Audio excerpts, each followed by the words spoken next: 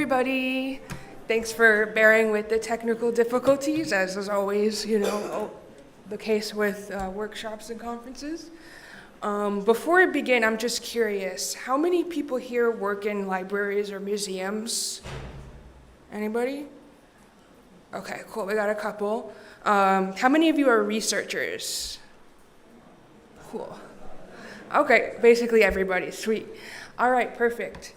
So that's helpful for me as I'll be leading a workshop today on skills for culture, a methodology for community-oriented digital cultural heritage projects, an asset mapping workshop. So my name is Malkia Okech. I'm the head of digital at African Digital Heritage.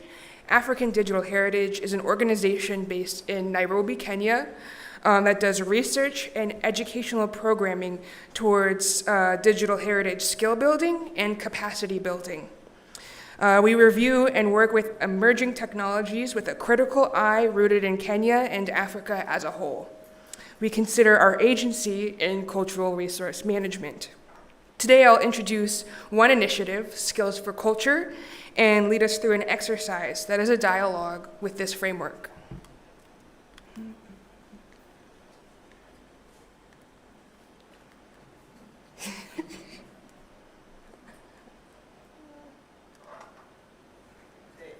Oh, okay, there we go. Okay, so I like to start off with grounding our work.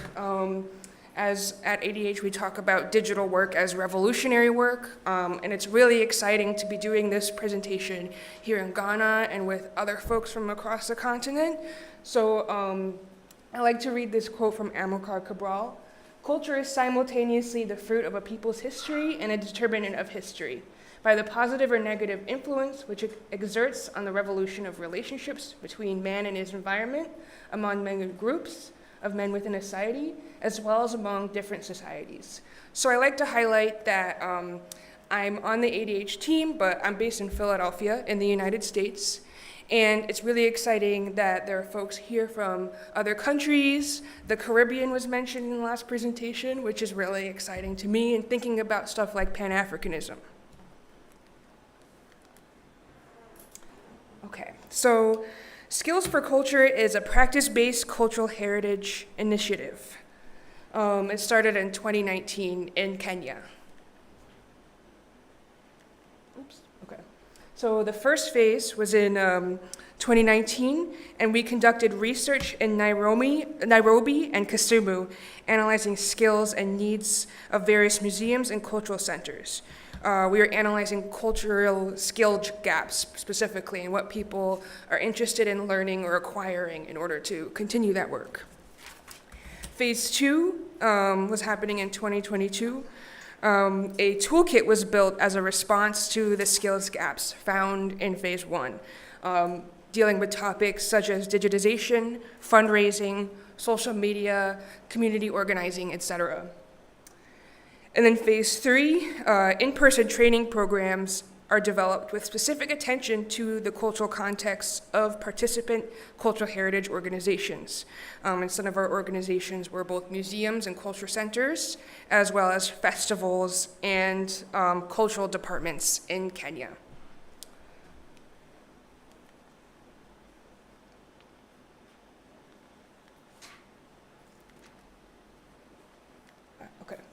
So Phase 3 is what's happening now, or really it should be Phase 4, is taking our learnings from the past 3 phases and developing a curriculum and e-learning resources around digitization that can be shared in Kenya and beyond. The hope is to compile our learnings and broaden our reach and engagement with folks who are having this conversation, especially about digitization in other places. We place specific emphasis on curation and community engagement when we're talking about digitization. Why? Because African digital heritage should be accountable to and accessible by where and from whom the cultural heritage resources come from. This means a fundamental shift from traditional Western museum and archive processes. And this is an urgent call to action for everyone across Africa working in the cultural heritage sector. Especially as we see newer technologies emerge, we can't be just a laboratory on behalf of large Western institutions like Google, et cetera. Not to say they don't have resources, but we should prioritize creating our own cultural infrastructure.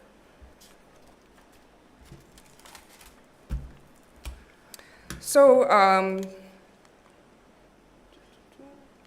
the activity that I'm going to lead is asset mapping.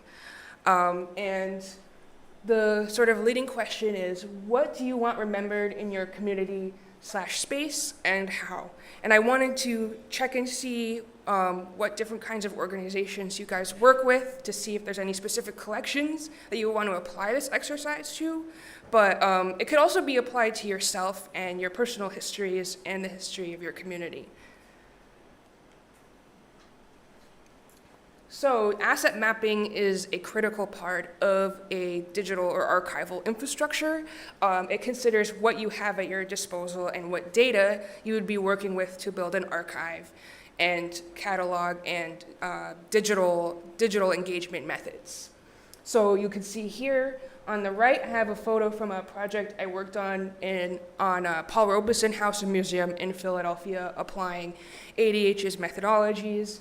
And you could see that we did a survey of the artifacts and collections available using the worksheet on the left to sort of get a sense of the range of materials available, their condition, and the keywords associated with them. Oops. Okay, cool. So another example of how to use asset mapping is thinking about the cultural resources more broadly at your disposal in your area, in your city, in your neighborhood, and thinking about the features of each of those spaces. We'll be applying to this exercise to more specific object level analysis, but I figured I would show this example just to show how asset mapping can look in process and in practice. And when you're doing the exercise yourself, you can sort of work with this bubble and diagramming way of doing things. And then when you have an understanding of the object at your disposal, then you can look at cataloging and digitization and methods by which you like to preserve your artifacts and objects and stories, and using what methods. So you can take this asset map and use that in your planning processes, and also to orient yourself with digital thinking and the kinds of tools and concepts you might want to invest in with your project or organization. So, as an exercise together, we can collectively do an asset map. And we all have these really nice notebooks and pens, so feel free to open up a new page in that and we can walk through this exercise. So firstly, who are you? What is your organization? Or who is your community? I'll give you a couple minutes to think about that or consult with your neighbors. And if you're not with an organization, it could simply be you as an entity.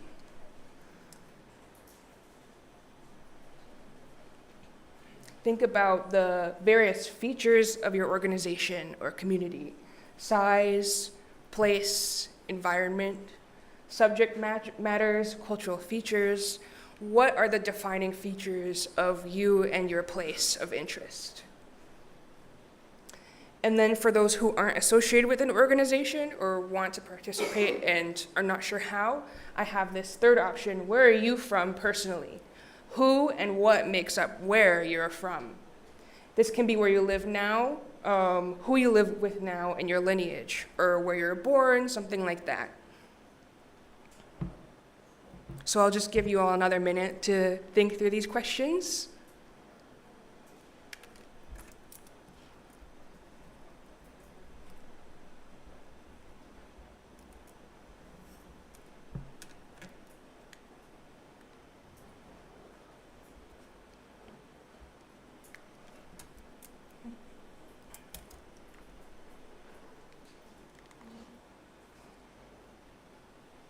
So the next question is, what do you hold? If you're representing a specific organization or collection, describe the collection or information represented by your work or project.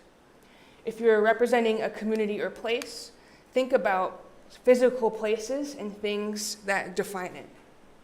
If you're applying the exercise personally, think about your family and heirlooms or historical information that defines your lineage.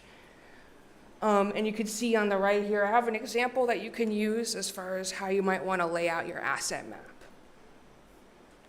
So for example, I'm from Philadelphia, I'm living there now. If I was using myself as an example, I would put me in the middle, and then maybe some of the whats would include our subway system, maybe a sports team, maybe an artifact would include tokens for the subway, etc. And then if you're working with a cultural institution, then the middle would be that cultural institution, and the whats would be the kinds of artifacts that you work with, whether that's paper materials such as newspapers, or physical artifacts, things like that, such as pottery or other kinds of cultural assets. So list out your assets or types of items in your collection or community. The assets can be tangible, artifacts, books, media, CDs, DVDs, records, or intangible, which could be considered oral tradition or traditions and stories about them, dances, music, events, programs. Assets can be a wide variety of things. And I'll give you just another minute to think about these questions and write out some ideas.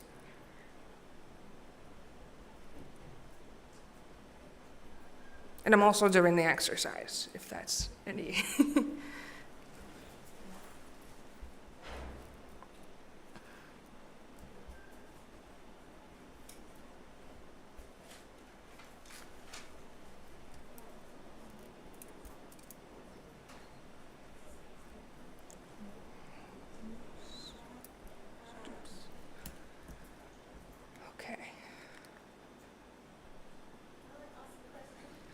Yes.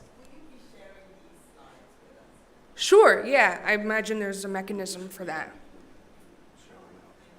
Absolutely. Now, next, when you have your place defined, some examples of assets at that place or thing's disposal, then you can begin to quantify it. Now, there's a few ways you can do that. For the purposes of this exercise, you might not have numbers on hand or, an exact total of anything, and that's okay. The goal of quantifying these things is just to get a sense of the scope and breadth of your collection. So for each asset, estimate the quantity, and you can either give it a percentage of your collection. For example, maybe you're working at an archive or working with archival collections. Maybe it's 25% books, 75% newspapers, for example. Think about the range that's available, and one thing that I've also done that you can do is give it a scale from 1 to 10, or whatever makes the most sense, that can indicate whether it's a few or a small amount of your collection or a large or most of the collection. So I'll just give you another minute with that, and if there are any previous questions you wanted to keep working on. And you can see here that you can basically continue building out that core structure of the mind map with you or your organization in the middle, the assets branching out, and then you could add details about those assets underneath.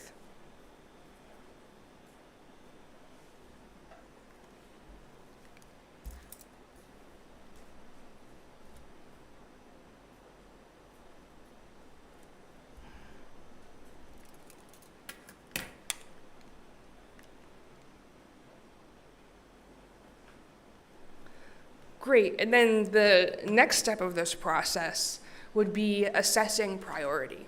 So for example, one of the main goals of asset mapping is at the very beginning of your project, thinking about your scope of work and what can be done within it.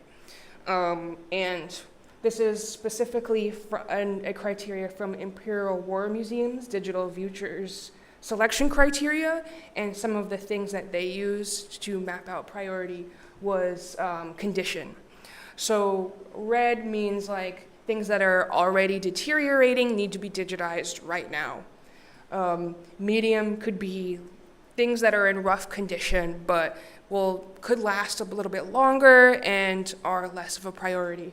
And then lower priority is stable materials. That could be anything from stone to glass, and basically anything that isn't paper that wouldn't deteriorate immediately, that you can sort of put at the other end of your priorities, depending, of course, on what you're working with. Say you have a project with intangible heritage and you want to get oral histories with elders. That is a more urgent thing to collect and organize the data with than maybe interviews or oral histories with younger members of your community. So this is just one example of assessing priority, but it's really important for you and the people you're working with and the community you're working with to come up with what exactly are the metrics that you're using to assess priority. Because there's no one size fits all, and what's relevant to you might not be relevant to another project or community, etc. And this also has determinants like environment, or the kind of, maybe there's environmental disaster that's more frequent for you that wouldn't be in another place. So that's something that you would consider in planning your project. So just to reiterate, as practitioners, we must keep in mind that these decisions matter. Those who will use the resources we develop are ultimately our collaborators, and together we are collaboratively fostering a deeper connection with our heritage. And I think thinking about this collectively is a really important shift to make in cultural heritage resource management and practicing. So if you have a map ready, if you've listed out your places and your assets and things like that, I want to give maybe 5 to 10 minutes or so to share. So maybe turning to the people next to you or your neighbor, share your asset map, its context and priorities. And also, if you didn't do the actual drawing and stuff, just talk about it. Talk about, share what you're thinking about.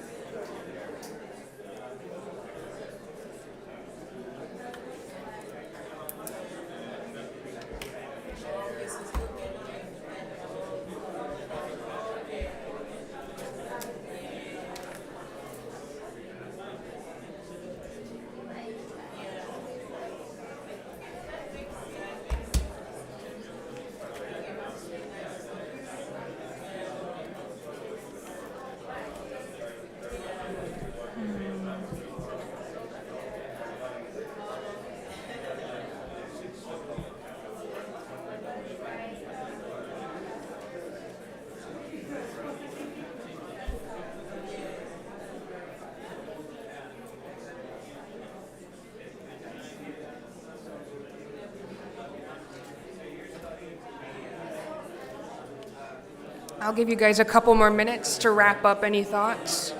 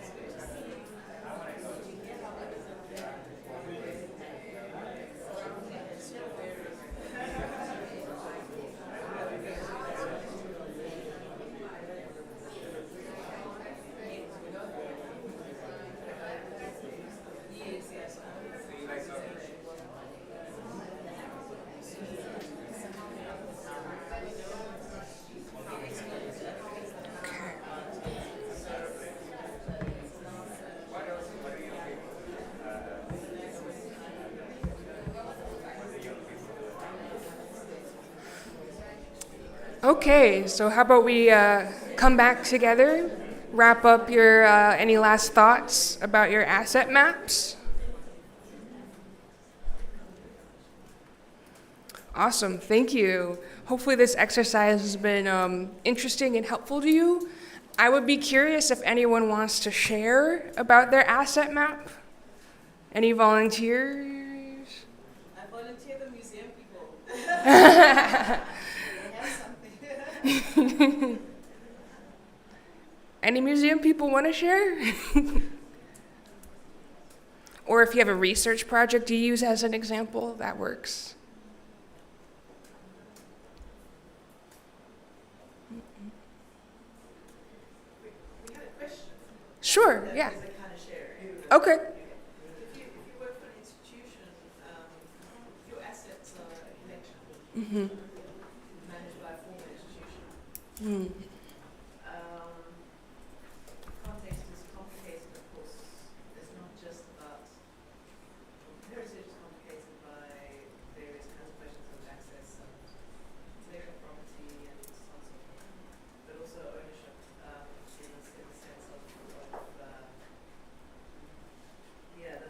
the mapping sort of hits barriers quite quickly in some ways. We just wondered how you address the kind of community approach when you're also working in sort of narrowly controlled institutional settings. Okay. Something that you work with. Yeah, so just to make sure I'm understanding the question for folks who didn't hear, the question was about how to approach asset mapping when you're working with an institution, is that correct? And there's variables such as ownership and property, and there could be barriers to community access, is that correct? Gotcha. So that's a really interesting question, and I think it varies from institution to institution. I know at least where I work, there are like universities, and they will have guidelines for access for students and guidelines for access for the public. And for public access, it can be tricky because technically maybe they're allowed, or anybody is allowed, but then you get into the conversation of what is accessibility truly with institutions. For example, at the Penn Libraries, the Kislak Center, in order to access that, you need identification. So that's a barrier to entry because it requires you to have ID, and then you're basically, surveilled on your way in to get access to the archives. So for me, in thinking about institutions for cultural asset mapping, I think that's part of the consideration of the exercise, is thinking about these different variables, and in the case of incorporating different communities into your project, if you want to also involve institutions, I think it's helpful to outline processes that could help different folks get access to these collections. And I think establishing early on modes of transparency between yourself, your team, and basically all stakeholders of the project. And that incorporates into the documentation of the project itself, if that makes any sense. Is that helpful? Cool. Does anybody else have any questions? Or other examples? Yes? No, okay, thank you very much. Yeah. We are working on a particular project on digital repository, and then we are collecting, and then, okay, my name is Tunde from Lagos, University of Lagos. Okay, I said we are working on a project, the digital repository of online conversation on politics, democracy in Nigeria. So we are trying to collect online conversation on politics and democracy with the aim of mapping the progressive development of democratic culture in Nigeria. So we have a digital archive online, and then one of the conditions given by the founder was that it must be open access, that researchers and scholars should be able to get to the repository and then be able to access the data, okay, data for research purposes, data for policy formulation by stakeholders in politics and democracy, and on. So we are practically through with the project. So we have a website where the data have been uploaded, and then we are just trying to kind of catalog the data to make sure that people can understand the data and be able to make use of them. So that's basically one of the projects we are working on. Thank you. Thank you so much for sharing. What's the name of the project? Sorry. Okay, it's called Digital Political Discourse. Digital Political Discourse in Nigeria. Digital Political Discourse in Nigeria. Thank you. Really appreciate it. Yes? Do I need a mic? Am I loud enough? Okay, cool. Thank you for the exercise. I was actually just trying to do it, but based on like a collection that I would imagine doing, as opposed to one that kind of exists.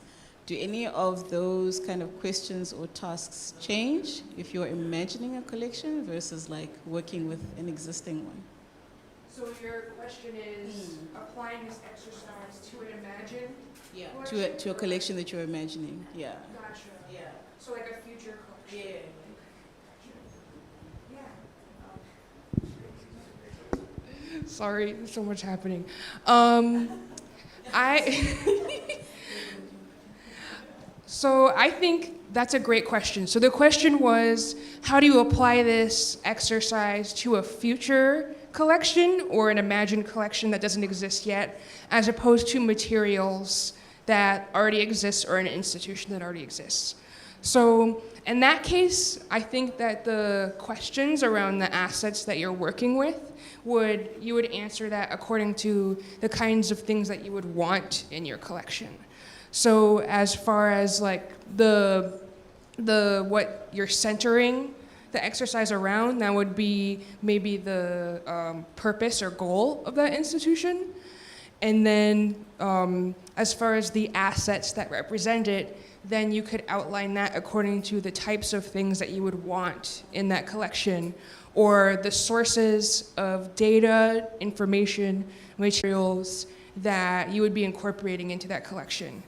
And this is a great question as well, because I think this exercise applies to art museums and art galleries, as well as historical institutions or archives, because that's also collections that are managed, and there's also active intake of materials that are being created in real time, as well as storing and saving old ones. So I think applying this exercise, thinking of it like an art museum or gallery that's working with contemporary artists or contemporary information that's being developed in real time, could be helpful.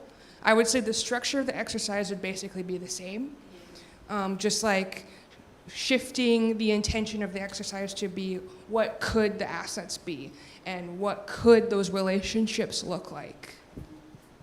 Does that answer your question? Perfect. Sweet. Anybody else?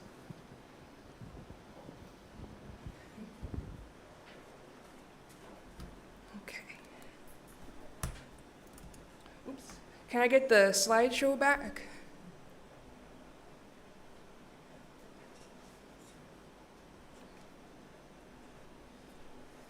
Perfect. Thank you so much for participating in that activity. As I was walking around, I saw some bubbles and things, so I really appreciate that. And I hope it was a useful exercise for you. Oh, we have another question?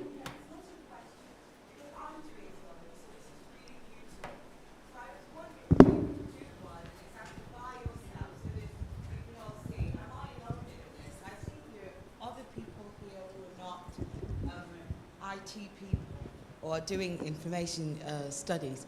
So what I'm saying is, can you do one by yourself so that we can all have a look at it? Because I'm doing theology, and yes, it's relevant because there's archives in my library and all that, but I want to get a full understanding of what it is that I'm doing. So I've been talking to her. She's been doing, she was in the library. She's a lecturer in information study. So I'm truly trying to understand. So I think it's better. Am I alone in this? Am I the only person from a different, am I like a fish out of water here? No? Okay, thank you. So can you do one so that we can see, because it's quite interesting and I would like to know how I can apply it to my research. Definitely. Thank Is you it very okay if much. I walk through an example I showed before? That's fine. Yes. Okay. Slowly. Yes? Gotcha. Thank you. So as soon as I have the slideshow.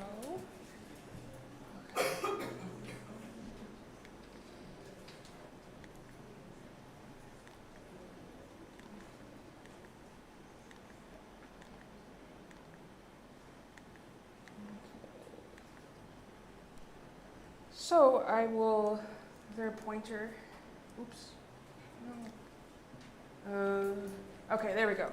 So this image might not be super visible. I'll make sure the slides are available after, but I'll walk through what's going on here and point at stuff if that's helpful. And feel free to stop me as I'm going.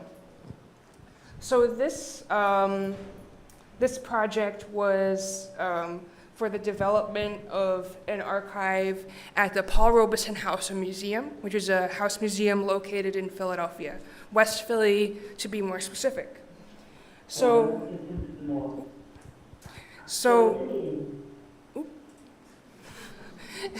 Is that another comment from the Zoom? Okay, cool, I'm gonna keep going. So basically, as we were starting that project, and as we did, we used these forms on the left basically to just go through the piles of stuff that were available, because it was completely unorganized, and we needed to use asset mapping as a tool to understand the scope of the collection and how we would even want to organize it. So basically what we did is we basically sampled and surveyed a few boxes of materials of the collection, and we made this form that captured information. So here we have box description, volume of contents, 1 being just a couple things, 5 being full, type of materials. Where's the mic? Sorry. Thank you so much. Okay. So just to reiterate, I use this form on the left to collect information that would populate an asset map. So description of the box, like kinds of things that are inside, volume of the contents, so 1 being empty, 5 being full, types of materials. For this collection, it's a lot of newspapers, paper records, and photographs. Condition, so we have poor, fair, good, and excellent, like new, and condition notes. So for example, if we had newspapers, were the newspapers frayed? Or was there water damage on photographs? Things like that. And then description of contents, so a little more detail about what we're seeing. So this collection specifically, there's some Paul Robeson artifacts, and there's some artifacts, or mostly artifacts that relate to the development of the museum itself.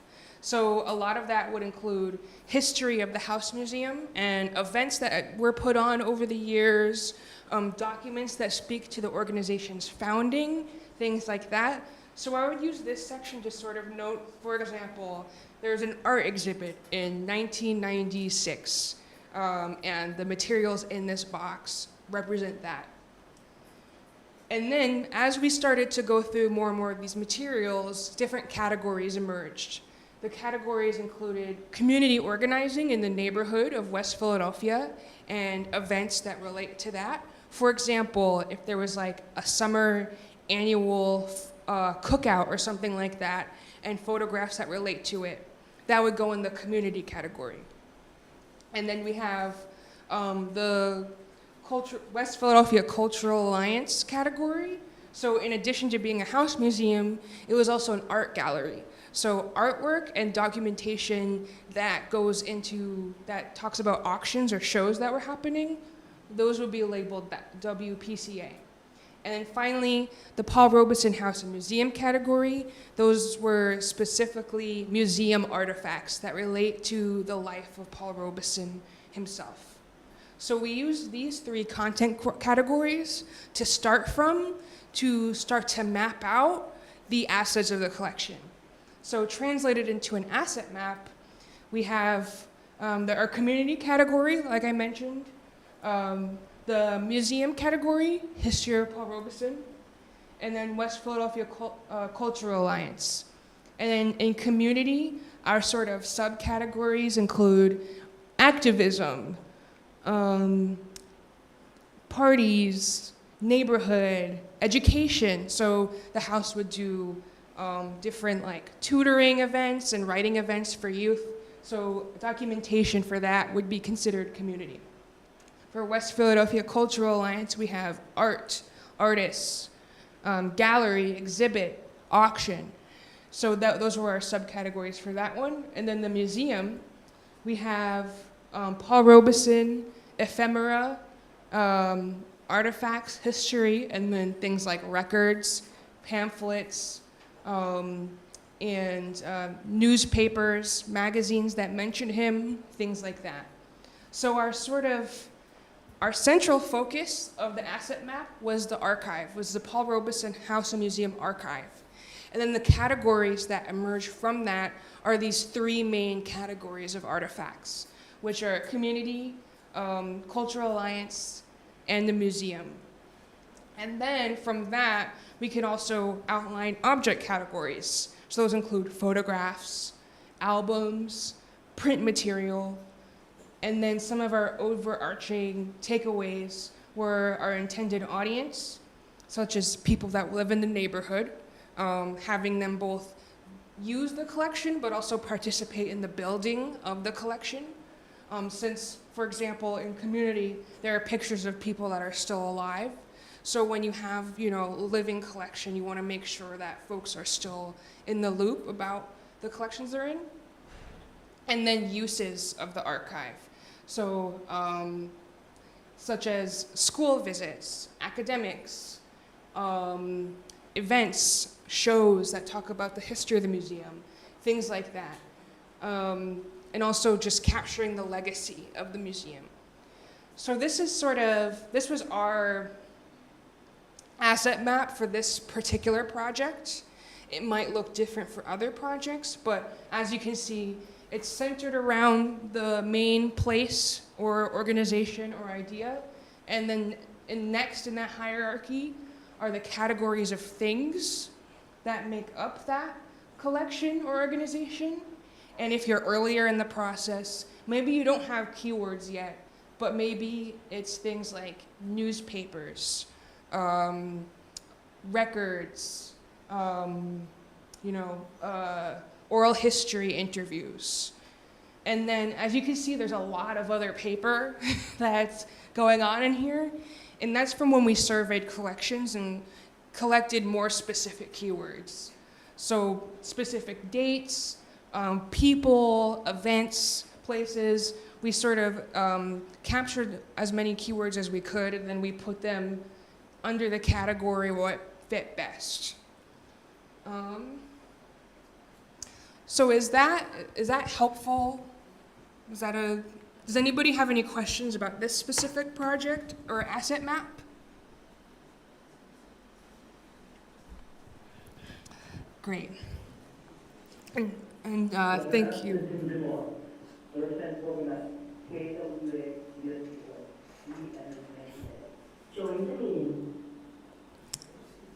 Okay. Oh, yes?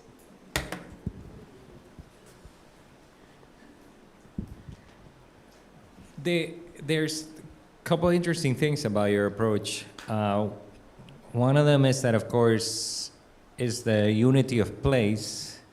But you do an asset mapping when you're sitting on the collection, which is a lot of the times not what we set out to do digital collections of. But we sometimes set out to do digital collections of things scattered all over the place.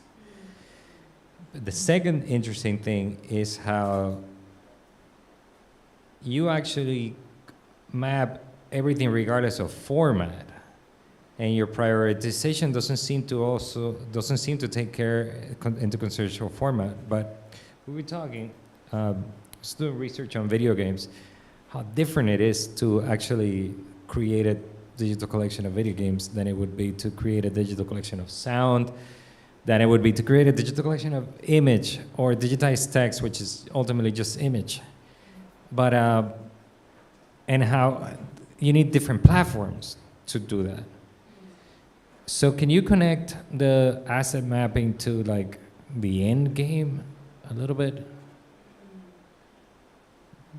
Being aware of what you have doesn't necessarily mean you're gonna have a collection of anything. How did you guys end up solving the platform problem? So just to make sure I'm understanding correctly, your question is basically on the other side of a digital archive project, I guess, like. Yeah, why are you're obviously mapping your assets to create a digital archive, right? Yes. It's funny because I've done like 30 of those in my life, and I never started by just looking at what we have. I always started by looking at what we can do. Okay. But you seem to start at the opposite end. Well, what you can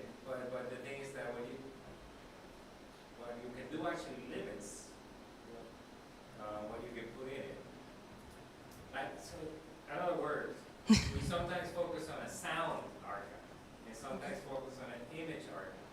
Doing an archive of all the things is not easy. It is possible, but very expensive.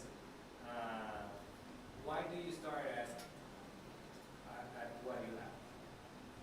Gotcha. Okay, so the question was, why do we start with what we have as opposed to what the archive is doing? Is that What we can do, what we can do? what our limitations are, yeah. Gotcha. Yeah, that's a really good question. So, at least from my understanding, asset mapping is usually used in the context of at-risk collections. At-risk meaning environmental, or I think what's relevant for us is content, with regards to making sure we have agency and autonomy over our content that we want to archive or digitize. So I think, for me at least, and we're still working on this curriculum, so some of these thoughts and ideas might evolve within ADH proper, but for me at least, the rationale for looking at artifacts first, I think what you say about what we could do with the collection first, I think is a really interesting approach. Have you done a digital archive? After this, there was a digital archive done?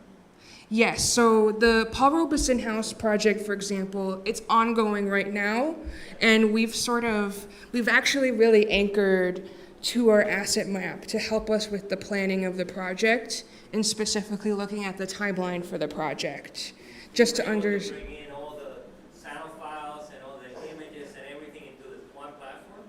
No, so we use asset mapping to give us basically a sense, like an early survey basically of what's available within the archive and what resources we might need to consider in developing the archive. So for example, if in your asset map you have audio files and you know that there's a lot of something that you might not have the capacity to manage immediately, then you would use your asset map to consider strategically, okay, this is the kind of expert I would need who is an AV specialist in archives. Or this is a kind of grant that we need in order to, be able to build the capacity to manage that volume of materials. So I think that asset mapping is helpful in the early stages of a project with specific attention to the capacity of the project itself and how you might want to go about basically forming a project such as that. So for me, at least, I would take an asset map of both what's available and what could be done with what's available, and then I would use those to outline the kind of fundraising that would need to be done, how many people we would want. So for example, we did a volunteer drive for the Paul Robeson House archive. And knowing we had a ton of newspapers and a ton of photographs meant that we needed to do record handling training for those specific kinds of objects and make sure that volunteers knew what to look for as far as condition with newspapers so that we could have a uniform process. So it's really a planning tool above anything else. And it's, to me at least, a living document that can help you, whether it's writing grant applications, proposals. Later on, you could revisit it for curation, things like that. So I think it's useful in assessing a collection. And it's useful, I think, to the question before about using asset mapping to plan a project and what you would like to have to support a specific idea or method or project, to sort of what you're saying about using asset mapping for what you want to do as opposed to just what there is. Does that make sense? Yes? But it's more a question this way, because we're in it now. What questions do you ask yourself before you start a digital archive project? My digital archive projects are very different in nature than hers because mine don't. You remember my first question, my first observation. Hers are they already accumulated the materials. But if when I work with communities in the Caribbean, materials have not been accumulated yet. So my form of imagining archives is we're going to pick a subject and we're going to pick a format. So we say, for example, we're going to do an archive. Right now, there's one being done in Create Caribbean. Caribbean Memory is the name of the project, and it's doing oral histories. But that whole project is just collecting interviews recorded on the phone. So the platform is already clear. You know, like we're going to have a platform for sound, where people are going to be, you know, with the player, where people can play but it's very different than like being in a museum where you're like, I don't know what we have. You know, I understand. Yeah, and there's many. So two different kinds of. And I think a lot of the researchers in the room end up working on their own collection of the things they care about. But those things are in like some of it is here in the university, some of it is in a museum, and it's all over the place. So yeah, it's very different. So that's why I was saying interested in the solution. I can understand why in her environment it makes sense to first see what they have. In mine it doesn't because we're going to go find it. Yeah, thank you for that. I think what I would say in response to that is asset mapping can still be useful because you just presented one. So you know your subject is like this Memories of the Caribbean. Is that the name of the project? So that's sort of your anchor. And then the assets that you would be seeking include oral history interviews.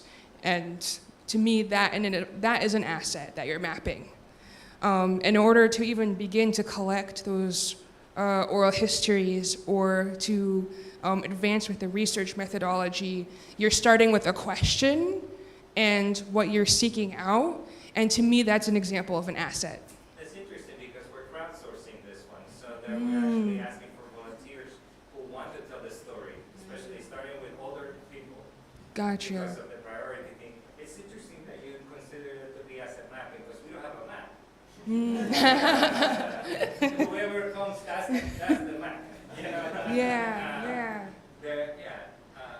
Gotcha. I feel like what could be interesting is as that information comes in, as you get volunteers, then that mapping is like analyzing the range of materials you receive and from whom. So it's basically a methodology of surveying what you have or what you will have, I guess, in this case, if that makes sense. Yes?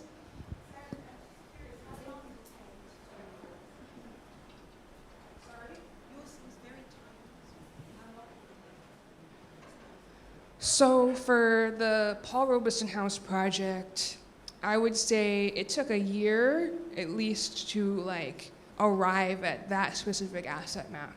We had like a vague idea in the first few months, but I would say it took a whole year to get to the point where we could be like, this is the volume of things and this is how we want to archive it, and to go to the grants and be like, these are the kinds of things that we're archiving. Mm-hmm.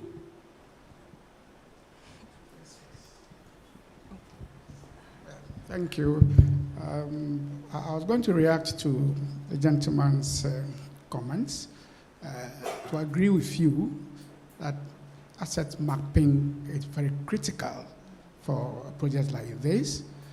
In archival studies, we call it collection survey, to know exactly what you have before you can determine what you want to do. In his case, it's giving us the impression they are dealing with sound collections, which they already have. Yes, how do you know what to do with the sound collection if you don't know what type of sound collections that you have? That's also, it's a form of asset planning and mapping. You need to know what you have, then you will proceed as to what to do with those things in terms of cataloging, arrangements, and whatever. So I think collection survey is critical to any archival project or whatever, whether it's digital or manual or whatever. Thank you. Thanks so much. No, I appreciate the dialogue that is emerging from this. I didn't expect it to be so juicy, so thank you very much. Any other thoughts and ideas before I move on? Yes?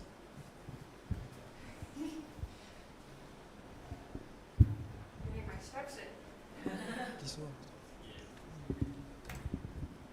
So I don't know if I am agreeing or disagreeing with anyone, but I just want to like establish like our own like or my own position. So I work with this team called archiving, and what we're trying to do is basically like we have a massive history vacuum. Like we know next to nothing about what we don't know, right? So we basically have this massive vacuum, and we're trying to fill it up with information. And in a sense, you can say one way that asset mapping might cripple us is that it just gives us decision paralysis, like in our own case, in the sense that we don't know we are literally operating starting from a place of not knowing anything and just like figuring it out as we go. In the context of like a for-profit startup, you might think of it as like trying to figure out what the MVP is. You need, first of all, you're trying to digitize inaccessible materials. You need to like, first of all, like establish what your digitization like equipment looks like. Maybe that is a part of like asset map. Maybe that's something that asset mapping might help us like figure out, right? But like I wonder how you approach situations where you know next to nothing about what is in the world. You are literally like every day is an act of discovery. For example, we just finished digitizing about 60,000 pages. We've currently digitized about 6,000 pages of newspapers. And then we randomly stumbled on one library in Lagos, in Nigeria rather, outside Lagos, that has like collections from as far back as 1859, right? And of course that expands like that basically like expands our map a little, right? But it does feel like a framework we generally engage with is knowing that the map is not the territory. And like it is just a process, it feels to us like a process of like constant discovery. And so mapping for us is in a sense a lag measure. It's a way of like tracking like our path, like for what we've discovered, not what we are seeking out, because we don't even know the extent of what we are seeking out. I hope that made sense. Yeah, definitely. So it sounds like for you, asset mapping or any similar name is sort of like an in-process tool as opposed to a starting tool to, because it's a process of discovery for you to approach the archives. And I thank you for sharing that. I think that for the Paul Robeson project, we're always returning to the asset map and adding to it, complicating things. Like, for example, that has 3 categories, but I think we have 4 now because we're like this, some of this needs to be broken up more to accommodate the range of materials. So it's very much a dynamic form of analyzing a cultural resource project. And it could be, as I mentioned, there's no one size fits all. There's a lot of ways you could approach it. I think it's been really cool to hear about your different projects and approaches to sort of really show that it's not one size fits all. And it's really complex to start these kinds of cultural heritage projects, but they have to be approached with intention, I think, is sort of the underlining theme of all of what you've shared.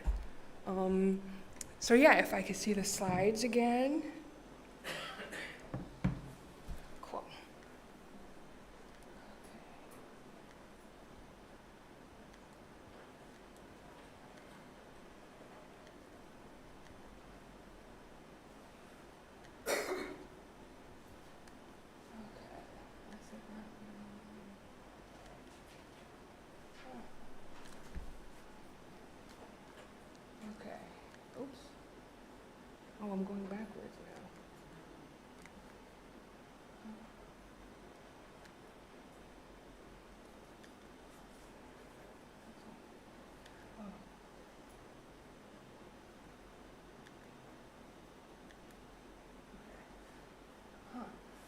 So the slides seem to be repeating themselves.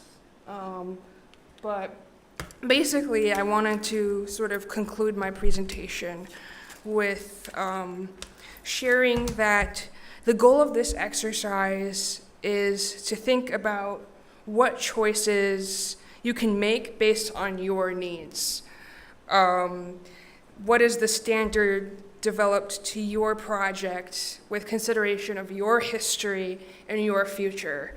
And it's been really interesting to think about the past, present, and future of African collections. And this is a really exciting gathering, I think, to think about the different heritage work that we're doing in digital humanities work, and to continue sort of this dialogue of thinking about what could be for African collections management.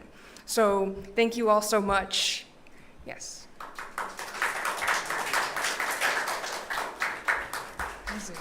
Did anyone have any other questions? Cool. I'll be around. Oh, you had a question? Okay. Cool. All right. Thank you so much.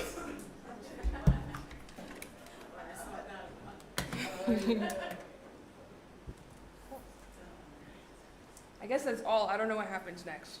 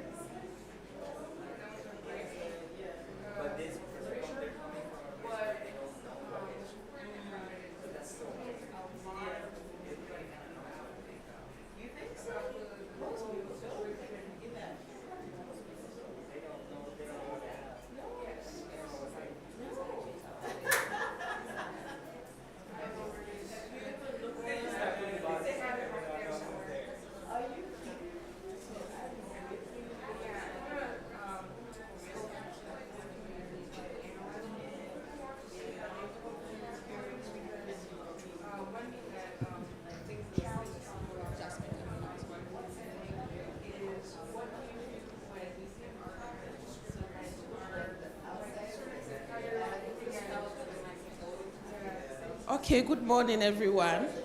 Yes, so I think this session ended a bit earlier than is on the program. So we want to take the opportunity to interact and network and before lunch. Let me just announce the menu. We'll have rice dishes, bankun, which is a local dish made of fermented corn and cassava dough. That will go with, I'm sure, hot pepper with tilapia. Don't worry, if you get there and you have any challenge, just call any of us, we'll help you. We have chicken, but I'm not sure of whether it is grilled or fried. We have salad, also vegetable stew to help our friends who may be vegetarians. Yes, so when it is time for lunch, please we'll all go downstairs. There is a mini cafeteria there. So what we'll do is that our dear students, please you wait for a while. The first batch will go, and then the second batch will follow. But for now, let's just take the time to interact. Once lunch is ready, I'll come back and come and let you know. Don't talk to only your course mate or someone from your institution. Move around, interact, take people's contacts, know what they do. We wish you all the best as we interact. Thank you.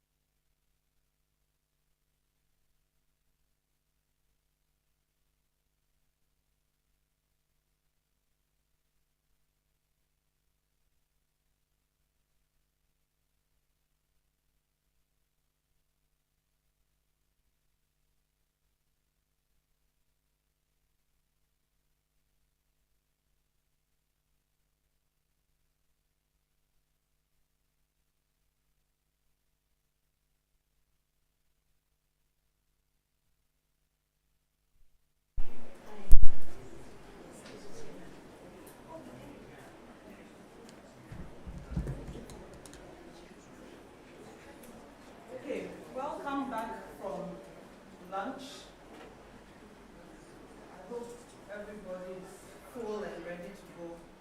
No sleeping.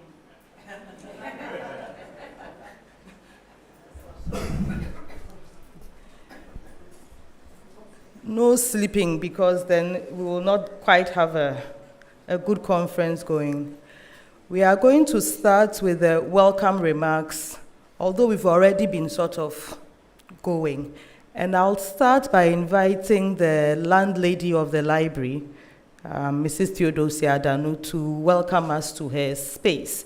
Then after that, we'll continue. So she and I went to the same high school. You can determine how many years apart when you see her.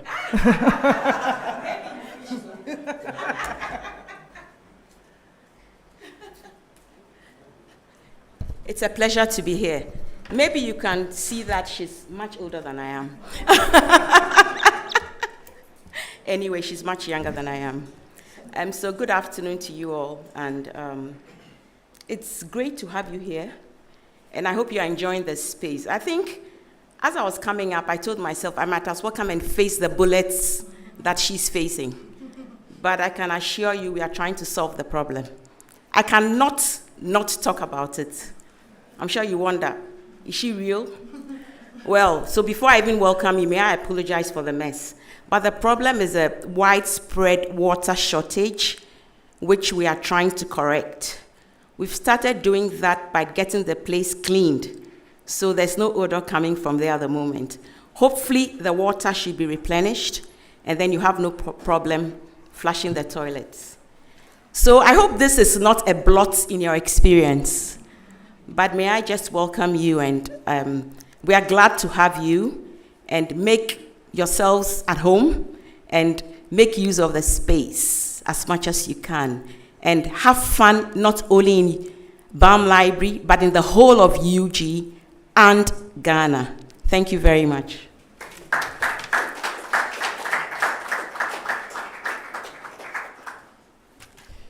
So now I will welcome you as the Dean of the School of Information and Communication Studies. Digital Humanities is one of my big interests. I straddle communications and sociology, and I'm very interested in what digital humanities can do for not just information and communication studies, but also for the humanities. So I'm extremely glad that we could host this first in-person on the University of Ghana campus. On this campus, there are a few of us who are interested in digital humanities, one of whom is Dr. Kwabena Opukwa-Jimain from the Department of English. So he, myself, and then Dr. Patience Janja Oklu. Where's Patience?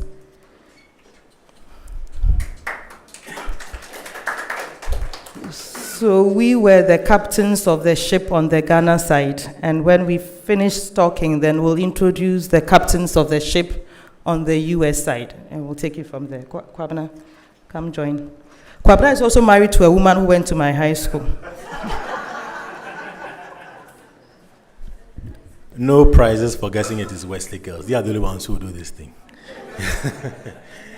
Anyway, so Prof is quite generous. She has done most of the work. I've just been behind her doing some of the stuff. So if there's a general captain, it would be her. So let's applaud her for the work she's done with Patience too. I'd also like to acknowledge James Yeku, who is not here, but he is on the Kansas or the US side of things.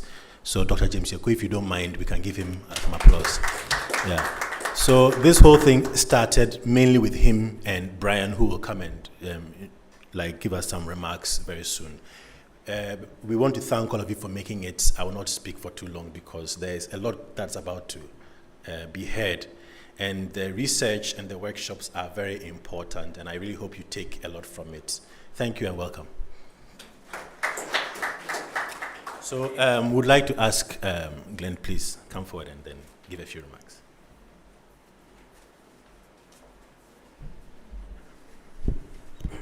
Good afternoon, everyone. My name is Glenn Adams. I'm a professor in the Department of Psychology at the University of Kansas, and more importantly, for present purposes, I am the director of the Kansas African Studies Center.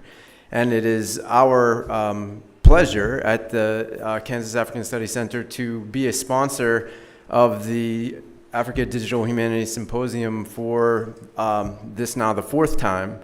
The symposium has been a product of the Kansas libraries, in particular Brian, who you've met and who will come after me, and Dr. James Yeku, who we just heard about. They've been working hard on developing this from the very first installment they had, which I remember was a very illuminating event for many of us, up until now when we're able to do it in person. And thanks so much to the University of Ghana libraries, and all of you for joining with this in this project. Let me just tell you a little bit about the Kansas African Studies Center. It's one of 13 centers for the study of Africa in the United States that receives money from the federal government to support the study of Africa, and not only the study of Africa, but also African languages. So at the University of Kansas, and if you've been to the U.S., you know Kansas is in the middle of the U.S., you might think it's a very provincial kind of place, but we're teaching at the University of Kansas Arabic, Kiswahili, Wolof, and beginning in August we'll be teaching Yoruba. We have a lot of programming, including in 2 weeks or 3 weeks' time a graduate research workshop, which we do virtually or in a hybrid fashion so that there are opportunities for participation of our partners from the African continent. And we've had people from the University of Ghana participate both as faculty on panels at the workshop and as students presenting their work in the workshop. And we hope that we will see some of you at some of our events, virtually or in person, in the future. Thank you very much.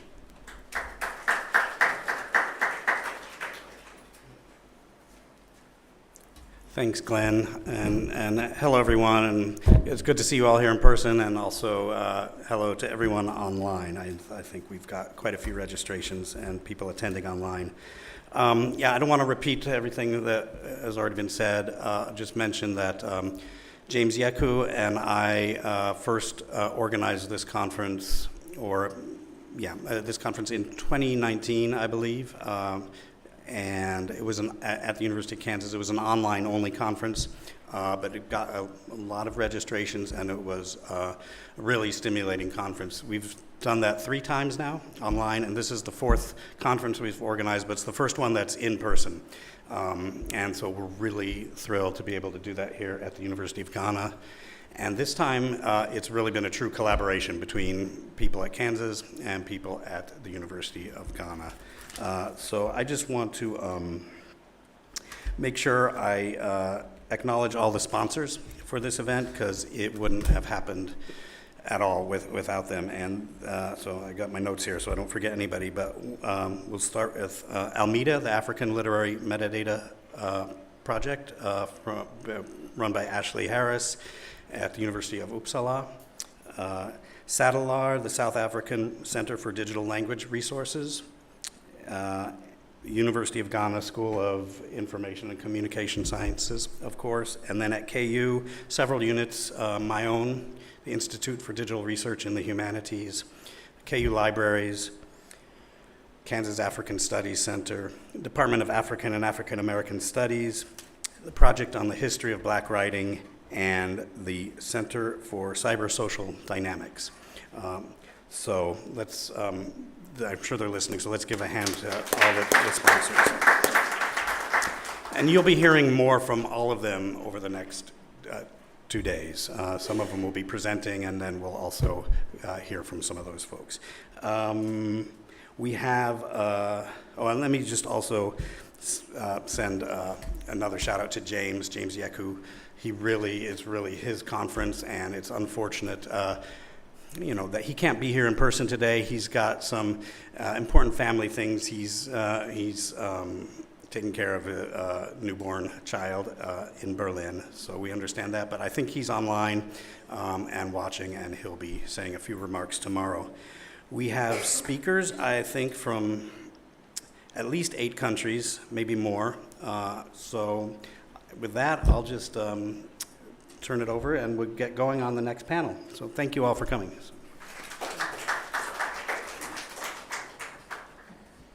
Great. So we are going to start with our very first panel on digital collections, and we've got 3 people doing the presentations, 15 minutes each, and then we get a 15-minute for discussion.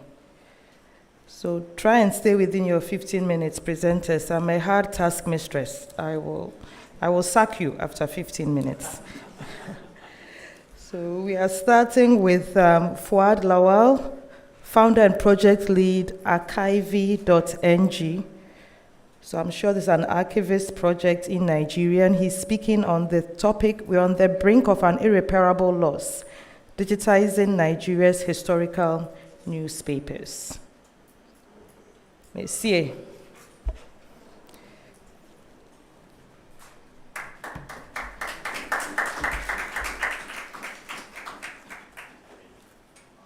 Do you want to stand or sit?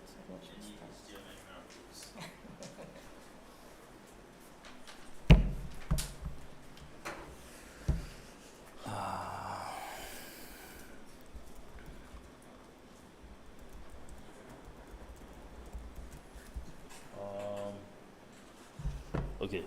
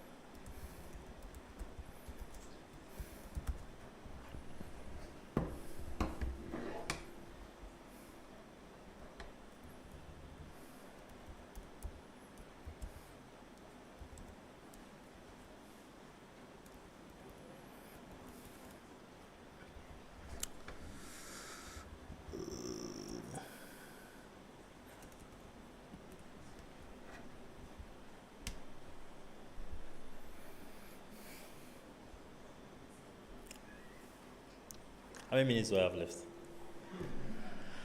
When did my time start ticking? 3 minutes. Okay. I'm going to breeze through this. Hi everyone, my name is Fuad. I work with a very interesting and diverse team of people. The bulk of us are in Lagos, but a couple of people are scattered across 3 continents, and I'm roughly 24 people working on this project.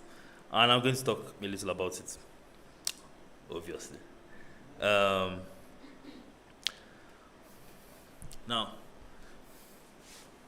the first and most important thing is, there's a particular year in Nigerian history I like to refer to a lot, and it's 1973. 1973 was particularly interesting for Nigerians and in a way across Africa. But I'll use Nigeria specifically for this conversation.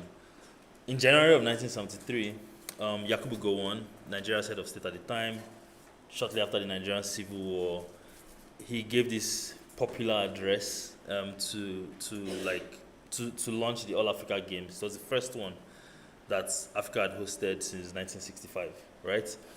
And it's 50,000 people in attendance. It was a big, massive event because it was the point when Nigeria was positioning itself as like the giant of Africa, as the most powerful black force in the world. That same year, and that same month,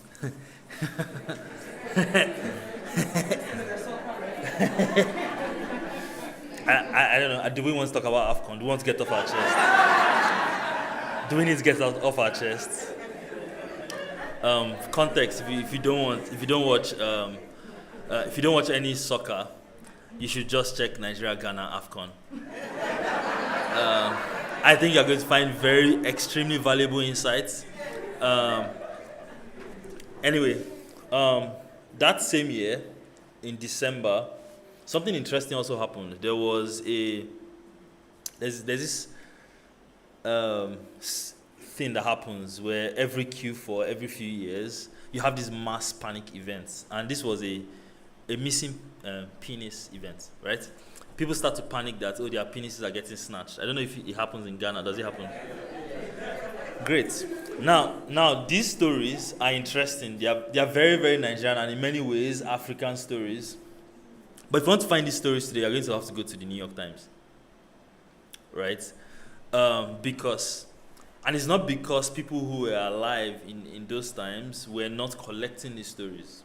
It's simply because those stories are no longer accessible. And so when you read the reports from the New York Times, you can see the correspondence like fascination jumping out, right? But you don't get a lot of the context, the very local context that helps to help us make sense of these things. Because in the 1973 event, for example, 18 people were killed, right? Just in just mob attacks of, oh yeah, you snatched this person's penis, you're going to die. Now, the oldest newspaper in Nigeria was founded in 1859, right? And if you try to find information about these things, even from these people, about Nigeria in that time, the best place to go is newspapers, because journalists do one job. They show up every single day. They file all kinds of stories about the world around them, whether it's mundane stuff or magnificent stuff. And what they end up doing, if you've probably heard the popular quote of today's news is tomorrow's history, right?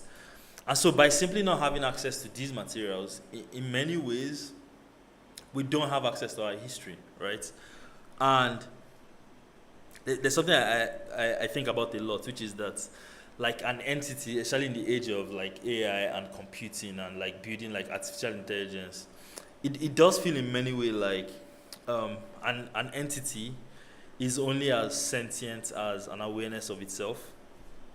And awareness tends to be rooted in knowledge and context.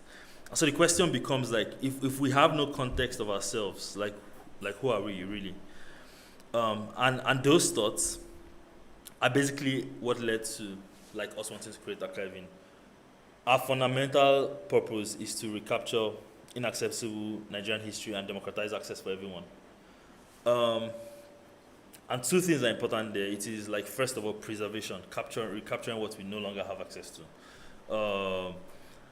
So if you Google a random date, what happened in Kansas on June 6, 1978, there's a chance that it might take you a few hours, but you'll find something, right? The chances you'll find anything from Nigeria, and quite frankly, any sub-Saharan African country, is next to zero. And that's simply because that information, the fundamental data that it requires to even give you answers, does not exist. And preserving is no longer enough, right? Something very interesting is happening in the world in the sense that we are pretty much on the brink of a new information age by way of AI. And when you understand that fundamentally at its basic first principles, right? Large language models, a lot of what they are built on is they have the foundational knowledge base, and they have the reasoning or thinking engine. But there's only so much thinking you can do without knowledge. When you try to find answers, has anybody here used ChatGPT before? Anybody? ChatGPT, hands. Yeah, see people trying to keep their jobs. You find that when you ask it questions about Ghana, it barely gives you anything because it doesn't know anything. And it's smart, it just doesn't know. And basically the entire point of this project is that when we begin to think of this history, not just even as newspapers and pages, but even as raw information and data, right? The possibilities are very endless. But I'll go into just an understanding of how we are framing the problem. So first of all, the problems are that the archives that exist, they barely exist, but the ones that exist are poorly preserved. something interesting happened a few years ago. I'll circle back to 1957. This visionary, Kenneth Dike, University of Ibadan, he experienced a foreign archive and was like, you know what, I'm going to attempt to recreate this in my university, University of Ibadan. And so he created like a minimum viable archive in Ibadan. It seemed to like get off the ground well, and then he made it a national agenda and scaled it across the entire country. And because of him, we have about 8 of them across Nigeria now. But the thing about those archives is that like the documents in them are so poorly preserved. If you've engaged with, I don't know what it's like in Ghana, in universities and archives, but it's kind of a scenario where like sometimes you go into the archives, you have to wear gloves because like I didn't know there were dust mites like in old paper, right? But I've caught them like once. And so when you think of the fact that like even like well-preserved newsprint has a lifespan of roughly 50 years, like it just tells you like the clock is actually ticking, right? And so what we're trying to do with this problem of poor preservation is that we might not have the capacity by ourselves, right, to figure out how to like preserve all these physical documents. It's expensive, requires real estate. But what we can do is capture what currently exists and make sure that at the very least, the information in them, we never lose them forever, right? So that's where our solution there is just archiving digitally.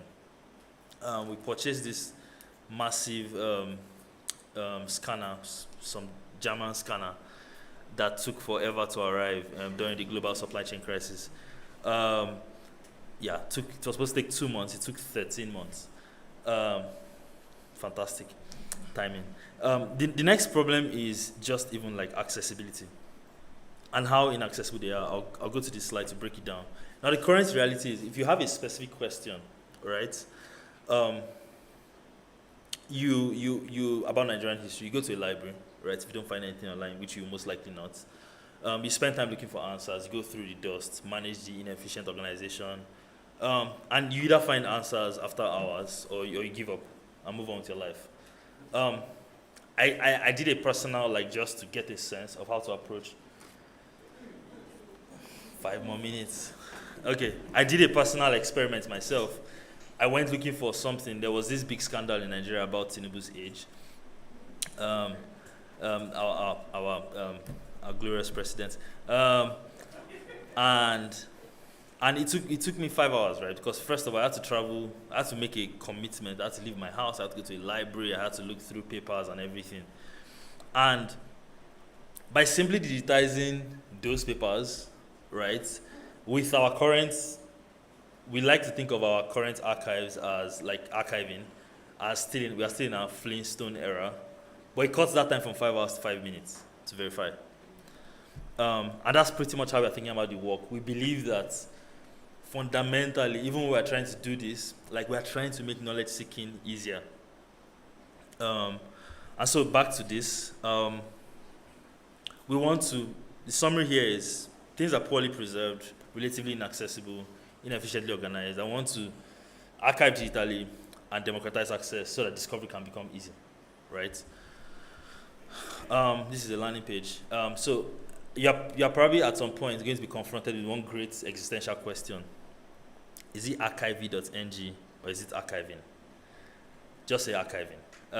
We're trying to be cool, and so we just put like the dots in front of the ng. So it's a doing word, and it turns out that stresses a lot of people because they don't know that to say archive.ng or archiving. So just say archiving, but spell it archive.ng. I'm going to give you like some quick stats. So we launched V1 in October last year. Since then, we have scanned about a little over 69,000 pages. Over 15,000 people have used it to find all kinds of stuff. People have used it to find old love letters. Someone found an obituary of her, a 100-year remembrance of our ancestor in the 1995 newspaper. didn't know that when we were trying to scan papers, we were not thinking about that, but great, she found that. An interesting one is also that there's this thing I imagine everybody here knows about, like NSAS. In 2020, young people across Nigeria came out to protest. Now, I found a newspaper page from 1996, and it was about a trial that was ongoing. A soldier had been killed by police at a checkpoint. Now, what happened was, policemen stopped a soldier. They killed him at the checkpoint, and it led to a military rampage in Lagos, and policemen went into hiding, and a crime wave shot up. And as the crime wave shot up, a new military police unit was formed called SARS, where they wore muftis and all of that, right? And so those policemen went, and SARS was born, and they became nuisances, and then they created NSAS. But the interesting thing about that is that I shared a cover from the newspaper, and someone said, oh, referring to the soldier that was killed, Colonel Rindam, and someone said, oh, that's my granddad, right? That was the most random, and that continues to be the most powerful effect that it has on me personally when I think about the unexpected utility of the work we are doing, right? I continue to imagine a world, and I like to call it that reality, the archiving effect, where we see just dark gray areas, and just by simply making this data and information available, it just gives us more light and more context. The team is also largely volunteer-led. We have a few full-time people, but for example, our head of engineering is a machine learning researcher in the UK. And just as a joke, I casually said, oh, how much did it cost to bring you on full-time? I was like, oh, £100,000. Thank you very much. Keep volunteering.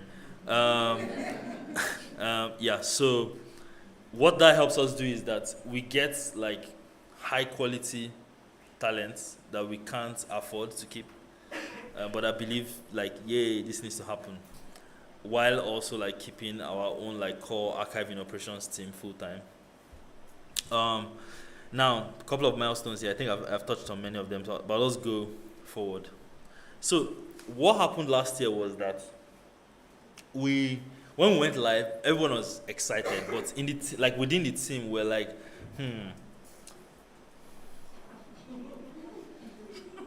within the team, we're interesting that people are excited. But when we think about the future we're trying to create, by our math, we've made only 1% progress, because our North Star is to reach 5 million pages.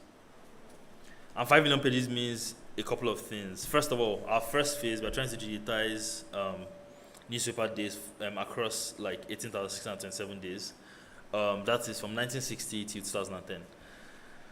Therefore, our second phase, we want to start to digitize other materials. Is why I was excited about Randa's session about maps. Maps are such a big part of how we think about our future. Magazines, letters. It's letters of, oh yeah, let's split Nigeria in this place.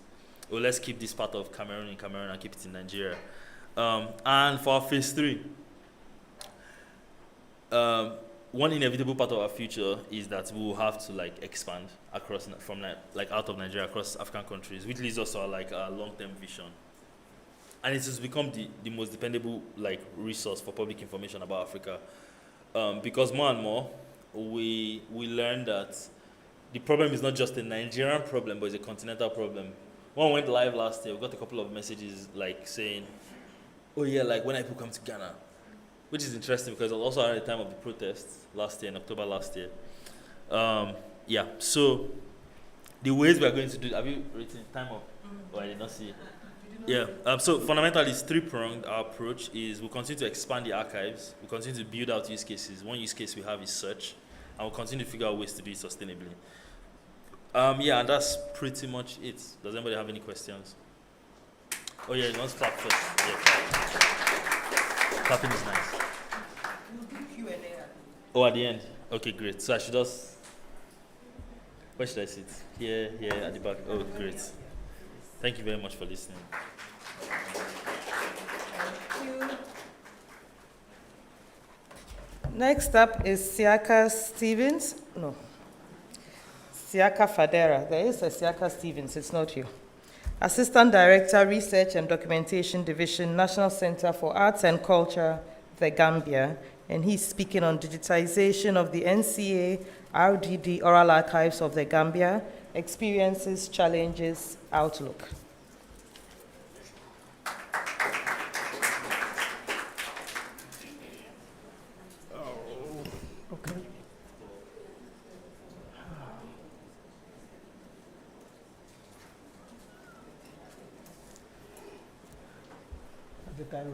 My time has started.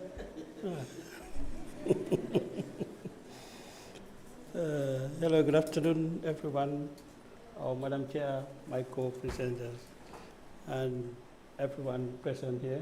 My name is Siaka Ferreira. I can be Assistant Director of Research and Documentation Division, but I'm also the Deputy Director General of the institution, the research, but I prefer to be research and documentation. As the Deputy Director General, you are in charge of the board research and documentation, and also the museums and monuments. So I always prefer to, because this is an area I definitely appreciate. So I don't like to be called Deputy Director General, but I like to be called Assistant Director of Research and Documentation, because I have a special passion for research and documentation of our cultural heritage, especially oral history and tradition.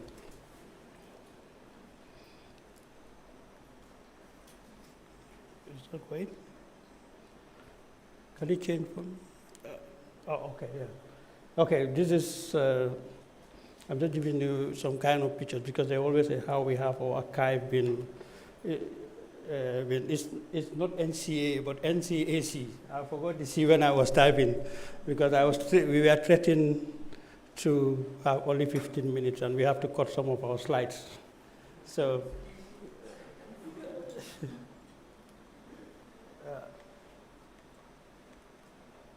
wow, what's going on? I think you have to help me there because when I press it doesn't go. Okay, as I said earlier on, we are under the Ministry of Gambia, we have Ministry of Tourism and Culture. Under that Ministry of Tourism and Culture, you have three satellite departments. One is the National Center for Arts and Culture responsible for cultural matters. The other one is the Gambia Tourism Board in charge of tourism matters. The other one is training center called Gambia Tourism and Hospitality. So we fall under the National Center for in charge of cultural matters. So the National Center for Arts and Culture is established by an act of parliament and then has the legislative body, and it's a semi-autonomous of the government. And one of our mandates is to preserve, promote, and develop Gambian arts and culture. Also, as added, because these creators, they all fall under the National Center for Arts and Culture, the copyright element falls under our purview. So that's why we have this. So this is some of the things like as I said earlier on, you see the museum, that's the arts, you see some of the sites, the stone circle, the James Island, just like the Cape Coast, also slavery island in the Gambia called, it used to be James Island, but we changed it to Kunta Kinte Island. I know most of the people heard about Kunta Kinte. Can you go? My time is going. She threatened me since yesterday, so I was very concerned. I have to take a lot of slides out before I shared with Brian. Okay, the research, one of the things is we in charge of research matters. We also do services for other international bodies to do research in the country because we have that expertise. One of the things we are doing, because our scope of our selection, we have of almost 5,000. We also say about 5,000 collections because when we started digitization, we are at 5. But the collection started far back in 1950. So that was a long time that we are collecting the oral history tradition. But our collection is not only centered in the Gambia. If you see, you have Senegal. You see, it takes the migration pattern of the people, like from Mali or down to the Gambia. So the collection has followed that pattern. And we have, and Tango today, within the region, we are the only one with that archive. And even at the UNESCO level, we are recognized for that effort we did. because our collection, the range it covered, and you'll be certain that the archive in Guinea, everything burned down. They lost everything.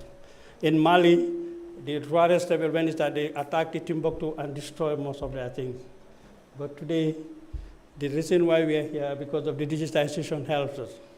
In fact, unfortunately, this past rainy season, there was a big storm in the Gambia.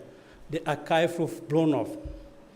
And almost the computers were displayed, the file and everything. But because we have digitized them, we restore everything in the computer within a second. So thanks to digitization. And I'll identify who supported in that digitization. Okay, our collection was mostly with griots and elders of knowledge because they are library, but then their library cannot be kept for a while. So you need to collect and keep.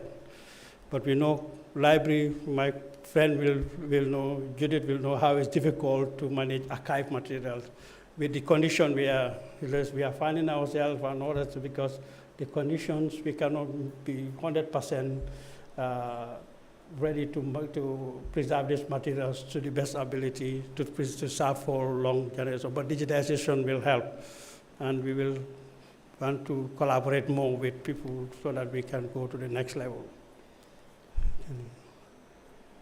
Okay, so as you can see, we also have a library where we also keep books of that is history related in another side.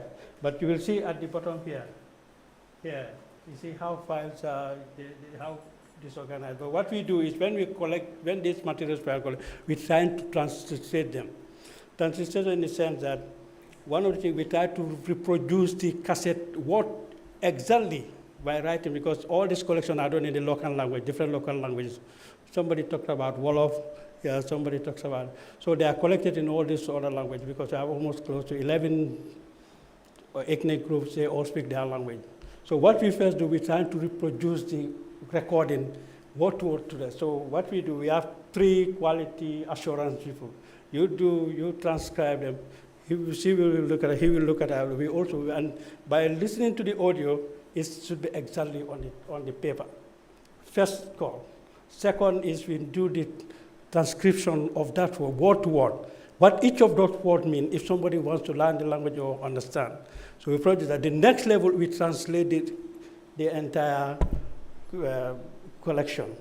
But also we have what we call indexing, where you use a small summary for researchers to understand exactly what they're looking for. So these are different stages we do. But thank God, we'll get there. Okay, I talked about the library. Okay, our routine work is the field research and collection. Okay, the challenges and the threats of library, as I made earlier, one you'll see age of the collection, over 60 years of time, and with time things keep changing. People who know reel to reel, I think some of the people, most of the people here maybe don't know what reels are.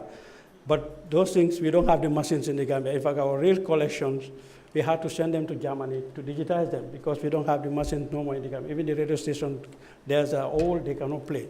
You put the reels in, it's cut it off. So we had to send, thank God, we saved everything through digitization.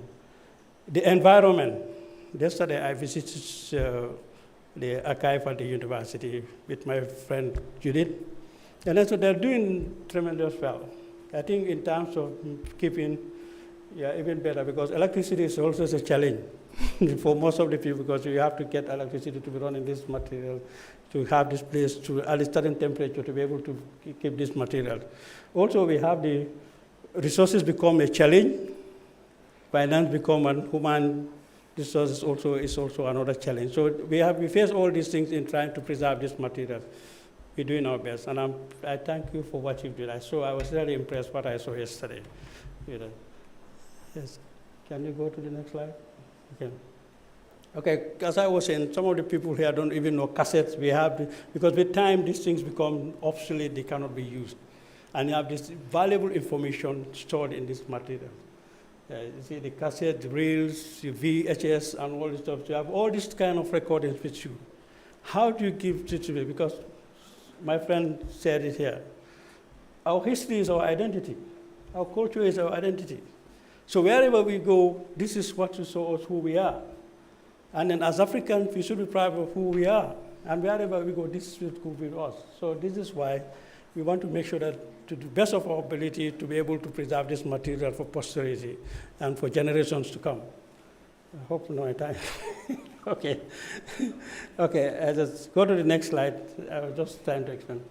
Okay, in order to do this digitization of the color, we had some link with the Oxford University, and then they came to help us. That the British Library, they came to help us with the endangered ones, which are the reels. They started doing the reels for us to be able to digitize it, because at some point the reels we cannot play it. So they help us to get our machines to be able to do that. So, but when we do, what we do, and I think yesterday we did, for people to come, they train our people to be able to do the work. So because we were getting people outside to come and help us to do the work, then we will stuck at some point. So first of all, when we train the people, we get the right equipment to do, and it's not enough, but something to start with. And then there we started improving the condition. Then afterward, then the music development and the Sweden came on board to continue helping us where the British stopped. But that just for 2 years, from 2013 to 2015.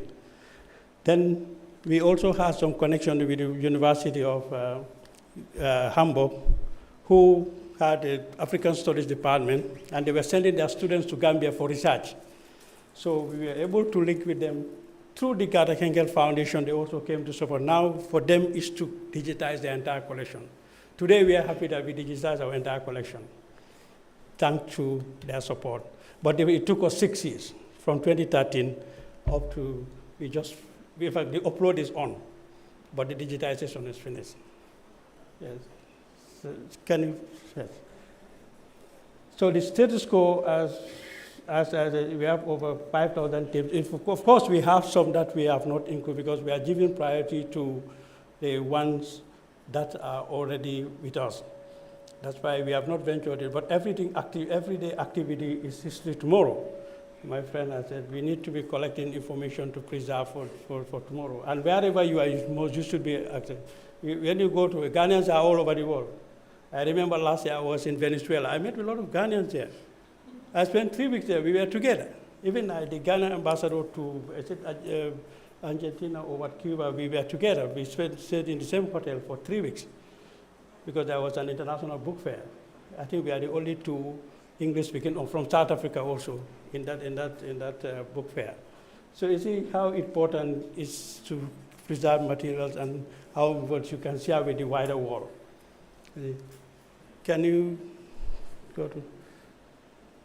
Okay, so as I said, having been aware of the challenges of preserving or keeping this material, we applied from this German who helped us to digitize the entire collection. We call it the NCSE National Digital Archive of the Gambia. That's what the project from 20, it was 2 years, but the way we were doing it, they were very impressed. And they added another 2 years, they extend to another, they extend to, until today, we are happy that if we had not done that, we would have lost the entire collection. Because when the roof went up, it was the ceiling, and then water started in fact, movement was stopped because trees and poles all over it, and nobody can move. I was called around 2 a.m. when I was in my house. The securities called me. There is a disaster here. I couldn't move. So that digitization is a very good step to preserve our cultural heritage. So, can you go to the next level? Okay. This project, one of the things we are trying to do is to promote the intercultural dialogue and international cultural exchange. That helps us. Today, we had a link of a lot of people outside, both Europe and who are using our material, who we have a lot of exchange with them. And it's helping us a lot. So that's one of the things that we are thinking. And also, it's also because if I know who you are, I respect you. And I appreciate who you are. And you must be proud of yourself you must be proud of yourself to say, yes, this is me, and I'm proud to be me. Then I respect you for who you are. You see? That's one of the things that we are doing, and because it has a national and international significance. And I would say this, we nominated our archive for the inscription of the memory of the world. And it goes through, those who are familiar with UNESCO things, it goes through a lot of stages. But one key thing is that it must have a national significance, regional significance, and global significance. And fortunately and unfortunately, I'll say this thing. In the global significance, we are 100%. Regional significance, we are 100%. National significance, we are 32%. So you see, research is a problem. And you see, because it's a young university, we started in 1990, but people don't come for research. And I have certain challenges when people come for research. They want written things to give them. If you give them the material today, they do have a written one because they just want to photocopy and paste and that. So for me, if you say that the next week you don't come back there, I said I have nothing. In fact, the material, go to the field and we have a research grant as part of this project for 5 years. We had 2 people. Money available for you. Just go and research anything. Just submit to us. We give you money. You just give us the material. Just give a copy of your material. For 5 years, we had 2 people. We had to return the entire money. Okay, in order to, just give me 1 minute. In order to do this research, we have different workstations. And the workstations, one of the days, we have the written materials, because the paper ones, I said, somebody should be, okay, we are happy that the German, they gave us a very, very sophisticated scanner. And that scanner has an OCR. A paper that is about 50 years ago is written properly. You scan, you can trust it, as you type it now. So we can do those things for us. So we are very pleased that the Germans, they gave us that. It does the scanning and they give you OCR. You click and give you as if you type the entire document now. So we also have the one doing this. So that's why you see the people down there. Oh, not good, huh? You see the staff doing the work, because when the German trained, after 3 weeks, they left, our people took care of everything. So for me, I've been going to Germany to do consultations and some of them, and then we are always on the ground. So the last slide says, okay, we also have to, in order to access these materials, we are thinking of having the copyright laws of the Gambia. But what we do is, when we are uploading this on the line, wherever you may be, you can access the material. So by doing that, we are implying the copyright laws of the Gambia, where you have to follow. Although its server is in Hamburg University now, because the uploading is taken because of the other stuff, because of the internet facilities and all this stuff is very slow. But we are in control of the site. So just some of the other one, just go. So this is just when you go to the site, it's still when we are only 80% that has been uploaded, but the upload has to go with a lot of, we make sure that everything is put together before we upload. And we check, we have quality control, at least 3 quality control people to be checking everything before it's loaded in the site. So if you click, it will take you, you request for access, and we look at it. Then if it is like, for example, I use the one, like if you want to look for our clan Fadera, if you click, they will, so you request for access. So when you request for access, you pay that money, then you click to me and I give you access. You can only access. Go to the next slide. Then you will have everything that is loaded in that particular clan, Fadera clan. So you will see. So go, the final slide. No, go down to the next slide. Yeah, so this is it. We are very optimistic that the future is bright. We'll get to where we are going. And next slide. Thank you. I'm sorry. You're getting me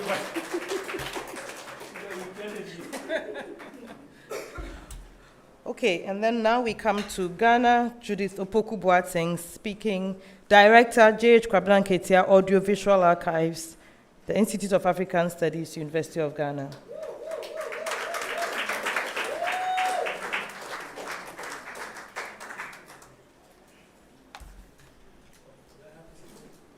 Good afternoon, ladies and gentlemen. Many thanks to the organizers for adding me to the speakers. And please, where are my slides?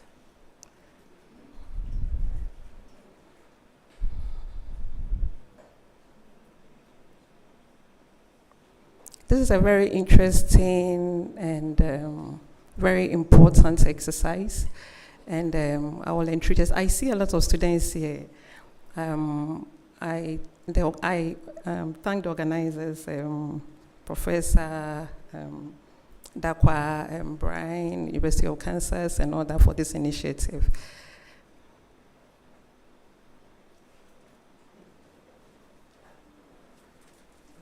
So when you look at the program, I was tasked to speak on the topic preserving audio and video of Ghanaian traditional drumming and dance.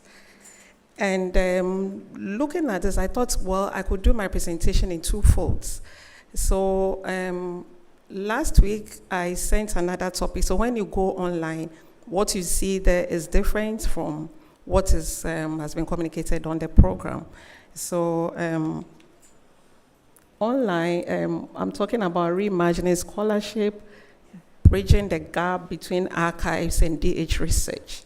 And so I want to just say something very brief about what I do.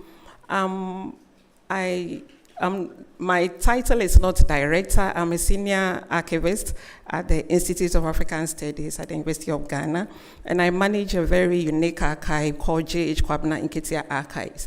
Many people mistake the archive to be just collections of Nketia, but it is not just Nketia's collections. We call it the Archive of Archives. So we named it after Professor Nketia, who actually spearheaded the whole move about documenting Ghanaian music and dance forms, from indigenous communities and bringing them to University of Ghana and making them accessible to support research, teaching and learning. And University of Ghana decided to honor him by naming him after the archive. So the archive is J.H. Kwabena Nketia Archives. Yeah. So can you please move to the next? So this is just an outline of what I want to talk about. I want to give a brief about a digitization project we embarked on a few years ago called Making African Academic Resources Accessible, which was a collaborative project between New York University and University of Ghana, Institute of African Studies. So the plan was to digitize collections that were collected by Nketia and other researchers, the materials dated as far back as 1952, and audio reels that cover rites of passage, rites of passage, birth rites, puberty rites, all that, the funeral rites. So then again, there are materials on chieftaincy issues, instruments, enskinment, any kinds of music and dance material that you could think about from all the regions. In an oral history interview with Nketia, he mentioned that he wanted to have a pot, and where he would bring ingredients from all the regions. At that time, it was 9 regions. So all the 9 ingredients, right? Put them in the pots and then cook them and serve, so that everybody from all the people from the different regions could eat the already prepared materials. And so this is his whole concept about a Pan-African archive, right, or an oral history archive. So when we started this project, before we started this project, we actually had a lot of materials locked. And we have large collection. It's a mixed collection, reel-to-reel, cassettes, Betacams, video, VHS, and all that. But then we decided to prioritize. What the problem with many African digitization projects is that when we have opportunity to digitize, we decide to just digitize everything, and it makes it unrealistic, So we decided to prioritize we prioritize based on extinction of the materials, and then we prioritize based on the how the materials were endangered. So we zoomed into the reel-to-reel, which archivists would say quarter-inch open reels. Can you move to the next slide, please?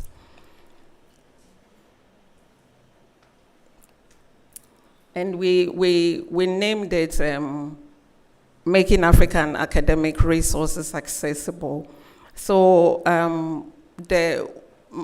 we decided actually to have training in-house, because we realized that there are lots of archives that are struggling in the region, in Ghana and even the surrounding regions. So we wanted to make our place a model, right? So we insisted on having the digitization take place in the archive, so that we will get trained by the experts that were coming, and then we will also train other people, and then also use the space to also rearrange students doing information studies. So some of the students who are here will testify that they learn simple formats, because I know people are doing info study, they don't even know what formats is, as my colleague said.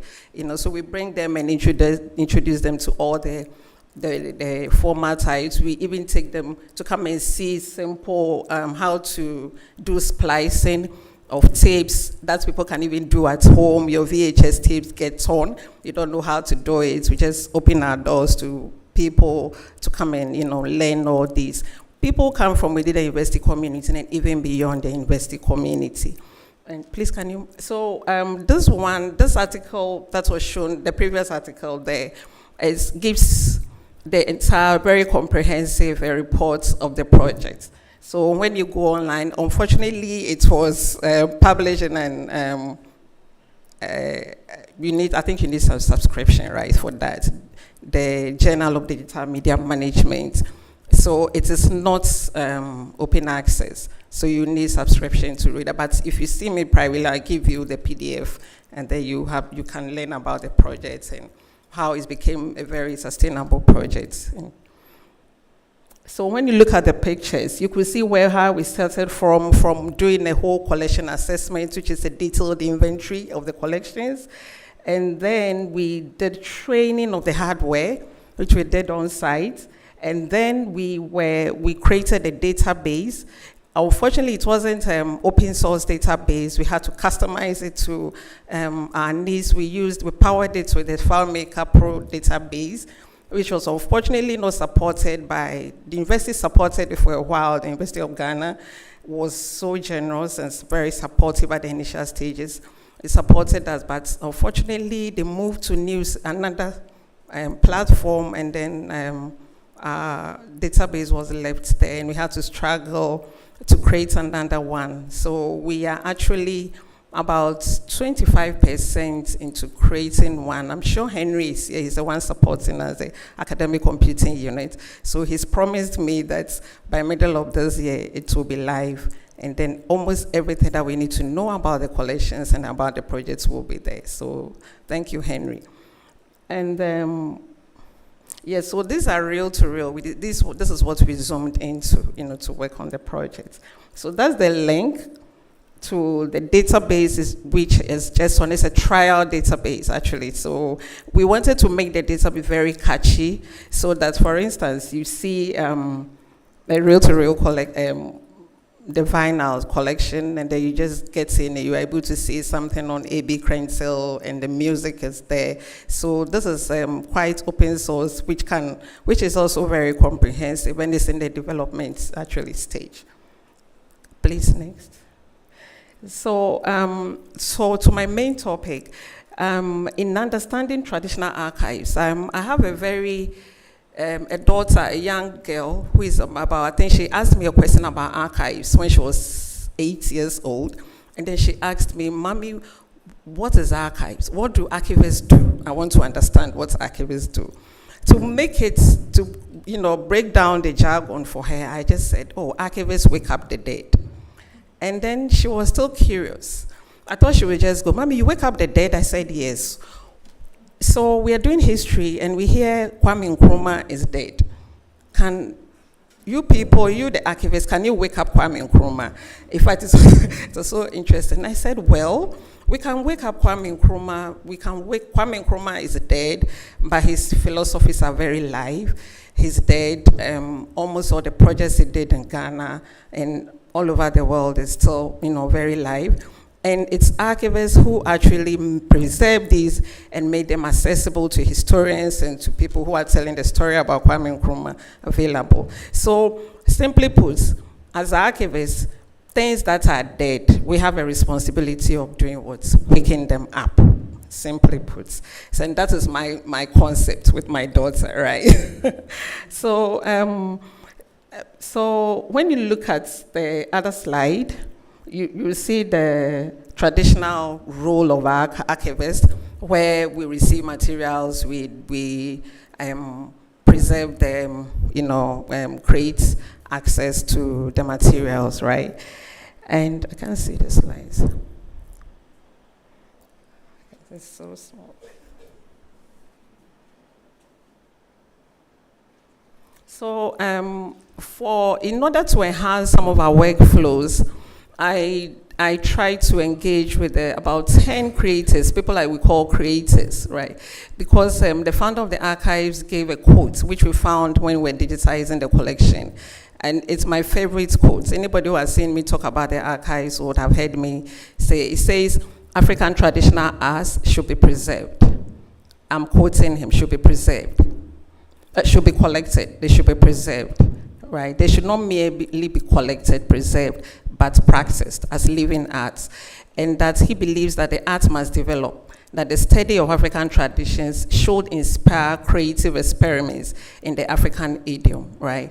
When you go around all these, in a way, it also connects to the digital humanities because it's about the creative use of archival resources, right? So when I engage with these creators, these are people who are storytellers, people who are musicians, people who are producers, of musicians and all that. And when I engage with them about what they expect the archives to do for them, these were the responses I collected. Some saw the archive as, I think, can you read? Some said this is upon the old that the new is built, right? You cannot build the new without consulting the old, right? Others saw the archive as like a storehouse of information. Others saw it as like going to a grandfather for information, right? So this gives us a huge responsibility as archivists to be able to collect more information, to be able to properly preserve the information and to make the information available, to support all these people who need the information to work with. Can you please move to the next one? So unfortunately, these are the challenges we face. My colleagues here mentioned many of these challenges. These are the things that are going on in the archives, especially in this region. And it is very sad that this is what we go through. The materials are locked. The dead ones are dead, they are sleeping, and they are not being woken up because of inaction, right? And this is the cost we pay for not creating any action around the collections that we are collecting. We lose the collections, the value of the collections continue to be locked, and unfortunately it's become very difficult to get the materials to use them for things like this, like DH projects, for whichever projects that we're doing. So can you please move on 5 minutes? Okay. So one of my colleagues, Caravan Macy, wrote an article that states, endangered, but not too late. So I shouldn't say as much as it's endangered, it is not too late. We can still get into them and then make them accessible. So we don't give up, right? Please, next, please. So I am not too much of an authority on digital humanities. My colleagues, all the gurus in digital humanities are here, but for me, DH is an academic discipline that explores the intersection between digital technologies, culture, And it is a discipline that's actually emerged from the humanities, as we all know, which does study aspects of human society and include well-known popular subjects like the history, literature, modern languages, philosophy, and then, I think you know all that. And as a new and emerging field, digital humanities aims to open up new areas for research in these subjects and to explore traditional questions in a different way. So looking at culture, language, or history through a digital lens or using computer skills to better analyze and understand humanities data, it is obvious that it has so much correlation with the archives. And I must say that the archive should feed the digital humanities program, and that there's so much expectations, of the archive from the DH community, and I'm sure you can all testify to that. But unfortunately, there are obvious gaps that need to be discussed and bridged as the discipline evolves. Can you move to the next slide, please? Can you? So because of time, I wouldn't be able to go into all that, but these are the very visible gaps that exist, between the DH research and archives. I wouldn't want to go because I have just 2 minutes, so I would just, please go to the next slide. In bridging the gap, these are the strategies and approaches, right, that I've brought together. We need to document the undocumented. There are lots of things that we have not documented. Ghana has a living culture, Africa still have a living heritage, but there are lots of things that have not been documented.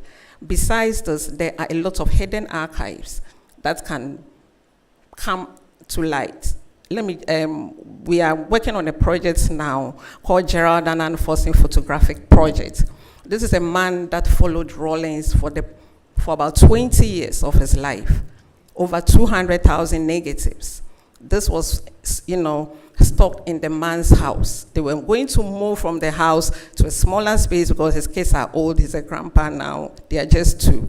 The wife said, don't move these collections to their new house. So unfortunately, the man was going to touch the collections because as much as his work with them preserved them well, there was nothing he could do. Fortunately, for a collaborative project with a historian, and I love historians because the historians will go and dig and come and help the archives to grow. So it was he who discovered this collection.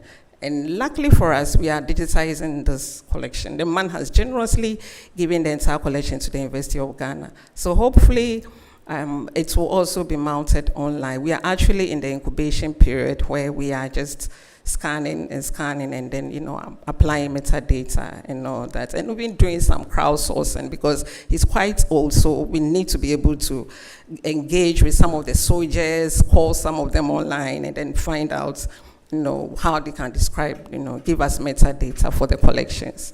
So these are some of the strategies. And then I will just conclude with 1 minute concluding remarks that in today's rapidly evolving digital landscape, the role of archives in preserving cultural heritage and historical records is more important than ever.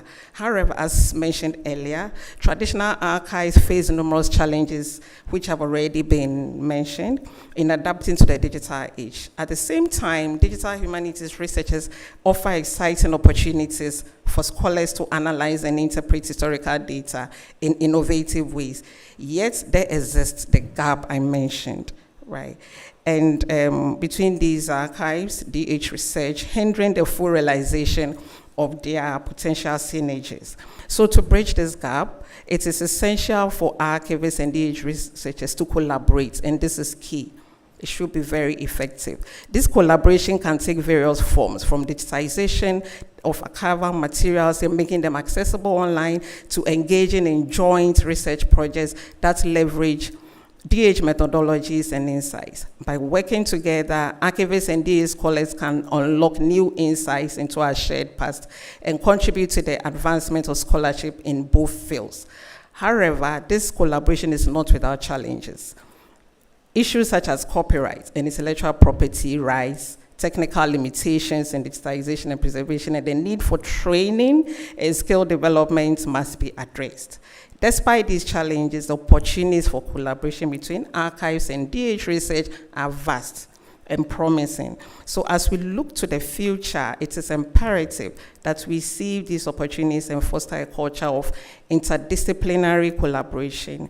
By doing so, we can ensure that our cultural heritage is preserved and accessible to future generations while advancing the frontiers of knowledge in the digital age. Together, we can imagine scholarship and bridge the gap between archives and DH. Thank you very much for your attention.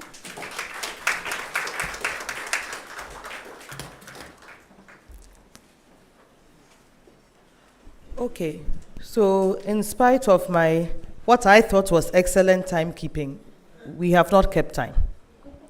We have lost the 15 minutes for Q&A, and our next speaker is a keynote, and he's online.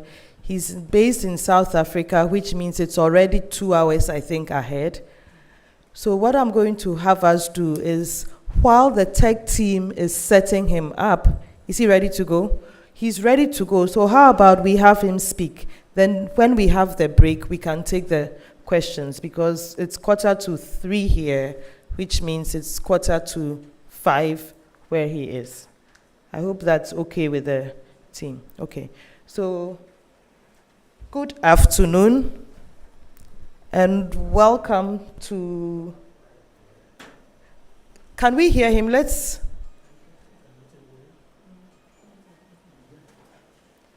Not as loudly as we would like.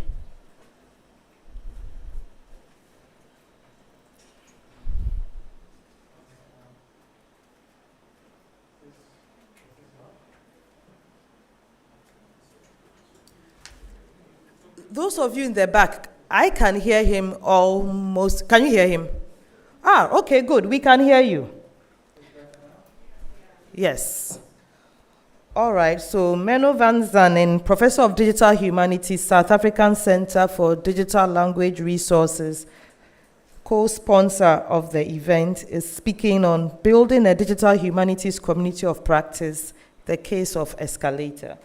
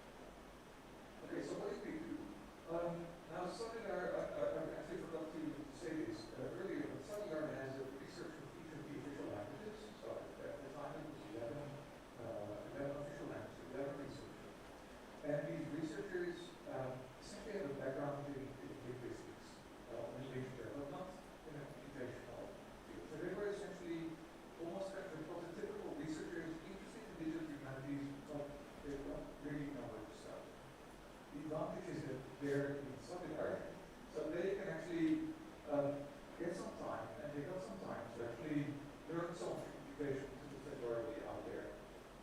So our researchers looked at tools like Moyant, or Achimatu is a specifically South African focused system. They learned how to use these tools, and then went out there, went to different universities in the country to really teach other researchers to use these tools. And it's nice because they learned it themselves just now, so they understand what the struggle is if you start using these tools. So these researchers went to different universities, provided training to a lot of other researchers.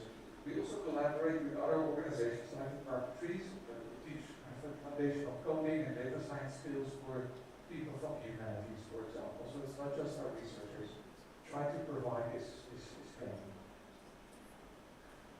And these training events were actually very well received. People were really enthusiastic. They really liked it.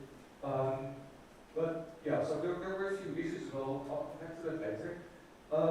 So this works because people from the different universities kind of reached out to us to receive this training. So we need to have a network of people who understand, who know what we're doing, who dare to reach out, so that we can actually go to these universities. And also, networking with organizations like the Carpentry. So we realized having a network is very important. Okay, now one of the problems was that we provided these trainings, they were kind of in isolation, right? There were no follow-up events. You could go out there, you could provide a training, and off you go again. So people wanted to use these tools. They didn't really know, they didn't give any additional training, and there was no support. So they were kind of, if they were struggling with the tool, they were kind of stuck. They didn't have anybody to go to.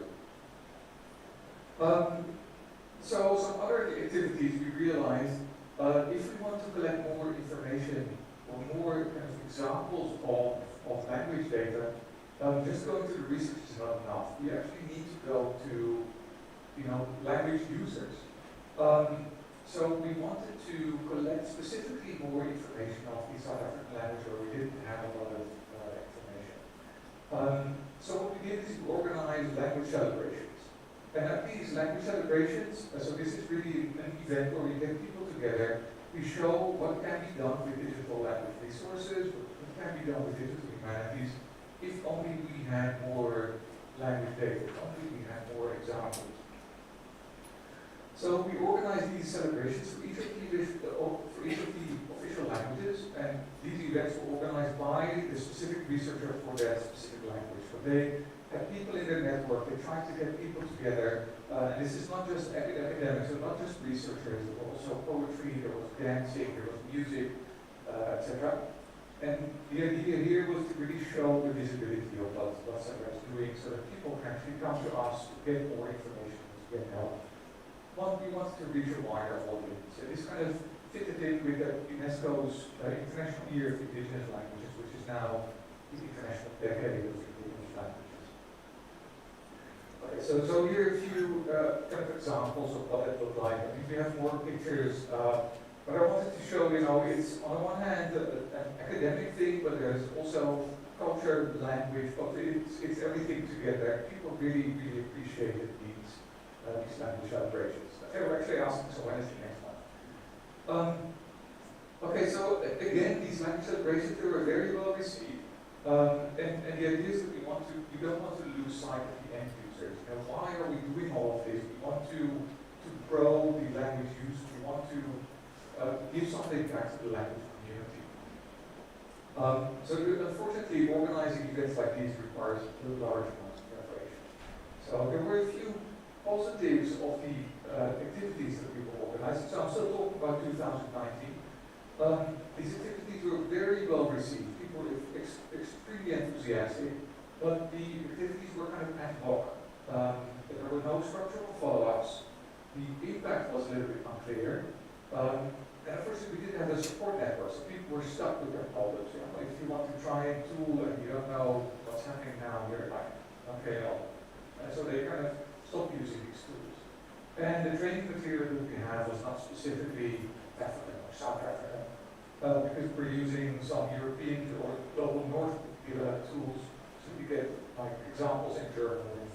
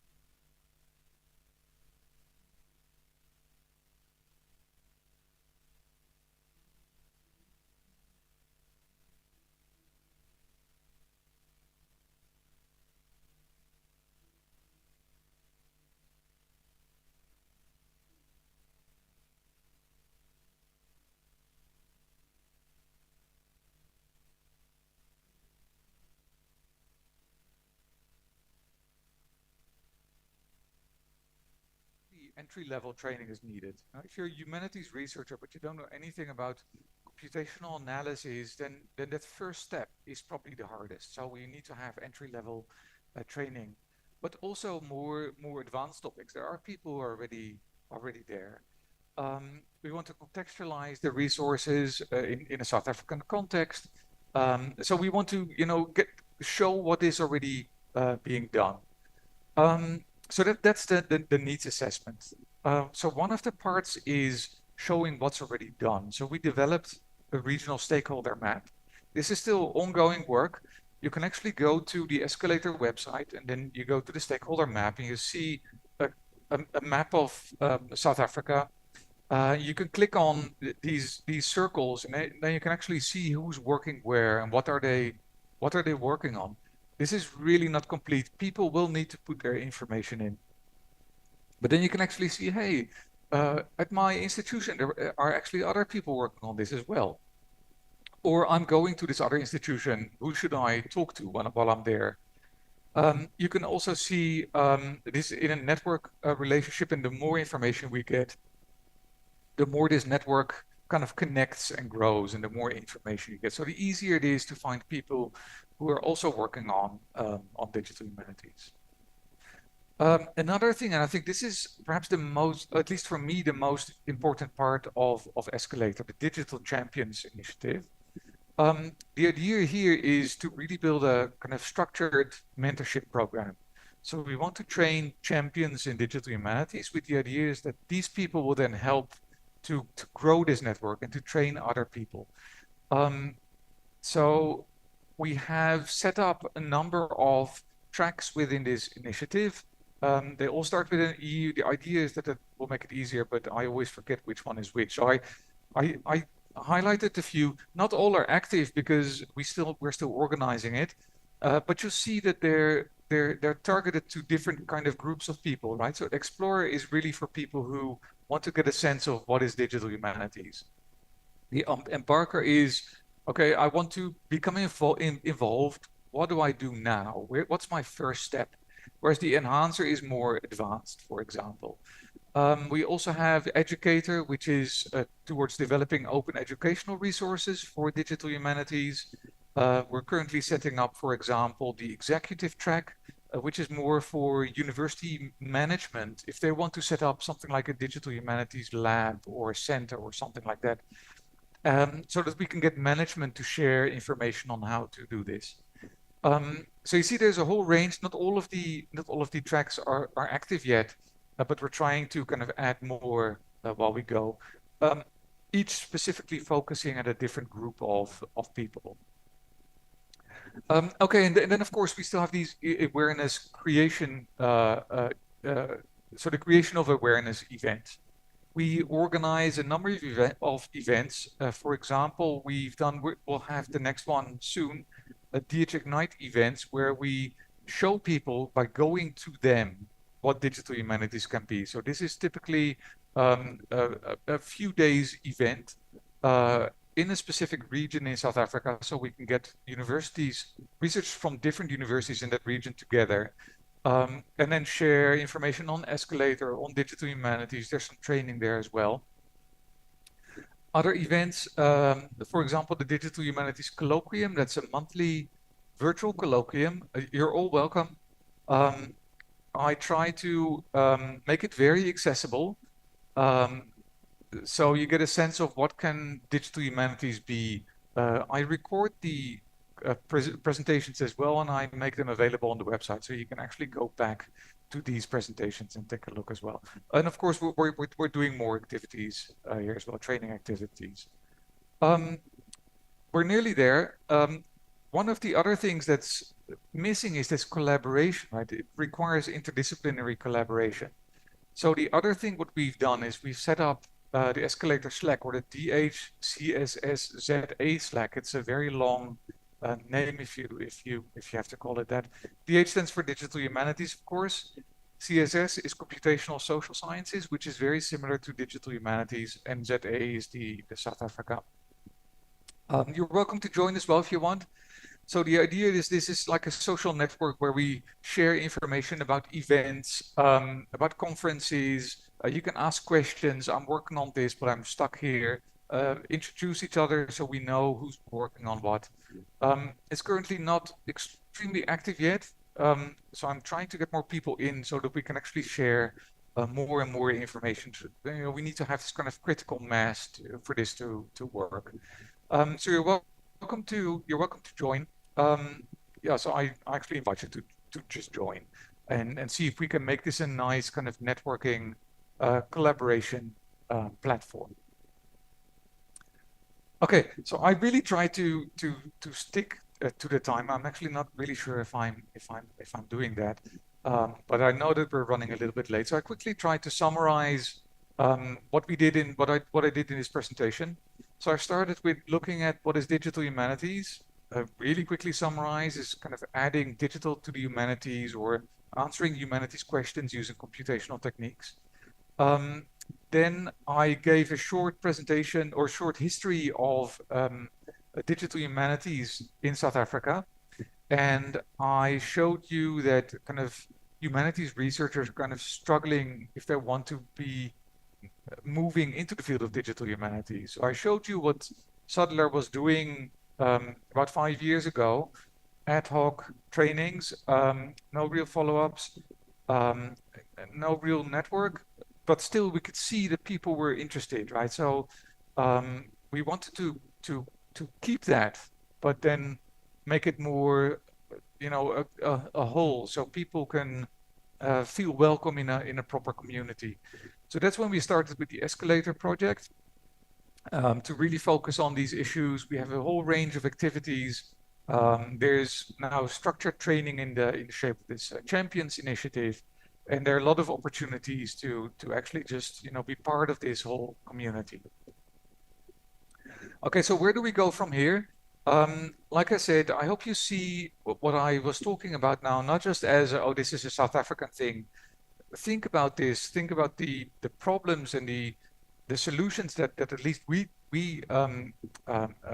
experimented with. Think a little bit about your own situation, about your own country. What are the issues that are there? Can you use Sadler? The Sadler Project Escalator as something like a template or an idea of? Can you take parts of it that you can then use in your own country? And of course, Escalator focuses on South Africa, but that's given our funding source. Also, you know, we're open to collaboration. So if you want to try out something in your own country, say, hey, you know, you've got this experience, just reach out. We're quite willing to help. We're quite willing to share our documentation. You can just find everything openly available. So think about what it can mean for your country. Okay, finally, join that Slack so we can share more of this information, and please just contribute to this. I think the idea is that we started with a South African context, but I'm feeling more and more that we need to open this up to Africa, because there are a lot of similar problems, not just in Africa, but in South Africa, but in Africa as a whole. Okay, I really need to mention Anelda van der Walt, who is working with us to organize the Escalator project. She's done a lot of work on this, and I really felt bad if I didn't mention her. So I'd like to thank her as well. And I'd like to thank you as well for listening. I'm not sure if there's time for questions. Like I said, we're running a little bit behind. But thank you very much for listening. I hope this was useful for you, and that you can benefit from this in your situation as well. Thank you very much.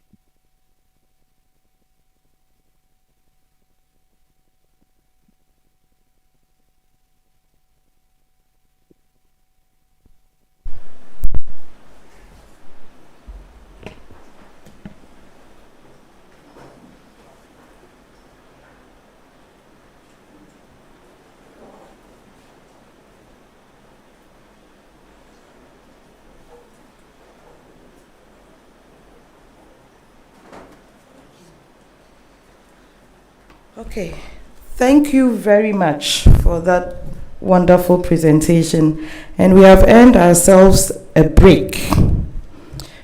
We've actually got an extra 8 minutes.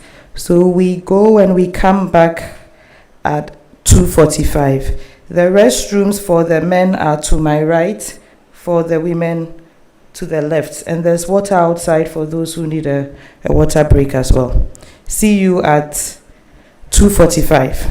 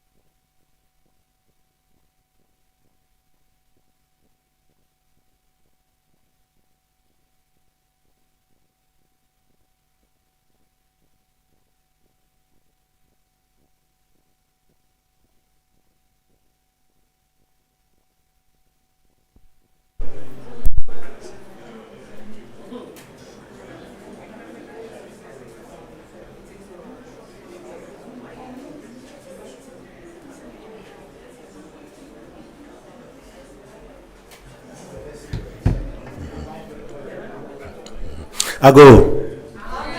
Ago. Lovely. Okay, so the show goes on. We have 3 Ago. Ago, hey. Lovely. So like I was saying, we have 3 presentations. Each one will take 15 minutes, after which there will be 15 minutes for questions. So I'll introduce them one by one. And when you're presenting, I'll be indicating the time. In the spirit of the headmistress who just went on, we'll keep the time. Okay, so the first person we have is Augustin Injon, who is the director for the Centre de Linguistique Appliquée de Dakar at the Cheikh Anta Diop University in Senegal. And he'll be presenting on digitizing a didactic method for applications in local language teaching. So we can welcome him. Teranga.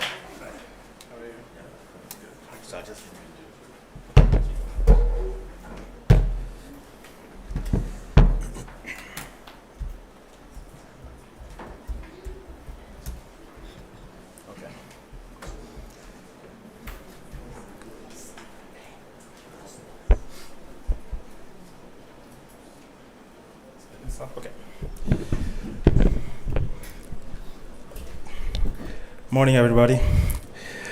Okay. Afternoon.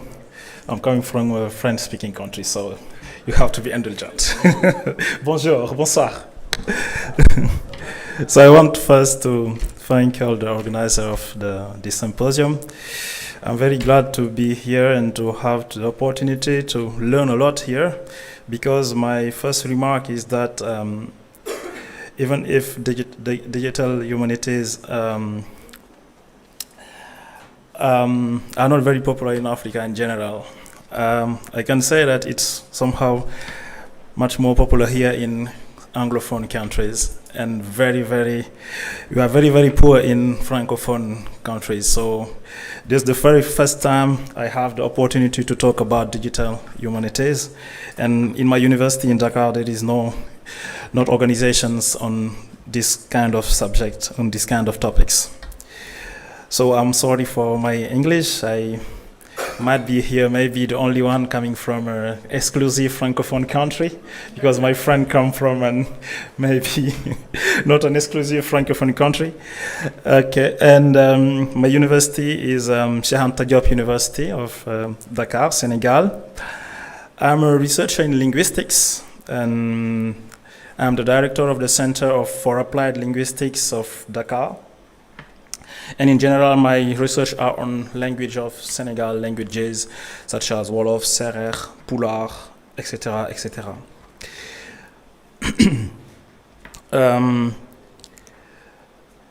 I want first to thank Professor Emmanuel Ngeum, because he is at this moment, let's say, our advisor, and he helps us a lot in our works on digital humanities, and we had project together. And if I'm here today, it's thanks to you. Thank you, Professor. So I have to present digitizing a didactic method for application in local language teaching. The first thing I want to talk about is about my center, CLAD, and the method. I don't have the, okay, it's coming. You can go on. Okay. Okay, next one, and next one.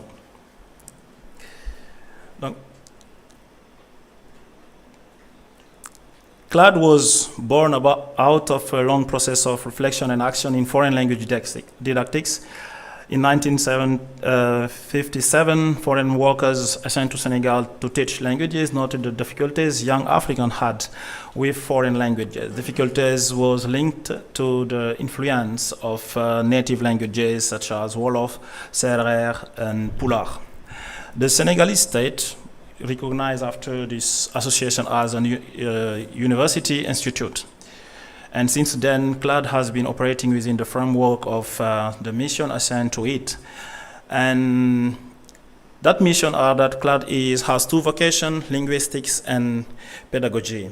Specialized in the application of fundamental research in linguistics.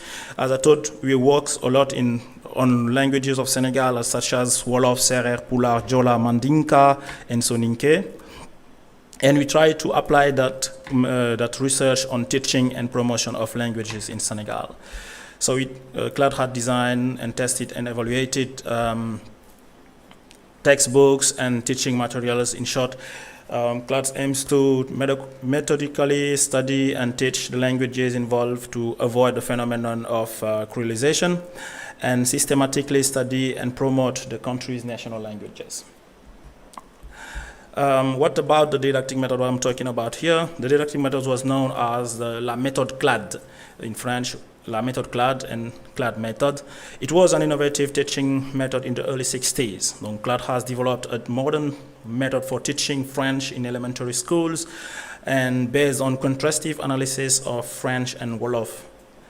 And the method was named Pour Parler Français. CLAD has also developed at that time a method for secondary schools, 2 days English adapted to Senegalese realities. So this method, CLAD, was a form of decolonization of language teaching in the early 60s. This didactic method was an audiovisual didactic method for teaching French and English in Africa to population whose first language was neither one of these two languages. The audio aspect was ensured by synchronized program and lessons broadcast by the school radio station, and the visual aspect was based on supports, boards, and illustration that reflected, as far as was possible, the everyday life of Senegalese students. In sum, Method CLAD was a distance learning method in the 60s that combines linguistic and socio-cultural realities. What about digitizing this archive? So, you can go on, please. Thank you. Digitizing this archive was urgently needed to preserve and safeguard decades of teaching methods. The material were rich and in many ways, firstly in terms of content, and secondly in terms of method. Okay, you have here pictures of what was the support for CLAD method. You can go on, please. We have here in this slide, you have photos illustrating the state of the collection. The storage conditions are not optimal, and here you have the type of media, vinyl types, audio tapes, and video tapes. What does the collection contain? So the CLAD collection, the CLAD method archive contains audio recordings on obsolete media, as shown as in the preceding photos. In details, Pour Parler Français, which is the method, the French method, teaching method. We have almost 150 hours and 60 hours of recording, 160 hours of recording. And for the English teaching method, today's English, we have about 150 hours of recording. We had also a second collection, the school radio and television division de la radiodiffusion télévision scolaire. Donc we have a second, let's say, archive there, and you have here just the type of support we have there, the type of media we have there. And what does the collection contain? The collection consists of audio lessons for French, Wolof, Serer, Pulaar, English, Jola, and Serer languages. Learning was based on the CLAD method. The collections are kept in two archives, both located in Dakar, as I said, the CLAD archive and the DRTS archive. Items that are audio collection are tapes of varying length and duration.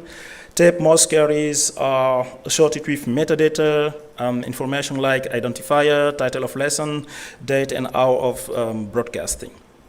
This collection is unique and has an important cultural significance. but the collection of audio and video tapes consists of items that were never duplicated. The oldest recording in the collection date back to 1963, and the physical integrity of the real carriers is likely to be compromised. The storage facilities of the tapes are not optimal for the long-term preservation of this collection. And on a technical note, analog media technologies like reel tip are mostly obsolete, and equipment to restore or migrate the analog signal are no longer available in Senegal. So present day, if you want, why it is useful to digitize these collections? Because in present day, practices and representation in applied linguistics in Francophone Africa are forms of iteration of the CLAD method. The Elan Afrique program is an illustration. So the digitization of these collections brings to the spotlight the making of an applied linguistics in Francophone Africa. This digitization is a way of creating a database, both an audio and written database, text written and aligned between French and local languages or English and local languages, recordings in local languages such as Wolof, Serer, Pulaar, Jola, Mandinka, and Soninke, and from the radio or television broadcast can be transcribed to create an audio database in national language. You can also create an audio and transcribe database, in local language along the lines of ESLO, Enquête Sociolinguistique à Orléans, which has been collecting audio records in French since the late 70s. The aim of this database is to create an oral corpus that is prototypical at every stage of its creation and which can be placed on the same qualitative and quantitative level. And the advantage is that a database of oral and written data in native language will enable us to make progress in the description of little or undescribed languages. So the status in 2023, you can go. The status 2023 is that as part of the digitization project in 2023, we have completed cataloging and identifying all the components of the collection. We were thus able to estimate the size and the richness of the archive's holdings. We already began digitizing text in 2 languages, French and Wolof, taken from CLAD teaching books. And these data have been used for works and projects currently in progress. So what are the projects and the perspectives? I had 3 projects on perspectives that I would talk about. The first one is just local language and education. I won't talk much more about this, and I'm going just to the end to talk about the last one, which is, if you want, the application of French Wolof translation. French Wolof translator. So you can go on, sir. So we had 2 methods, if you want, that I won't talk about. The 2 methods is our teaching methods, local language and education, and functional and bilingual alphabetization. And those methods appears as an heritage of the CLAD method, of the method CLAD, using digital support, such as application to learn alphabet both in French and Wolof, and etc. So now I want just to talk about what we have done recently, which is a translator, which is the 3rd application, please. Go on. The 3rd application is a translator, and we worked on first things, which is pre-processing and alignments. So here we was in collaboration with Galsen AI, because in Senegal there's a community of artificial intelligence. So we had the data, maybe not much data, but we had data, and they had the technology. So the first thing we have done is segmentation and sequence alignment for tasks involving sequences, correct alignment of elements in source and target sequences. Second thing we have done is data cleaning, things that you know, I think, and which was eliminating missing data, inconsistency, and error. Third thing was normalization, standardization of data representations, for example, converting to lowercase. And we had here the dataset collection. So our collection is this one. and we put it with all the collections. Okay, so our data are here. The data of that. We have maybe, I would say maybe, well, 11,000 sentences. You speak French, so. Thank you very much.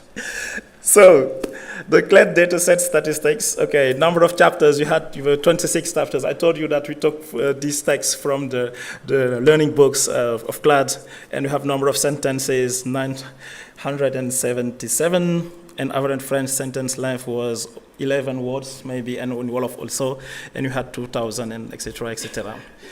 And after that, we train our translator, and we saw in the first graph here the training, the error word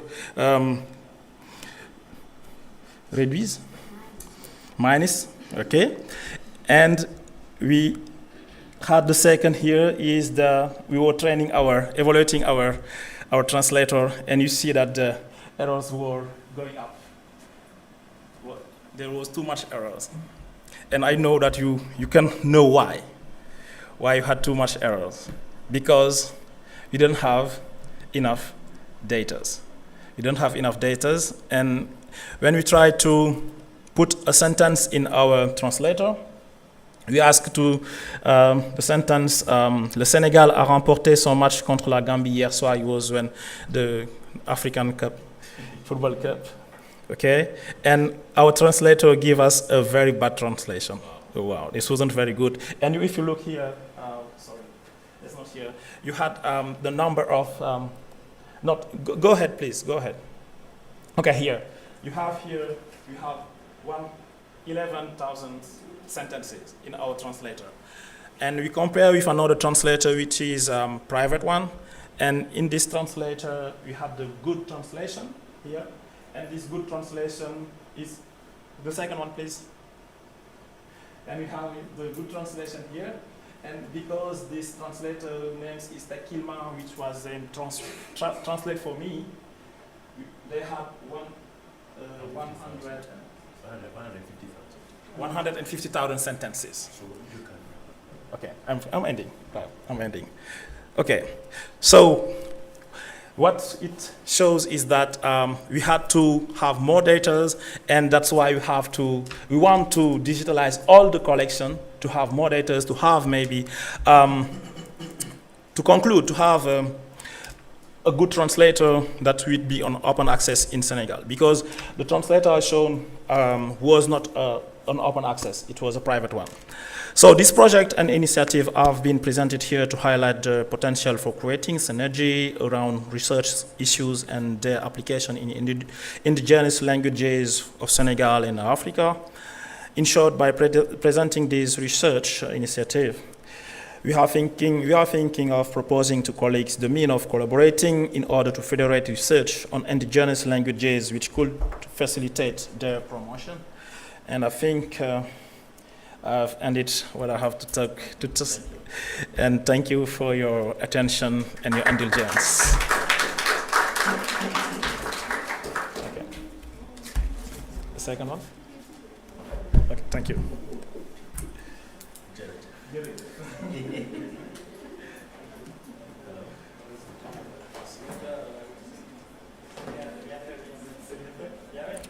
Okay, thank you, Augustin, for your presentation.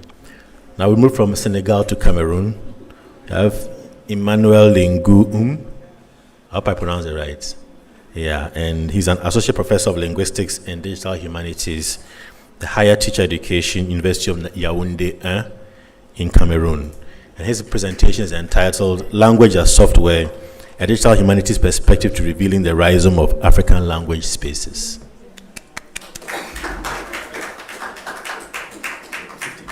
Yes, 15. Thank you very much. I want to start by thanking the organizers for making this event possible. So you see the title of my presentation. I'm going to skip the rhizome part because it kept changing even when I started this symposium. I had to skip a little bit of the things that I've prepared in my mind. So I'll stick to the language software, item or component of my presentation. Well, this presentation stems from a book project I'm currently working on, and I hope to complete it probably by the end of July of this year, hopefully. Why am I writing? Well, the title of the book is Rethinking African Linguistics, or Rethinking Linguistics from an African Perspective. You see, it's not even very clear in my head. So why am I writing this book? The reason is that I'm quite unhappy with my life up till now as a linguist. Well, now that my friend has said that I'm bringing some joy and some impact somewhere, I'm happy, but I've really been quite unhappy with the type of linguistics that I've been doing, because I don't feel that it is having an impact on my society. So I was thinking, why is it that we are talking about a reality that is such a central aspect of human life, and yet we linguists are lacking the impact?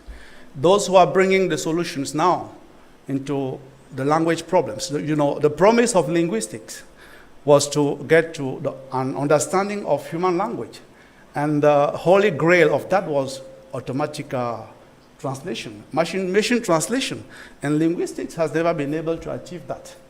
Of course, there was some input from linguistics into the technologies part, but most of it came from technologies. So this is what led me to this reflection. And I think, next slide, please. Okay, I'm there. I think the way we are doing linguistics in Africa is because it is framed by the tools and the methods that we are using. Linguistics is an offspring of a tradition of writing. It started way back in the Plato times, all through the Middle Ages, the Enlightenment.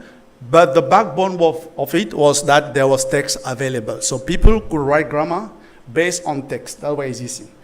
Linguistics in Africa started without text. And we are working against the assumption that we can get a rich understanding of language without text. That we can just use our human brain, our intuition, and be able to understand that reality. I think that is in influencing the types of output that we are delivering. Next.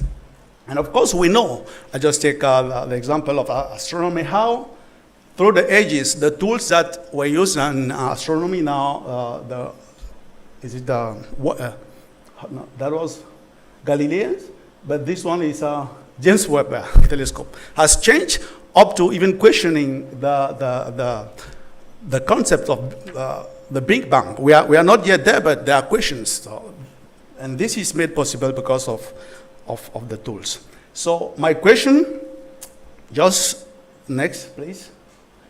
Now this comes, my question to know to what extent can digital technologies reshape our understanding of the linguistic reality. So I think more than just being, of course, we have had definitions, understandings of what digital humanities is, the use of digital tools to raise new questions and solve problems in the humanities. But I also think it may be an epistemology, a new way at looking into things, a new way that can inspire new ontologies, new concepts, new understandings. Right. Next, please. And now, okay. Well, this is a plan, but we can go on with, I have them in reverse order in my, so the language metaphor. So remember, the title of my presentation is Language as Software. So I'm trying to understand language as if it were a software, and trying to see how we could represent it if it were a software, if we could understand it as a software. Now, what is a software? Take Microsoft Word, for example. What is it? Is it the encrypted, binary program in the CD? Or is it the program that you buy? Next, please. Or is it the source code? Or the circuits, electrical, or the hardware that make the execution of the code possible? Where is it? Well, next, please. Or is it the output of the text that we create? Next, please. I think it is all that, Microsoft is not just like the text that we have, it's also the source code, it's the interaction of all the it's a relational materiality, something that binds things together to create a reality. And if you leave out one part of this reality, you are missing, of course, the most of it. Next. Yeah. So my question is, let me see. I'm getting lost. Okay. So what can the software metaphor tell us about the language reality? What if we take language as a relational materiality instead of being static? We study languages as systems. We create grammars, and I'll come to the issue of grammars. And we tend to forget the relational part of it. I hope to be able to elaborate on it. And the open-endedness. So now, the way we do research and we create knowledge artifacts is that they are limited in time and space. Most notably, the book technology and the writing technology is constraining the types of product. And most of these undertakings are located within a human lifespan. So we only created knowledge that is meaningful to our time space, our lifetime space, most of the time during our professional life. But why, if we were dealing with realities that are more expansible, that expands beyond what we consider to be the relevant time for accounting for them. And perhaps if we could look at language as, or at linguistics as an ongoing, never-ending process, reality, adaptable, modularity, and persistence. I'm lost in that. Maybe I just stick to this. Go on, please.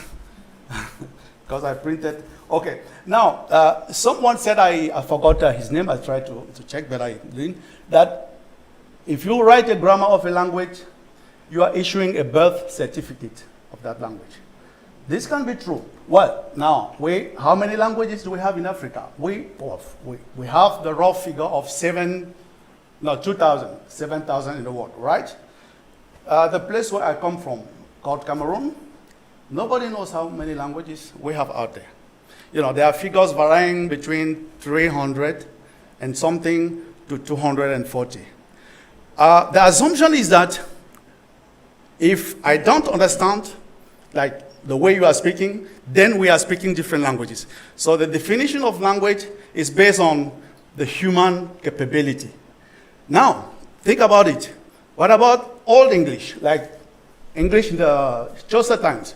I don't know if you have attempted to read like one of his famous Canterbury Tales, right? Try to read it, or try to have DeepL or Google translate a text from Chaucer. It won't be able to translate it. Yet it is English, right? So, what about us? And what about English now becoming Englishes? What about pluralizing it? It's because English is now understood to be a reality that is fluid, that cannot be limited just to one space or to one perspective of understanding and modeling. Let's go on, please. And I've tried to think about, of course, there are many possibilities of mapping, and with Alex, we have talked about some of them. We could think maybe of a way of representing knowledge about language grammars in a way that brings out the connection, the relation materiality about language. Let's go on again, please. How many minutes remaining? Oh, okay. So, I'm just taking this case. So there is a Twitter now called X, a profile that is called Bantu Languages. So they publish, they usually, bring up quizzes like this, like, how do you call this in two language? Bantu languages, you know about them, right? Bantu languages, you have heard about them, So look at this word for elephant, from Cameroon to South Africa. You see many cognates coming up, right? Next. The slides that are, now, another one for breast. If you look, like abe, aber, abene, of course, we don't build an understanding, or we don't come to the conclusion that there is mutual understanding only on the basis of a few words. But I just gave you the case of English. Now, what about thinking of the Bantu languages, not as separate ontologies, but as one ontology? How would we represent that ontology into pieces of knowledge? Next, please. And just a continuation. And we could think of some abstract way, and I was inspired by this platform that visualizes the philosophy of history. And as you zoom in, please go on, like this, then you begin seeing entries that, bring to light philosophers, names of philosophers. But as you do so, it connects them to others in a way that is recursive and never ending. Meaning, the history of thinking is a history of connections and of recursion, of repetition, of breaks, but of continuation. One, please. And now the challenge is, how do we represent? How do we represent, like if we had Bantu languages as one ontology?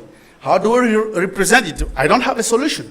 But I think there are ways of doing it. One way is maybe trying to encode what I call digital materialities, because to me, languages are not just about information.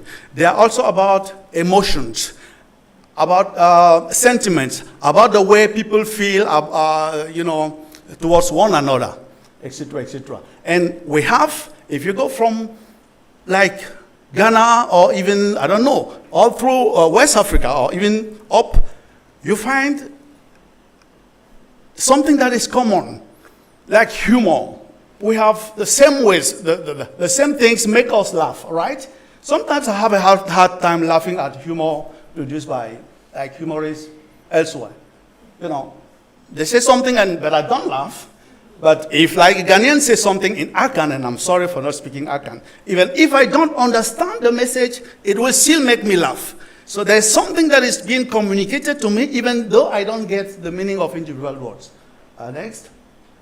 And maybe last. So I'm going to end there. I will end with this thinking about how, if digital humanity is going to really teach us about what we are as humans. And I have this very interesting quotation by Breton that says, we would do better to presume that in our universe, thinking is much more diverse, more alien, more than our own particular case.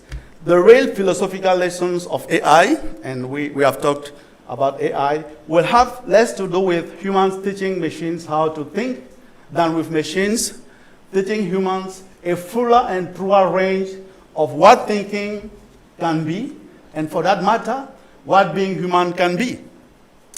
How about trees being agents of languages? Of course, we think we humans give names to things, to realities. But most of the time, these realities suggest name to us, right?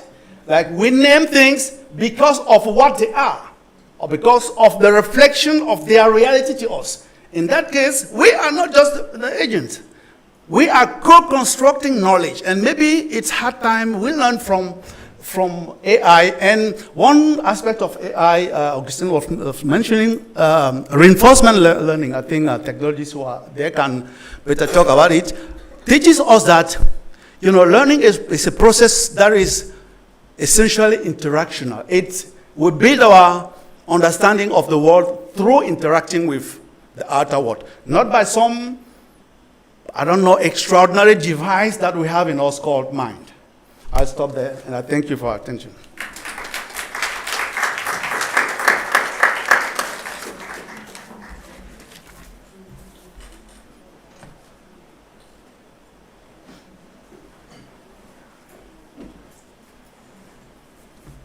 Thank you, Emmanuel.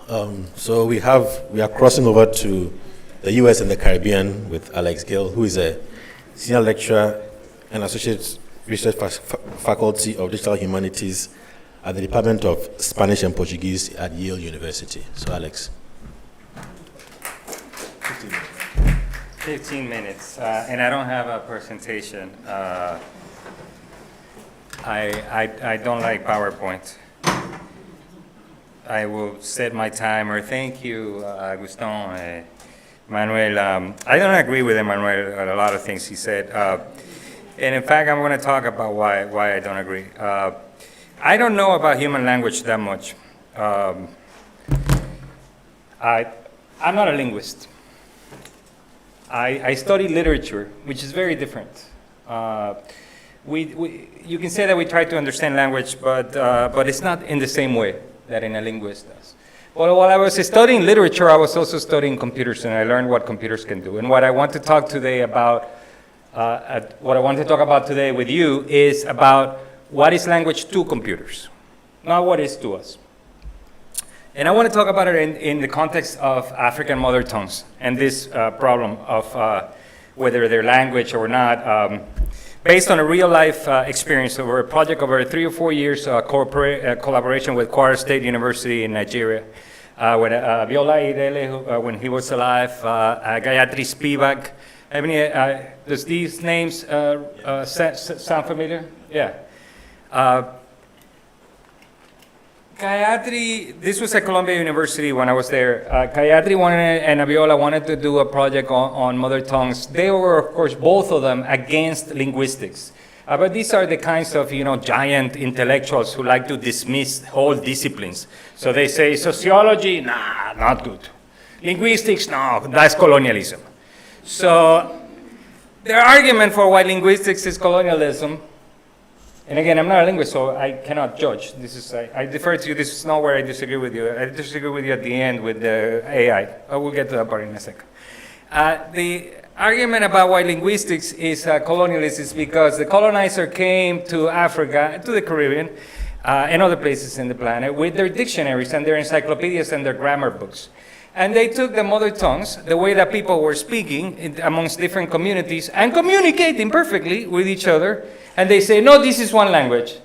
So they created Yoruba, they created Igbo. This was never one thing.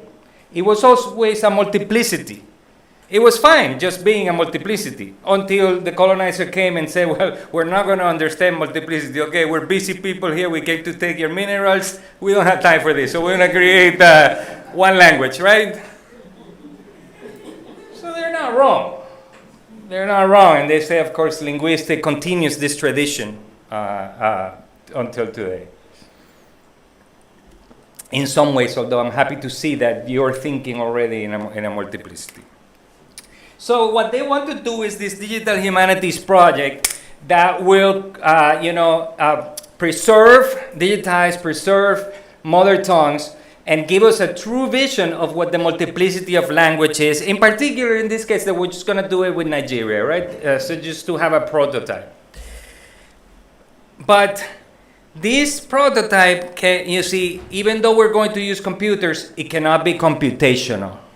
Even though we're going to do a digital project, it cannot be digital. And they're smart enough to know, Abiola and Gayatri, they're smart to know what computational and digital mean. Just so that we have and share the same language, let me define things in a very basic way.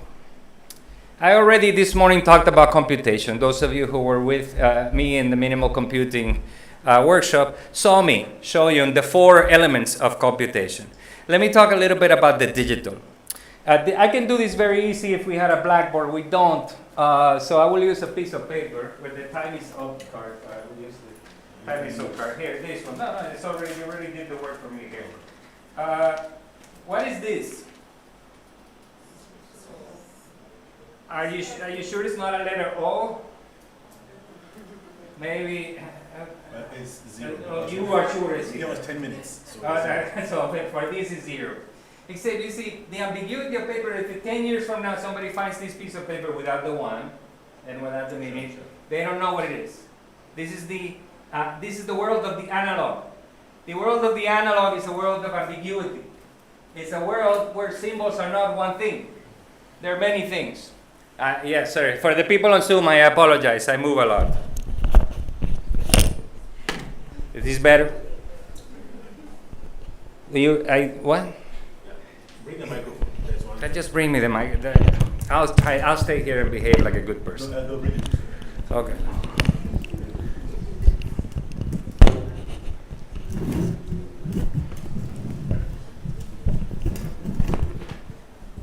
Thank you. It's the same mic, right? Yeah, and everybody can hear me fine. Also, my accent is Spanish. Is okay? Okay. So in the computer, though, a 0 is a 0 and will always forever be a 0. It can never be the letter O. It can never be a representation of the sun. It can never be a circle. It's a 0. And the 1 is a 1, and the letter O, it can be a capital letter O or a small letter O. And it will only be ever one thing. And this is what we mean by digital. Digital is the representation of symbols where one symbol can have only one value. It is the separation of things, a very clear separation of things. So when Abiola Ireli and Gayatri Spivak say we want to create digital humanities projects about mother tongues, but we don't want it to be digital, what they mean is they don't want this clear definition separation of the digital, of the computer. Of course, what they don't realize is that this is impossible to do with a computer. We can do this with paper, we can do this with painting and sculpture, but we will never be able to do this with the computer because the computer cannot allow you to do these things.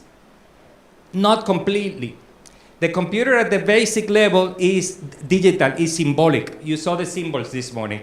Later, it can create the illusion of analog. It can create the illusion of the letter O. Even if it's a circle drawn by other means, it can create illusions. But at the very basic level, it is digital. So here's my first claim. The title of my talk is The Limits of Language According to the Computer. First, and we're talking about AI, we want to do machine translation of a mother tongue that is spoken very lightly. This is possible. You just need larger numbers. But here's the limit. The computer will never know what it's saying. So in artificial intelligence, ChatGPT, how many of you have played already a little bit with ChatGPT? Some of you, you've seen it, you talk to it, and it looks like it's talking English, right? Yeah, the computer doesn't know it's talking English. The computer has no clue what it's saying. There is no person, there is nothing alive. It is rearranging symbols according to statistical games of statistics that say this word probably goes after this one, and this one goes probably after this one. And it's playing a mathematical game, but it has no idea what it's saying.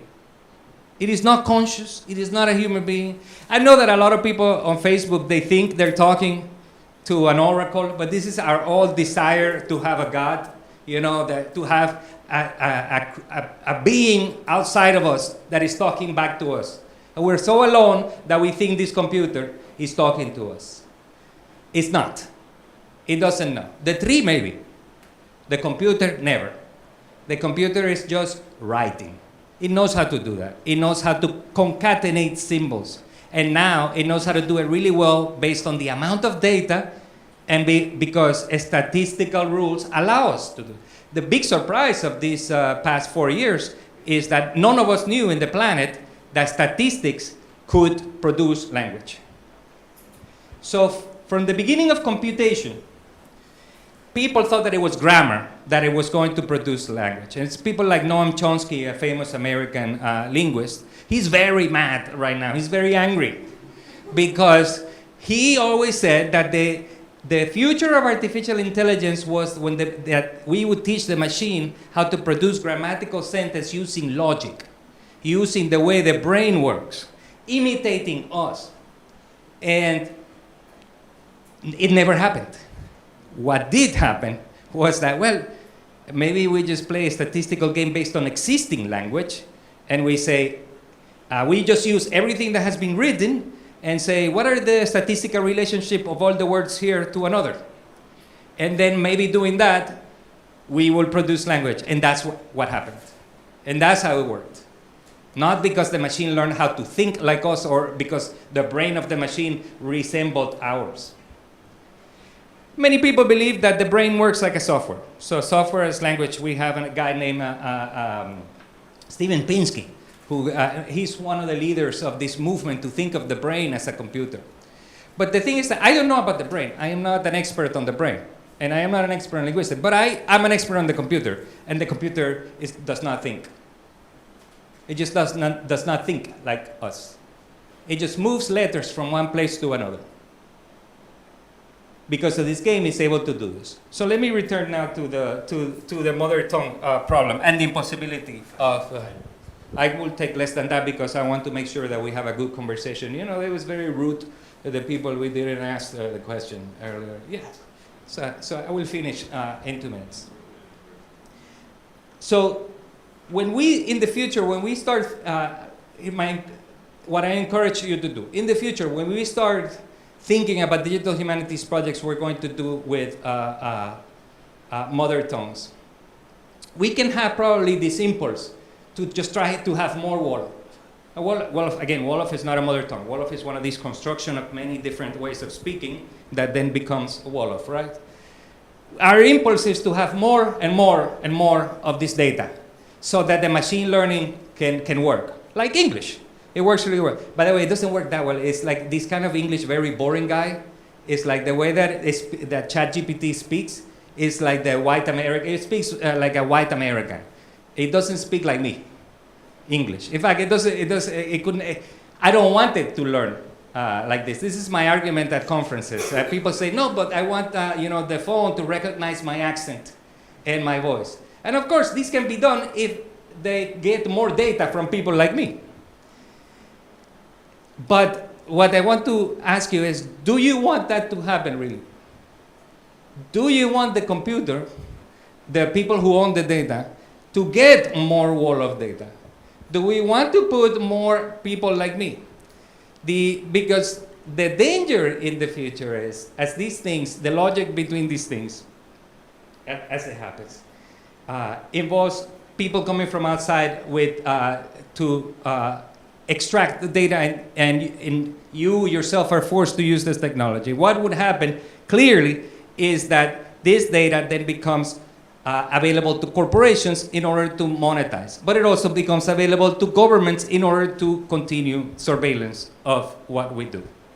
Based on the impossibility of us ever really truly understanding language computationally that I outlined in the first part, do we still want to do this?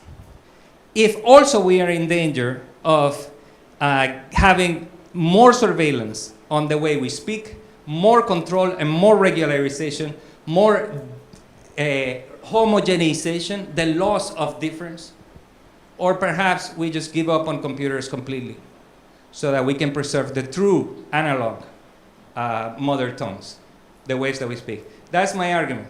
I am the digital humanities guy from the United States who says, for language, let's not digitize. Let's not computerize. You argue with me if you want.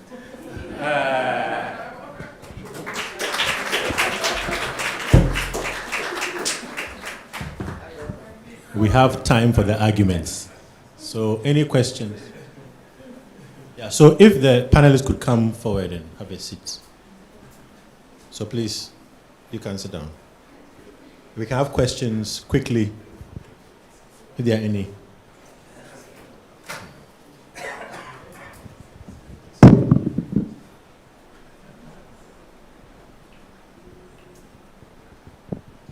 Thank you. It's a question for Augustin Dion, if possible. Yes. It's maybe not, it's probably a difficult question to answer, but I just wanted to pick your brain on that a little bit, because you started your talk by saying that digital humanities is poor in Africa, but it's even poorer in French-speaking African countries. And I was wondering why, or what do you think that is? That's it.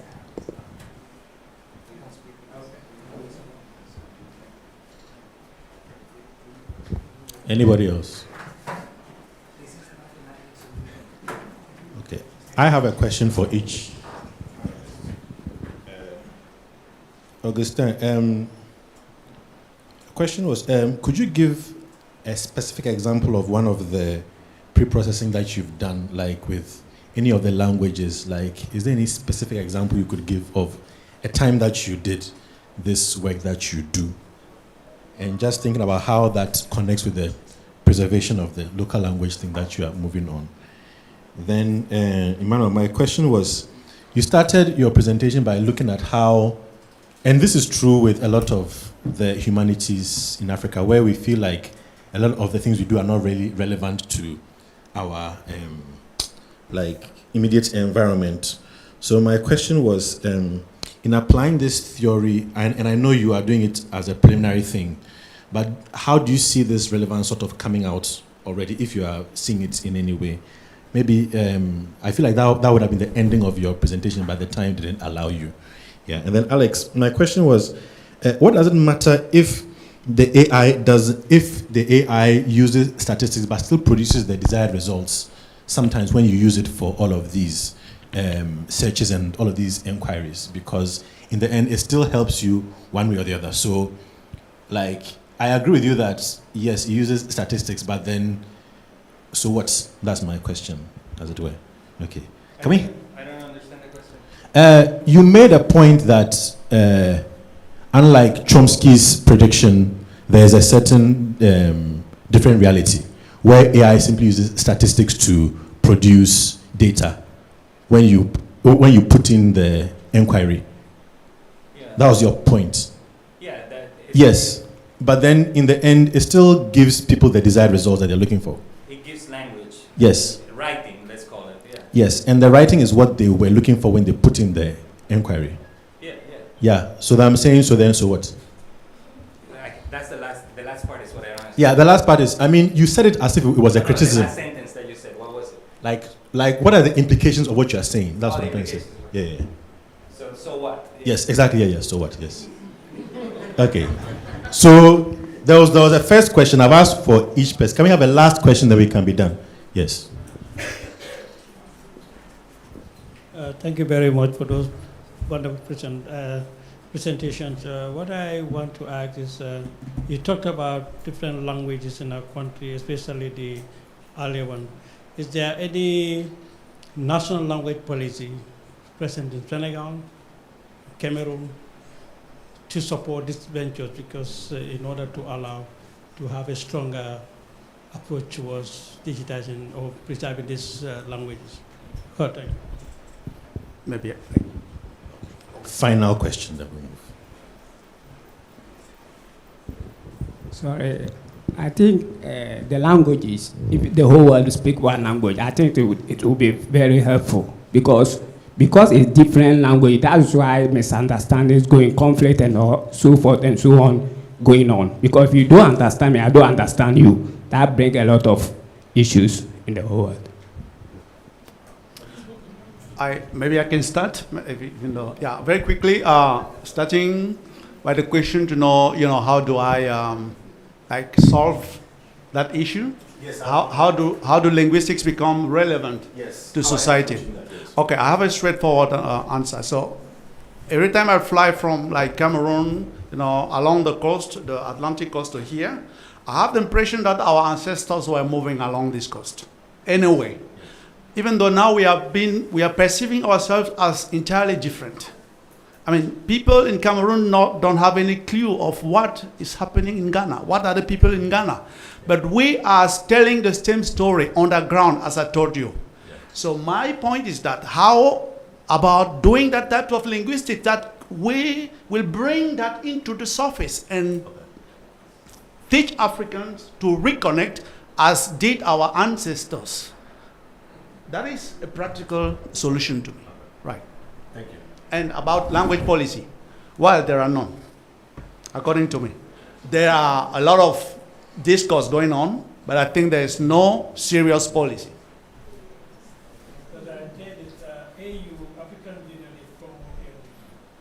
Do you believe in those people? I don't believe in them. I'm sorry. I don't believe in what they are doing there. I'm sorry. Thank you.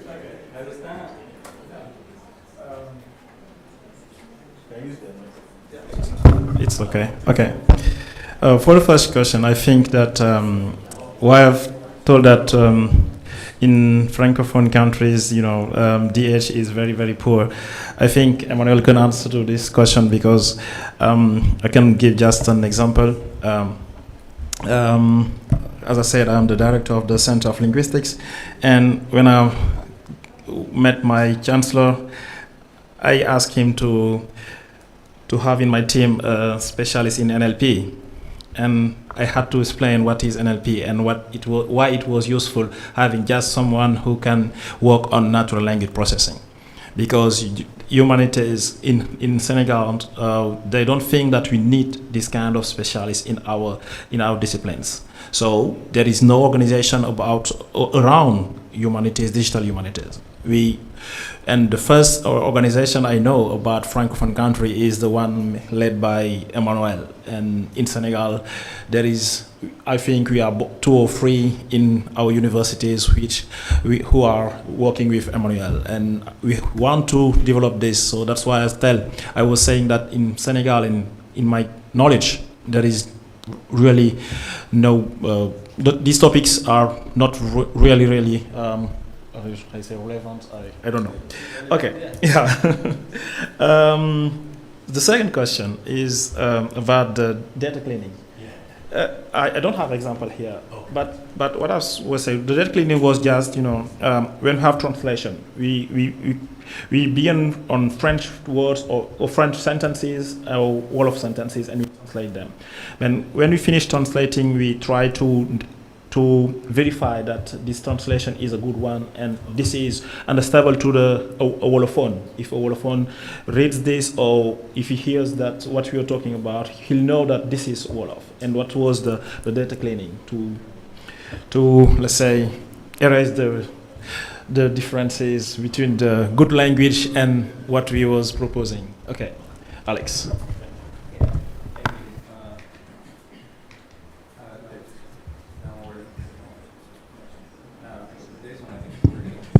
This one's working.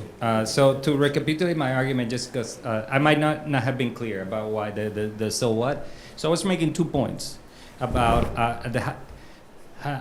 the specific ways in which computers do not understand language, and why it's important then to the larger questions about what we should do with language, including language policy. So the first one is statistics means that only languages that have an enormous amount of data will provide the solutions. They will, because because the machine doesn't understand the language. We cannot. It's not about us teaching it the rules of the language. It's about just having more data. And the second point about the way that computers understand this is that for them the symbols are not necessarily letters in the way that they're letters to us. But that in order for anything to be digitized, at least at the level of text, not sound, we can talk about. I didn't talk about sound because we didn't have. We ran out of time. But at the level of text, because I heard you like we don't have enough textual. Like this. At the level of text, the problem is we would have to turn everything into symbols, but we would have to normalize an enormous amount in order for them to be computationally viable. And this, again, becomes another problem of size. And then in order for us to do this in a way that really will allow us to do this, we would be subsuming so many differences that I think so much would be lost. So those are the 2 main reasons why I think it's dangerous for us to want this, to desire this. Now, I understand that the reason why one would want to do it is to unify, to show commonality, how in Cameroon and in Ghana you share so much. Connect. Reconnect. Not unify. Find things in common. Find things in common, right? Find things in common is where the word unify, I use the word unify because unify is to just focus on the commonality. But here's, research has been done already on languages in the United States. Spanish speakers in the United States, we say that we are a language without grandchildren. What do we mean? It means that I speak Spanish, I have two boys. One speaks Spanish, the other one does not. But my grandchildren will probably not speak Spanish. The only reason that people, that communities will continue to speak Spanish is because of new immigration.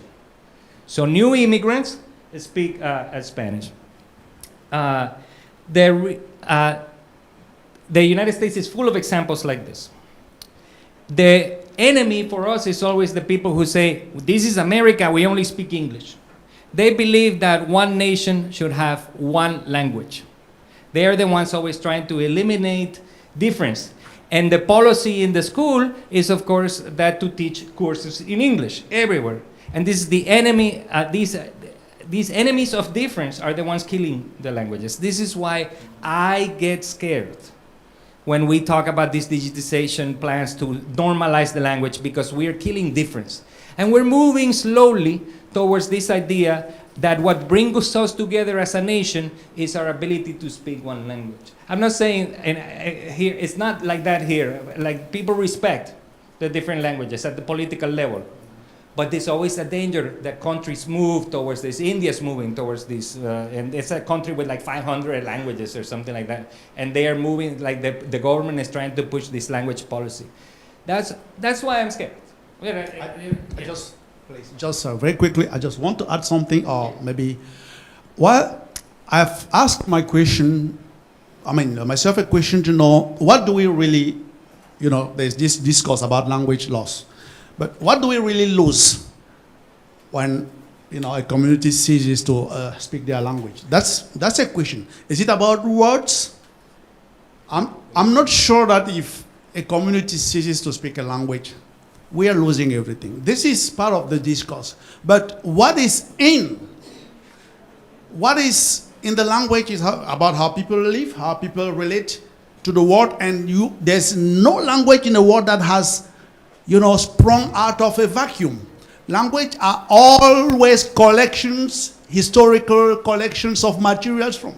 So we have to be very careful about the now of synchronic linguistics. Languages they are spoken now, but this is a heritage that is a millennium heritage. But I just thinking. Well, thank you. I hope the conversation will continue beyond this. We are supposed to end, but there's a question on Zoom, so we'd like to get that and then we'll be done. Okay, so we are going. Okay. So Alex, the question is yours. It says, while it's a legitimate claim to not computize or digitize mother tongues, what if it is done nonetheless, especially as AI startups, tech organizations is looking at training ML models, especially in African languages? How can African interests be preserved nonetheless? I think the question is, it will be done anyway, so what do we do? I didn't talk about sound, so I'll talk about sound. There is promise in sound. And it is possible that machine learning will get so good at sound. I was in South Korea like 2 months ago, and we were drinking and having fun in a party after the conference, and we put a phone in the middle of the table. And there were like 3 people talking Korean and 3 people talking English, and we're drinking, making jokes, and the phone is translating. This is good, this is sound. So I heard already a lot of digitization efforts to preserve the sound files. Now, these to me seems less dangerous, right? And it's funny because the question connect the digitization for machine learning use to preservation of the language. I think these two things have nothing, like why would you think that a good strategy for preserving a language would be to, like I just said, I made an argument, that's a good strategy to kill the language. But sound though, seems to be different and possible, and the technology is still young, but I think maybe later this might be a way to actually preserve the mother tongues, to actually emphasize it. But these are it's not, what? That's not working? Yeah, I'm almost done. I mean, the point is that maybe these are the technologies that can be developed in Africa. I started this morning by saying, I'm tired of San Francisco making technologies and then us in the Caribbean, we have to use that. Because they have an idea about language, they have an idea about culture, and these kids are kids that go to American universities and they go to San Francisco and they think the world operates like them. They're like the same German philosophers in the 18th century who thought that man was man, from Heidelberg. No, man is not man from Heidelberg. There are many different men and women, So the idea is, these are the kinds of technologies we could develop here. A new kind of linguistics and machine learning that focuses on the sound, that understands the difference, the mother tongue issue. I hope we do this here, the Caribbean, and everywhere else. Okay, it's good to end on hope. So let's give them a round of applause. Thank you so much for your expertise and perspectives. So, according to the timetable, we move into the next panel. That's according to the timetable. I don't know if we take a 2-minute break. Yeah. 2-minute break, okay. So, I apologize for the overlay, but at least we should be closing by 4:45 to 5 o'clock. So please, 2-minute break. At 3:55, we'll have patients come and take over. Thank you.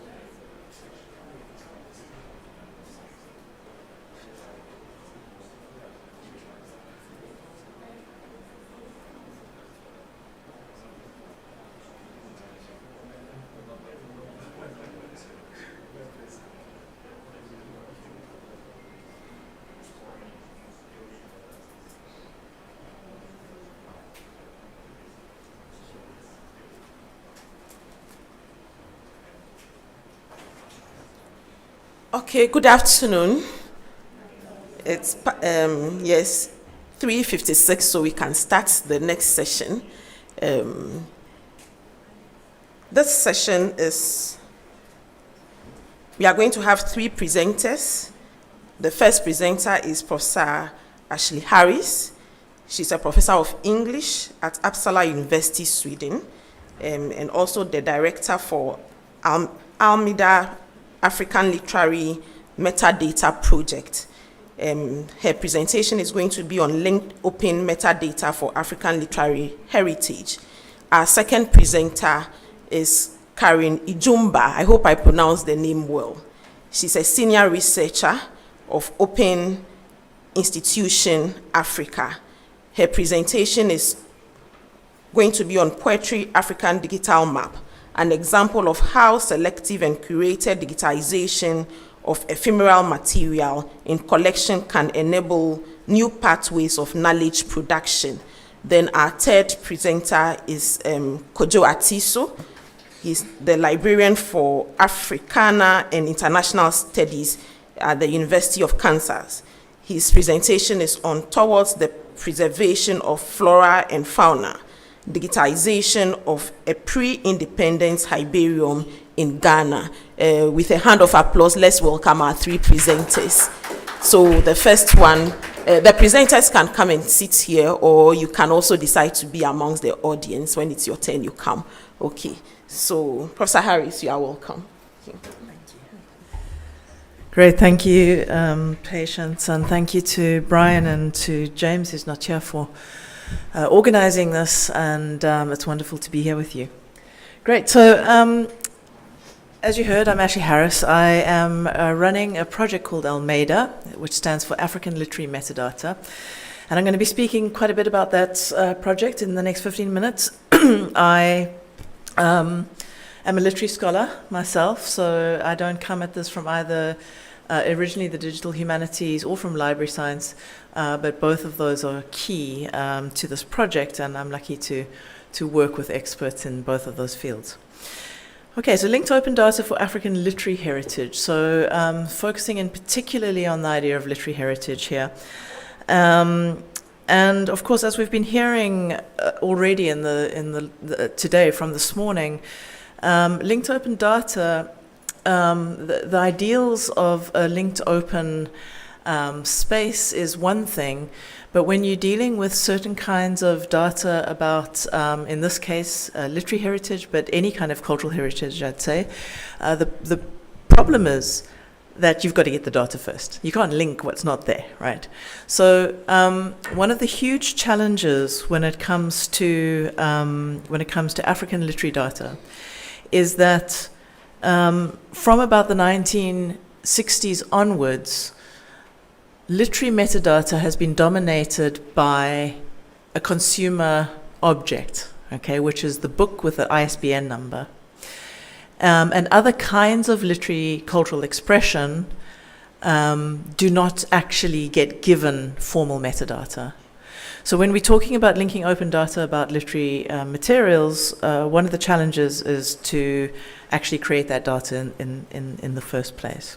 Of course, by metadata, just to go back to basics, what I mean is any information that describes literary material for the purpose of cataloging, archiving, or making accessible that material. Okay, so this project is not it's a digital project. It's not a digitization project. It's a project about creating metadata. It is not itself about creating digital archives, and I'll explain why shortly. So there are three major parts to the project. The first is historical. Why do we need to create new metadata about African literary materials? Well, because colonial history has prioritized the book object and the written form in its creation of metadata, okay, and in its descriptions of the field of the literary. So my argument is that, in fact, the very idea of the literary is produced in the 19th century in the colonial encounter, okay, so that the notion of the literary does not come from some sort of magical European and possibly American space. It really, the way what we think of as literature today emerges in the contact zone in colonial spaces, is my argument. And that's also happening at the time of the rise of the novel. So So what this work package is interested in is 19th century library science, the way in which literature was defined, classified, the taxonomies of the literary in the 19th century. And what did that do? Well, we all know this. It created an absolute divide, ontologically speaking, between oral forms and written forms. And we still labor under that distinction, right, when it comes to the kinds of forms that get metadata given to them, and up to today. So this project is trying to correct that to a certain extent. As we also know, oral forms, the way in which they entered the archive, the way in which they entered libraries and then later museums, came through colonial transcriptions, colonial orthographies, and colonial classification. So there's a lot of work to do here. We need to, I'm a literary scholar, as I said, this is unapologetically a literary studies project that wants to detach the idea of the literary from these ethnographic and philological histories, in order to see what happens to the idea of the literary if we kind of repeal that classification history and rethink this concept afresh without this absolute distinction between the oral and the literary. So I'm going back into old catalogues, basically looking at how texts were transcribed, looking at things like author, function, looking at the very idea of the work. Okay, the library science concept of the work has really needed the book object. The book object has been a major aspect of what we call a literary work. But let's step away from that and think, what about literary cultures where you don't have a single author? What about literary cultures in which you don't have a single instance of the work? What about literary cultures in which you don't actually have a material instance at all? Or, as becomes really, really clear then at the end of the 19th century into the 20th century, what about ephemeral print cultures as well? So this project, Alex made a point earlier about where you draw the distinction on different kinds of forms.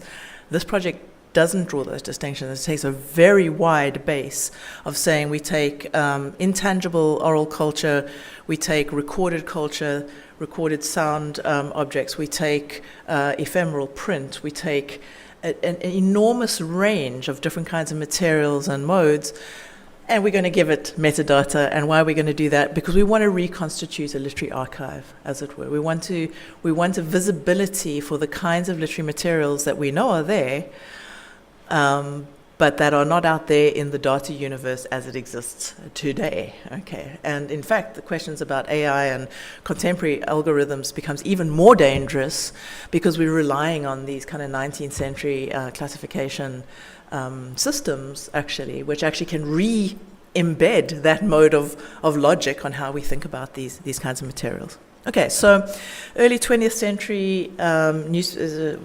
10 or 10 minutes left. 1 minute left. 2, 5, 10. Okay. It's become a really interesting object now, Alex, you should say. Okay.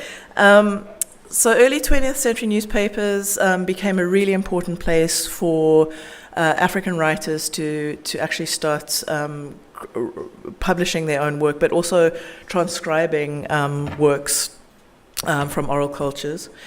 I'm going to skip through this example. Well, I'll say one thing about this example. This is Walter Rubusano, who was actually the founding member of what became the ANC.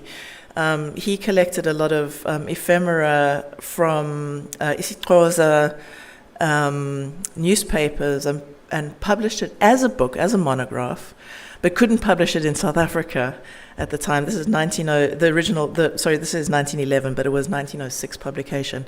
He couldn't publish it in South Africa because all of the publishing houses were mostly interested in proselytizing mission kinds of materials, right? So he had to go to London to publish this.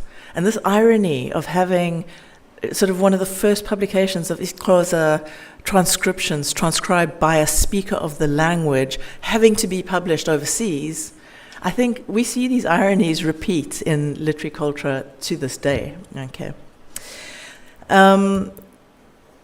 And then that ephemerality, the kind of idea of these literary cultures that are outside of the formal library, as it were, it plays out majorly in African literary studies in the mid-20th century, decolonization movements, pamphlet literatures, these kinds of ephemera that we sometimes have very, very good digital archives of. Those are often behind nasty paywalls, okay? And also, we might have nice collections of them in certain libraries, but here's an example. Penpoint magazine, really important student writing magazine that Ngugi wa Thiong'o sort of sharpened his literary teeth on. In Makerere Library, where this was based, there's now only 3 copies of the 25 issues, right? Oxford University has the full issue list.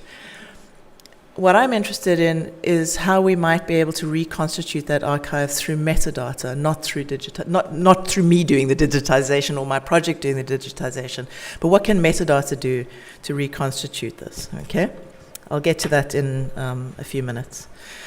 And then we're also talking about other kinds of forms, radio dramas, theatre, television, spoken word poetry, the kinds of forms that live rich lives across the continent, but which once again do not actually enter the literary archive in the ways that I believe that they should.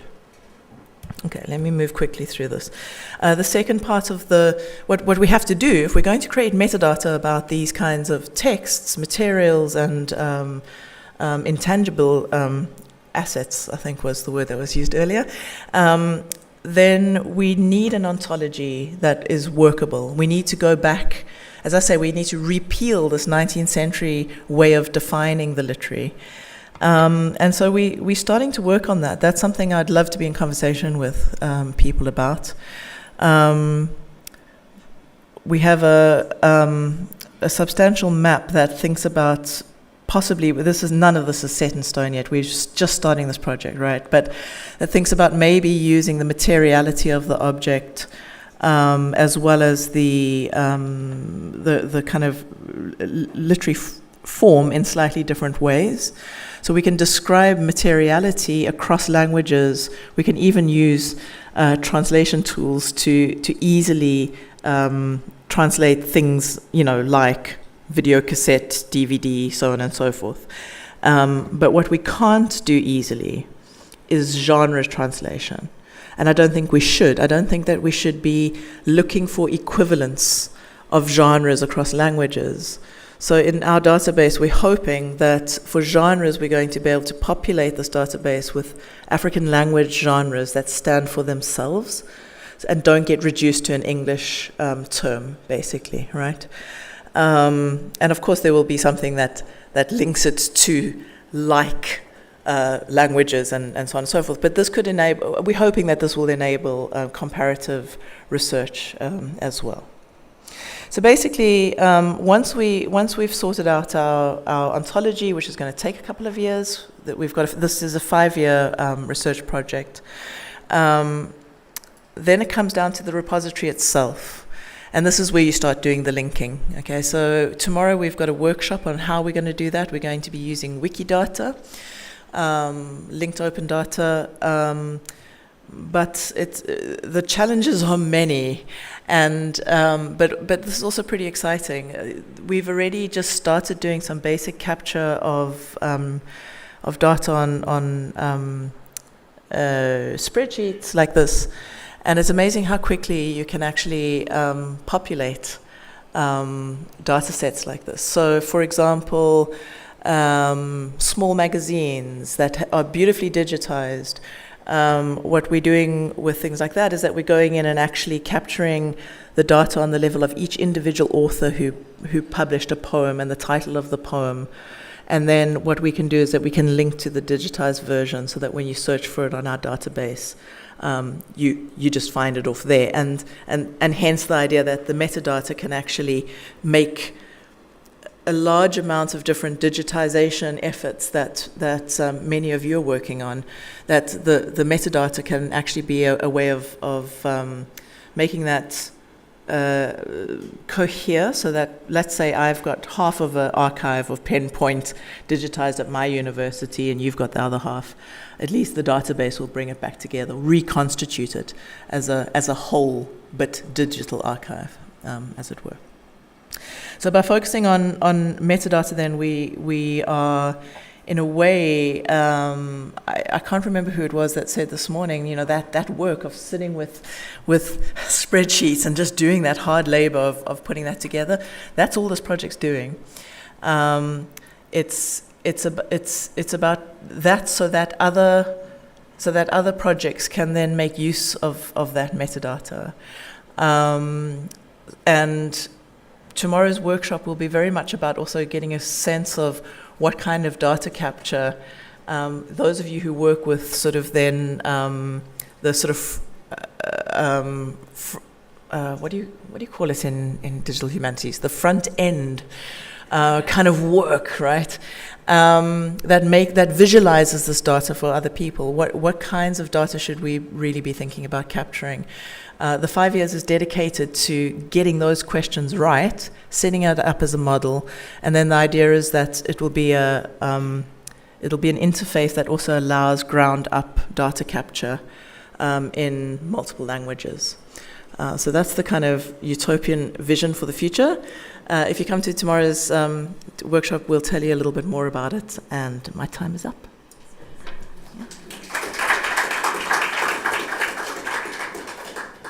Sorry, one last thing. I'll send these out. If you can have a look at our website, it's called almeidaresearch.org, to get a clearer sense of what we're doing and some of our case studies. That would be great. Thanks.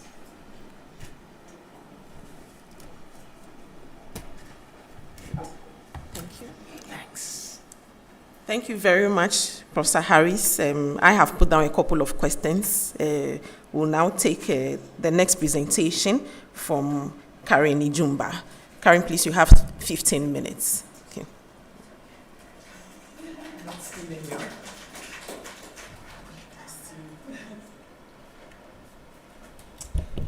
I don't know if my slides are going to go up, but I'll say hello in the meantime. Hello, everybody. My name is Karen Ijumba.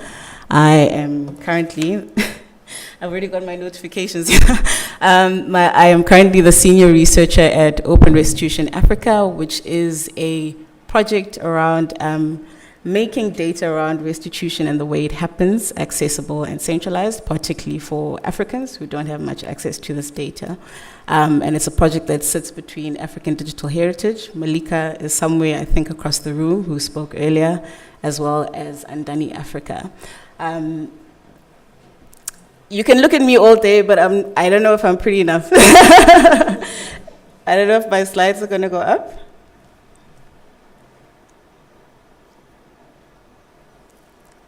Okay. Prior to working on. Okay. Yeah, let's do that.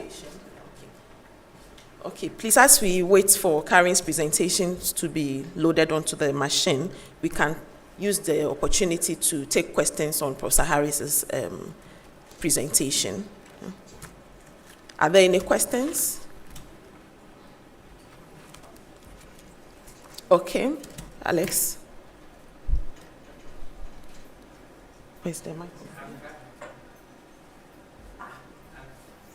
I'm fascinated by the ambition of embarking, sorry, I'm mistranslating from Spanish, the word in English is not embarking. Embracing or so many different forms. Yeah. So incorporating so many different forms under the literary and just creating one metadata scheme for all of it. Or did I misunderstand? You have different metadata schemes for different forms. So there's one metadata scheme, but when it comes to the genres, we're allowing each language to hold its own structure, as it were. So it's a kind of strangely, it's a sort of strangely staged scheme, and everything that is in the material and the formal part will be, that's going to be translated. But everything under genre will not be translated. Got it. So yes, that's a yes and no answer. But I'll be at the workshop, but just so I understand correctly, so the spreadsheet, when you say that each language has their own form, you mean each language has, the form is just the way we answer the same question, but the first row on the top is only one, and it is fixed. Is that correct? No, so basically under each language then you would have certain categories. So for example, I'll use the isiZulu example. You could have Izibongo, which is praise poems or orated poems, let's say. But then you'll have poems for kings and poems for, important people and poems for everyday objects and so on and so forth underneath it. So that particular ontological structure we will inherit. Yeah. Fascinating. Yeah. I'll be there tomorrow. Yeah.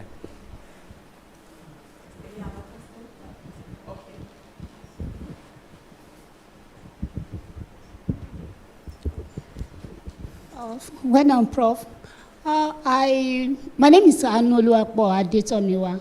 I just wanted to confirm something. The slide where you have different languages, you have Zulu, Igbo, the third language there. I saw Yoruba was there, and you put Igbo, Igbo language on top of it. So those words are Yoruba. They're not Igbo. Sorry, they are? The words you put under Igbo language. Yeah. Can we see the slide again? Oh, I've taken it. Okay. Sorry. The words are Yoruba words. Those words are Yoruba. They are not Igbo. Sorry, that was, yeah. Okay, my apologies. My apologies. It was an error on the slide from changing the top title. My apologies. Yes. Any other questions? I should also say all of those slides are illustrative of how we're thinking about it. They're not actually an ontology yet. Okay.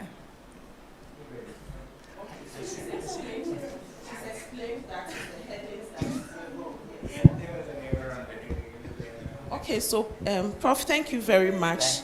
You made a statement that how do you link what you do not have? And in my classification class, I've always been telling my students that as an information professional, you shouldn't collect any information material if you know you will not be able to catalog or classify the material. Because in information science, if you have a collection and the collection is not accessible, then it is better you do not have a collection because you are just going to create mess that will gather dust if it is or they are physical materials, or you just occupy space on a piece of machine. So when we are collecting in the morning, we learned about determining priorities in our assets. How do you determine what to collect so that you don't just collect without providing metadata? Right. So what we're trying to do with this project is set up a model for future collection, really. So we've got case studies on all these different kinds of forms, all these different kinds of modalities, these different kinds of materials. And the idea is to come up with models for how we then collect those kinds of materials so that other people can populate it with information depending on their collections, right? So it really is a meta project in every sense. It's about modeling how to create a coherent, searchable repository on literary data, and in order to make that more visible. And the truth is that there are just so many examples that we're going to, we'll never finish. I take Emmanuel's lovely point that it's a bit like a language, right? It never ends, but you still got to do something. So yeah, it's about setting up those models more than actually achieving some kind of complete. It'll never be complete. Yeah. Thank you very much. So Karen is ready with her presentation now. So let's welcome her with a hand of applause. Yes. Thank you.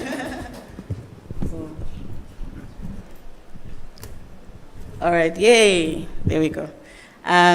So, as I said, I am currently the senior researcher at Open Restitution Africa, but before I held that post, I was working in Durban across multiple projects between the University of KwaZulu-Natal and the Durban University of Technology, and the Poetry Africa Digital Map, which sits within UKZN under the Center for Creative Arts, was one of those projects.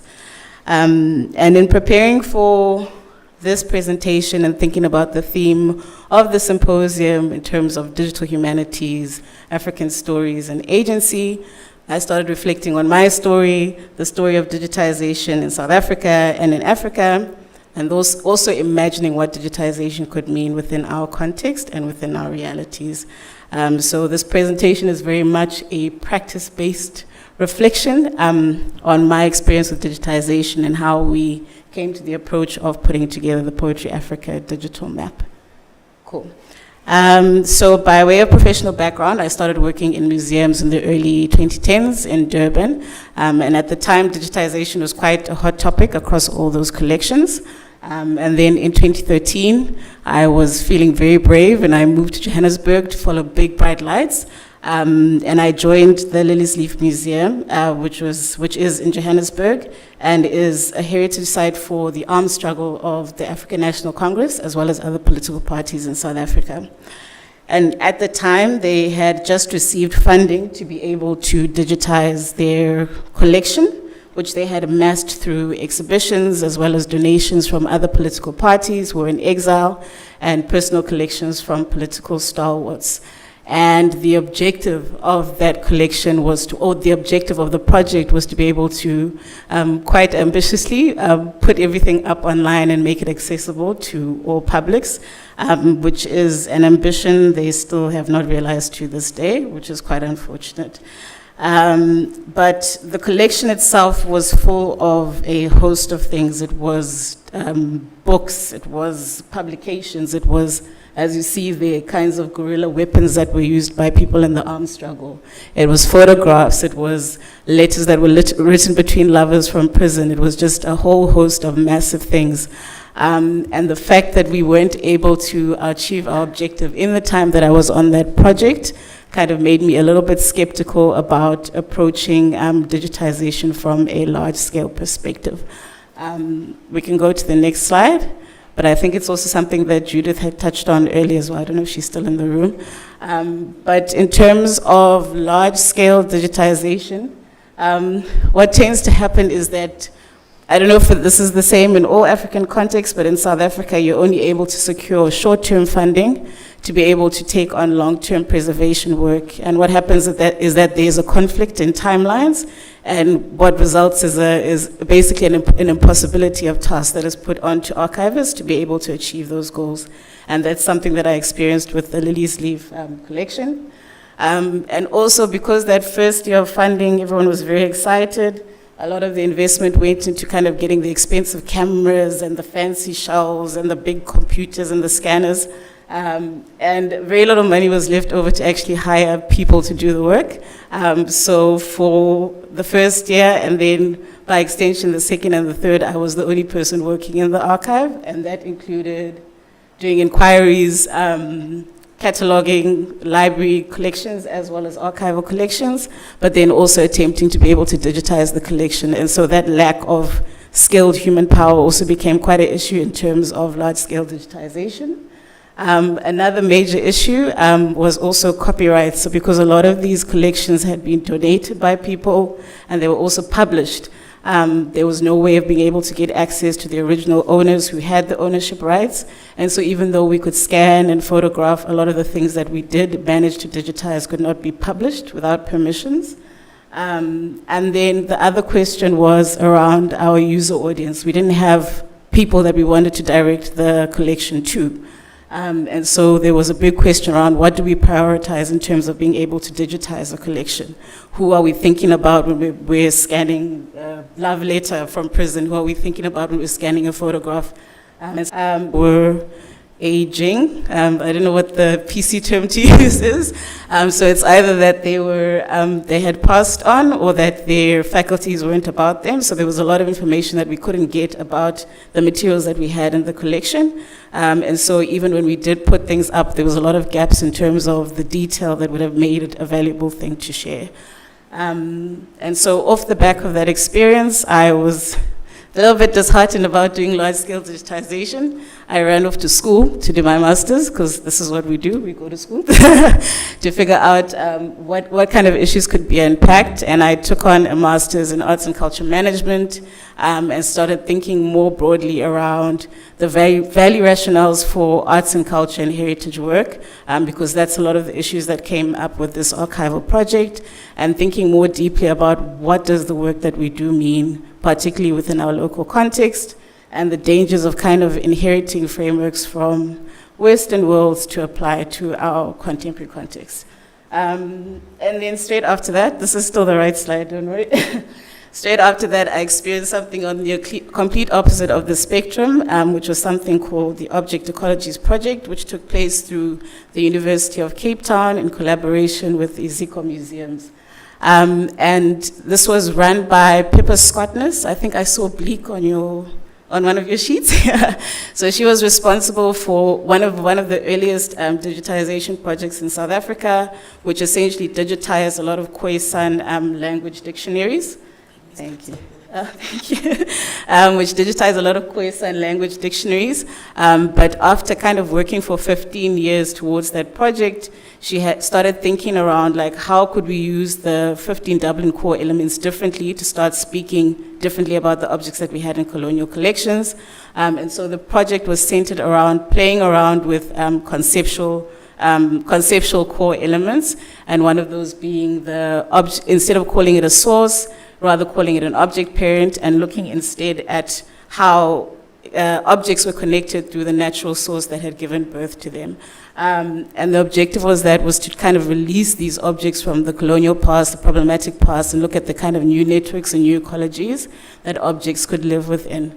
And so you'll see here we've got like a teddy bear from the South African Holocaust and Genocide collection. We've got a tsetse fly from the Natural Museum collection, and we've got a Greek frieze from the art collection. And they ended up being connected together because their common object parent was sand. And so it was an experiment. It didn't go further than just kind of testing that. But I think what it did for me is that it showed me that digitization doesn't necessarily have to have the objective of preservation. It can be something, a tool to be able to explore certain questions that we have around collections, and that we can kind of mold it and mend it to be able to ask questions of the collections that we have as a local people. And so that's the mind frame that I was in when we went into the Poetry Africa digital map, which is my next slide. So when I joined this project, we had a whopping $7,500 to use over 2 years to digitize an entire collection of a Poetry Africa festival that had run for 26 years. And that included VHS, DVDs, hard drives, institutional kind of documents, photographs, catalogs, T-shirts, whatever you could imagine, you named it, it was there. And quite early on, I had to have a conversation with the director to kind of lower expectations in terms of what was possible. And so we had to start thinking about what we did have and what was possible. So what we did have at our disposal was that a couple of years back, somebody had kind of taken the initiative to start digitizing some of the performances that had taken place, but that was from the years of 2013 to 2017, and all those links were sitting up on YouTube. We also had an office scanner. Strangely enough, these things are very useful. And then we also had a very good network of creatives within Durban who were willing to contribute to how we could make this archival project possible. And then we had an internship program running at the time, so when they were not working on festivals, they could help support to build the digital map. And the last thing that we had, which was really, really valuable, was these catalogs, annual festival catalogs that had photographs and biographies and locations of the different poets and funders that had contributed to the festival. So we started thinking differently about how we could work with these things to be able to create a digital map. So we can go to the next slide. So as I've mentioned, within the catalog, we had photographs, we had biographies, and we had locations.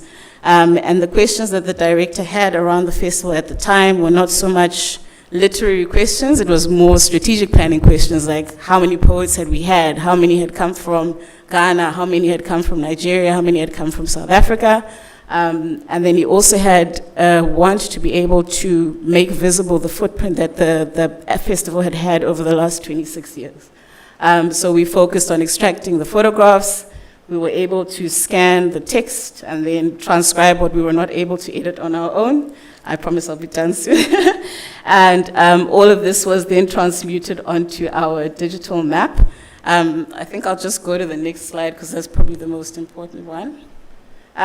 So over here you can see, I hope I'm speaking loudly enough. Can I grab this one? It's on, okay, cool. So when you zoom into the map, you can zoom into a part of the map. So here, because we are here in Ghana, I've zoomed into the area that is Ghana, and you can see that it shows you how many poets have performed from Ghana, and that number says 4 for those of you who cannot see. And when you click into that kind of aggregated number, you're able to see all the pins of the poets that have performed from Ghana. I've got to grab my notes here because I can't read off my slide.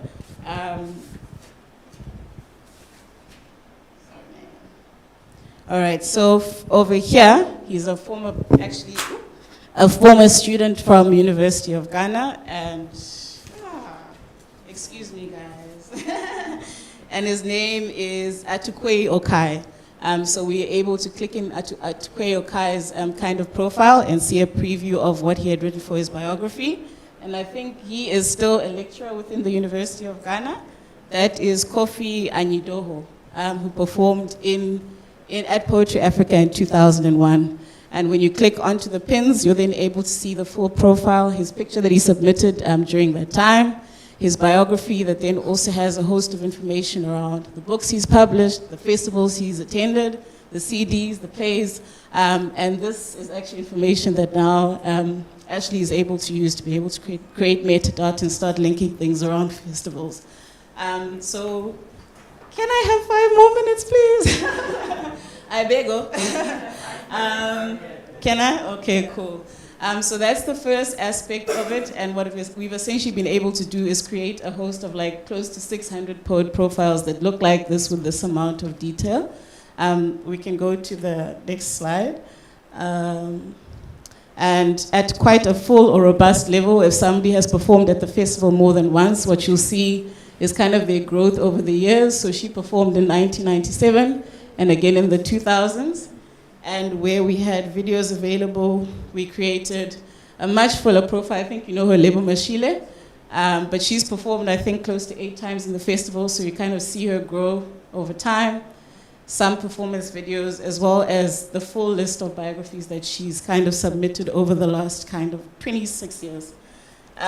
So with this digital map, what we've essentially created is it's not a fancy or very high-res kind of collection, but what does exist is institutional memory and strategic planning for the Center for Creative Arts, so they can look at this map and be able to see where have we been, where haven't we been, and make sense of where their gaps are, particularly in terms of the poets that they've onboarded. And because they sit within the university, they have KPIs, so they have to have had a certain number of people performing at their festivals, so they're able to do those assessments much more quickly. From a poet's perspective, you're able to track the development of a singular poet, and especially when they perform more than once at the festival. It's become a resource for young poets who are then able to explore from their countries, who has come from my country, what kind of books have they published, what have they done, and where the videos are available, they're able to watch styles and be able to learn from that as well. And as the Almeida example shows, it also becomes a resource for future research into the world of poetry and all the infrastructure that sits around it. And it's super low maintenance, because post our $7,500, we're kind of spending $30 on being able to maintain this through no money for WordPress, but then also Mapify plugin on WordPress that then hosts all these things on the site. And then, the other aspect is that with the poets, with the funders map, we also did the same exercise of being able to identify them on the map. When you click on the tag, we didn't want to misrepresent them, so what that does is it takes you directly to the site of the funder, and that becomes then helpful for somebody who's interested in looking at who funds poetry festivals as well. So it's not necessarily knowledge production around the festival itself, but it does become something that gives people further information about how they can enable their own poetry activities. So I think my last slide, I think I'll let you guys kind of read it, is that there are things that selective and curated digitization does not achieve. You're not going to get like a very full entire collection kind of being digitized, especially when it's endangered. You're not going to get kind of the broad, deep historical value of collections coming through, but you are going to get a very specific and targeted value for a particular audience at a time.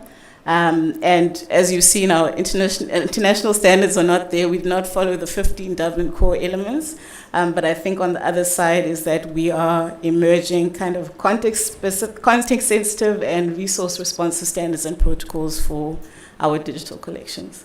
And the last question I want to leave you all with is, do we want our digitization to enable preservation and global access to our cultural heritage collections, or do we want to make our collections visible and usable to the people who generated their content, and are both possible? The end. Thank you.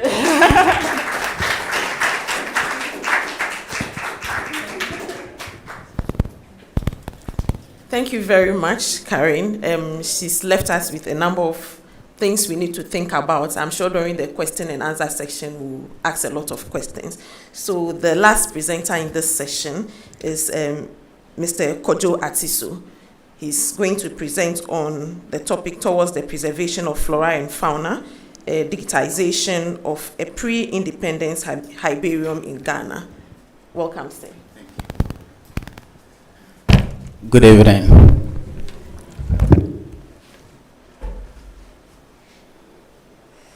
So, I think this slide 2, is it slide 1?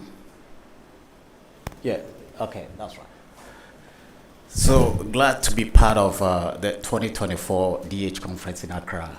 As you see the title towards the presentation of flora and fauna, digitization of pre-independence herbarium in Ghana.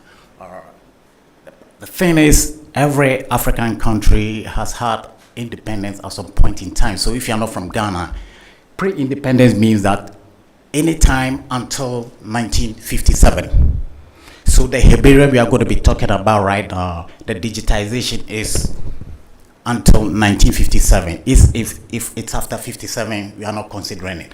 By the way, what is herbarium? Herbarium is just information on plants locked up in some room somewhere. And what kind of plants are we talking about here? We are talking about 5,000 plant species in Ghana. Now, Ghana happens to be an agrarian country, agro-based if you want, where 60% of the people work, whatever we do is, workforce are involved in some kind of agro-based activity. Then again, I have worked at a research organization here in Ghana called the CSIR, which is the foremost research organization in this country. The an analysis of protein consumption of the people of this country was conducted, and it was realized that 60% of the protein consumption in Africa, not in Africa, in Ghana, come from animal products. So you see the connection. Anything having to do with flora or fauna then becomes occupy an important part of the Ghanaian. So I used to work with this organization, and I stumbled upon an archive that was logged up somewhere with data on 5,000 plant species collected by botanists up until 1957. We were going to lose everything until, God being so good, I got it. So let's go to slide 2. So when I got the archive, this is what I did. I put up a team of animal scientists, a team of crop scientists, a team of archivists, IT people, botanists, assistant, and then plant and animal taxonomists. What is their role? The role, and all of us here had a role. The role was my role is a librarian. Of course, the animal scientists, they have to do the animal stuff of the, part of the herbarium. Very soon you're going to see what kind of thing I'm talking about. Then the botanists, their job is to identify. That's not an easy job at all. 5,000 plant species across the whole nation. Sometimes one plant species could take them weeks, and they have to call their colleagues all over the world before they were able to find it. So let's go. So this is the team that I put together, and I believe we did a good job. Let's go. Now, one thing everybody involved in academia in Africa knows this. Funding is always a problem. Even if you find the money, it's something. So it took me 3 years to grant proposals to get the British Library to fund this project. Let's go. Now, this is the specimen. This is what we're talking about. See how beautiful it is. To the left and to the right. The left, I think I remember the name, the local name. It's called a champon. If you ever grew up in a traditional, in a rural community, you know what is it. So, and then to the right is called nyanya or whatever it is. So you have all these, and then you have the data on them. Their chemical composition, medicinal structure, everything was done. And this, and they were about, so the British Library gave us, they gave us what they call listing. That is the fields that we have to fill. Too much. This project took us 2 years, and we were able to finish everything. So I would say this is digitization of another kind, in the sense that we're not only digitizing the papers, but we're also digitizing the objects. You see the plant there, the plant material, the plant are there themselves. So also making sure they don't, because if we lost them, now in Ghana there's a problem. The local plant is called galamsey, where the land is being destroyed in the name of, what is it? Illegal mining. A time will come, some of these 5,000 pieces. So at the end of the day, when we finish our work, the second type of this in 8 minutes? Okay, I'll do that. This is too much for me. A time will come, you go to the field, and crops that were, or plants that were available 10 years ago are no longer available. What is the implication for the ecosystem? It is upon this reason that this project becomes so critical. Let's go. I have 8 minutes. So it was located at Nyankpala. Nyankpala is, if you know, Nyankpala is a northern part of Ghana. You're locked up in a room without ventilation. And what is more, they were eaten by termites by the day. Every day they were eaten by the termites. So we got 4,093. I think if we had discovered this thing very early, we would have had like 6, 7, 8,000. But this is what we got. Thank God. Let's go. Now, so you see the data on 4,093 plant species collected in Ghana. You know, Ghana, Togo, Benin, we share borders. Though they were collected around the northern belt of Ghana up to the Kumasi areas. They were locked up without being eaten by termites and then left to rot away. And they were collected by somebody. So somebody who should get credit here is called Bruce Ines, who was the leader of the team at the time. So until 90, so Bruce Ines was the lead of this project. Let's go. Let's go because I have 2 more.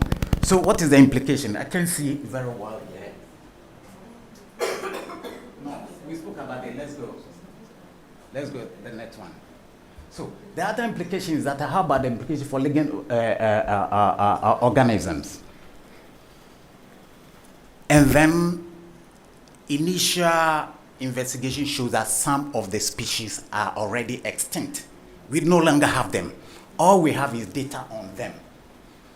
What happened to them? And what is the implication for the ecosystem? Those are the questions that we are asking. Yeah, let's go.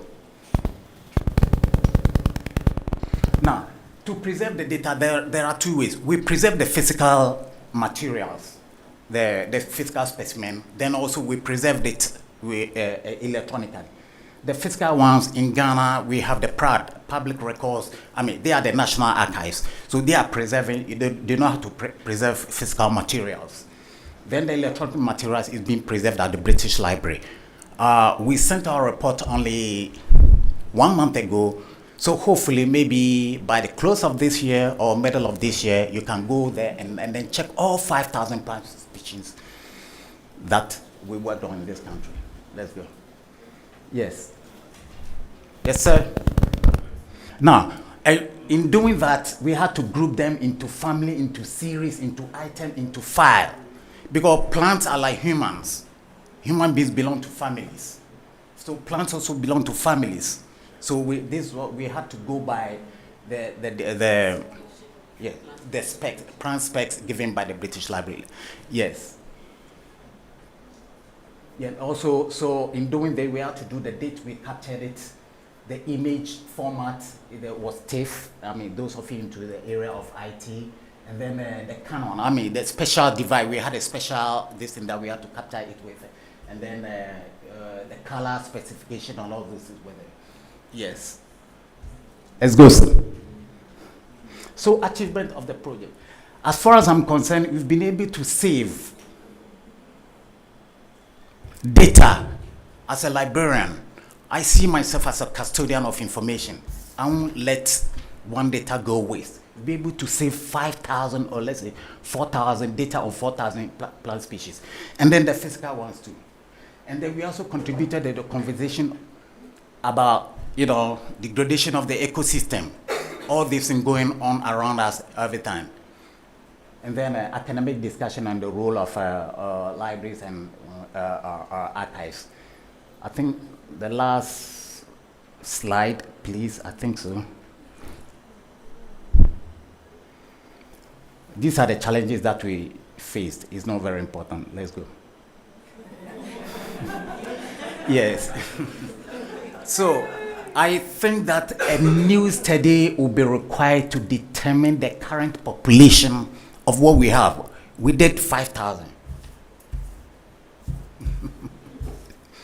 A new study. This is what we have. So now the people have to go to the field to see out of the 5,000 that we have, how many are even alive at all? How many of those plant species still alive, or are they dead? And if they are dead, what are the implications? Yes. Thank you.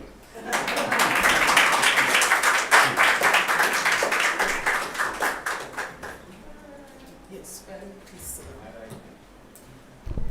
Thank you very much, Dr. Atiso. Sorry for calling you Mr. at the beginning of the presentation. So please, can we have Karen please join him?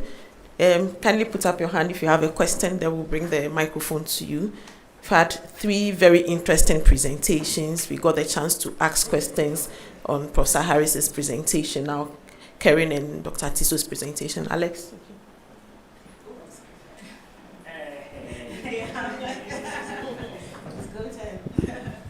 This is following up the question of Professor Harris. Karen, you are also doing something that I find fascinating and I've always been interested in, which is to not accept international standards of metadata, to question them, to critique them. Something that may be hard for you because of the plants and the way that the international system does seem to have some benefit.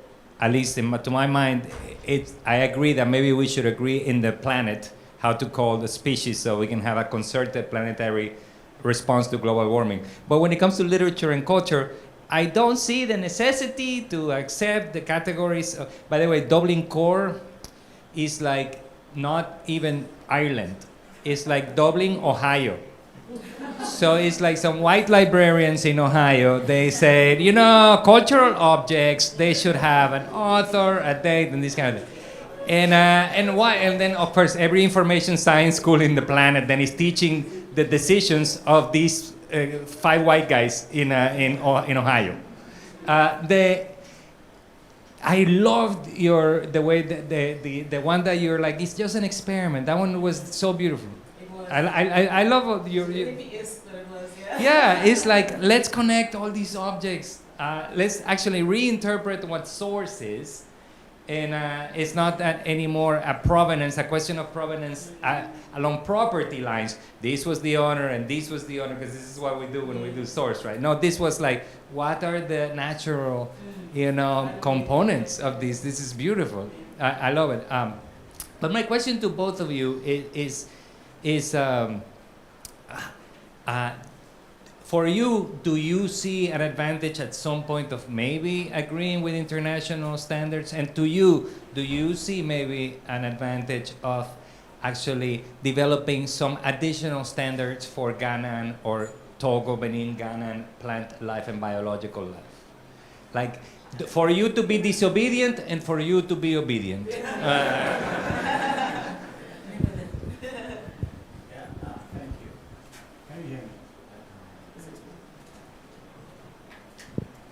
Okay.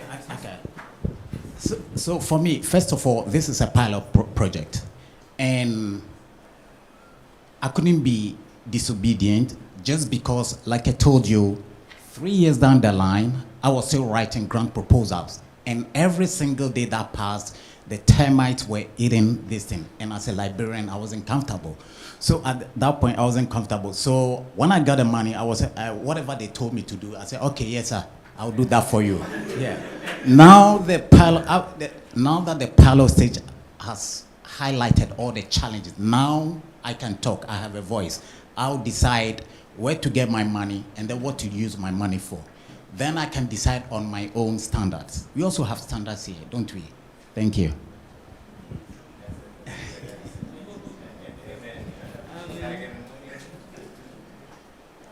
So we were actually speaking about this in the other room a little bit earlier in terms of the question of findability within kind of like a broader knowledge system. And I think from that perspective, yes, it is valuable to not necessarily conform to international standards, but to understand how languages are being used and then link it into what kind of language is being used to make your collection findable. And I think the work that Almeida is going to be doing around this is going to help us a lot in terms of knowing how do we tag those profiles to be able to make them findable. In a bigger search, if I put in Lebo Mashile, she must be the first poet to pop up, even though she's a black African woman, and people must know she exists and have like access to everything about her type thing. But being smart about the language you use to tag them would be the thing, yeah. So, as an instructor of cataloging and classification, I know that it is in a way good to follow international standards, like Karen said, so that your materials are internationally findable, if there is a word that way, so that you don't have a collection that you think, oh, I've sat in my small corner, I've described it in my own way, but nobody else will understand the language you have used to describe your material. At the same time, I know we have challenges describing our materials in our language to fit into international standards. So we have a number of graduate students here. So it's a challenge to the next generation of information science scholars for us to start thinking of defining our own standards and how to describe them.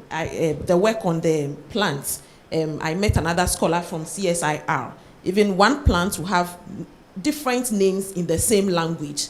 If it's the Akan language, the same plant, one community will call it this, another community will call it that. She had to use a system of trying to find a universal name in that language by maybe asking them, okay, so if the same plant has 5 names, what is the most common? Before she will use that to describe the material. But that means that when I go using that catalog and I don't know the most common name, but I'm familiar with one of the other names, I will not be able to find the material, though it is in that collection.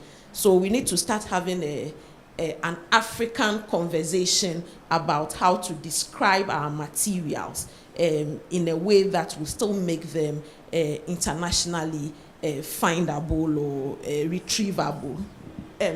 Doc, you want to say something?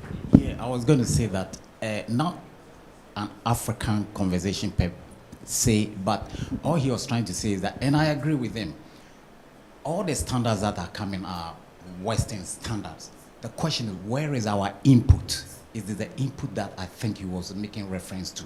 So anytime I'm doing a project, I want to make sure that the sponsor understands that I should have an input, and that is accepted. So this is what I did. When I was doing this way, they would say, do this. And I said, no, this, we can do this way. If we do it this way, it's more like that straight jacket kind of thing. Everybody is doing the same thing. See, so your input is always important anytime you are doing it. Your cultural input is also important when you're doing a project. Thank you. It's very necessary, but I think that's what I'm saying. If we look at it from one person's perspective, so when another person is also doing another project on herbarium and uses other descriptors that you didn't use, now, you know, we are talking about universality of our collections. How do we map that collection onto yours so that one day we can have a database of all herbariums in Ghana or Africa? I don't know if you are aware that there's a herbarium at the formerly botany department. I don't know how many of our graduate students are aware. There is a whole collection. So you could visit that place. It's just a walking distance from this building. So you can go and have a look at that collection. Okay. A short question, maybe a comment, but I just want to hear about, your stance on what you call in botany scientific names. Did you use them? Because I think the issue of scientific names has implication on ownership. If you call a tree like a scientific name, it's no longer my tree, right? It becomes a universal thing that anyone can own. I mean, we have like, like tables, wood that is collected in Africa and taken somewhere, China, everywhere. We have things made in China, right? Made in the US, but never collected in. What about telling where it was picked? If you call a tree by the name of, like, my village, then it's my tree. Once you call it by a scientific name,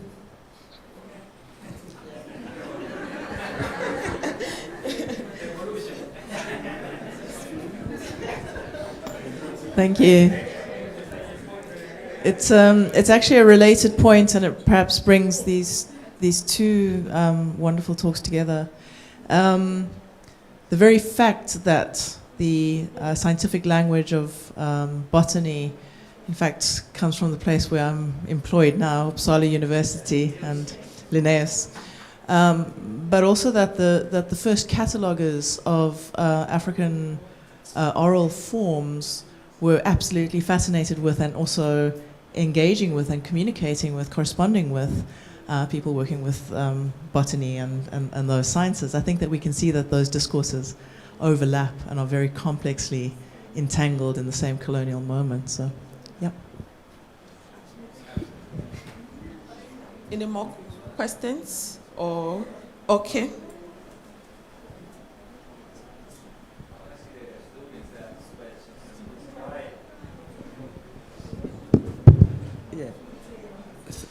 Let me thank all the presenters, but my question would be for Karen. I was going to ask her the scope of her project. You are talking about Poetry Africa, whatever it is. Now, how African will be your collection? That's my question. Are you looking beyond just Ghana? I heard you mention Nigeria. So how big will that collection be? And how representative will that be of all the poets, or all the poets that have written, or those who are still writing? How representative will that collection be? Thank you. So I didn't get an opportunity to explain.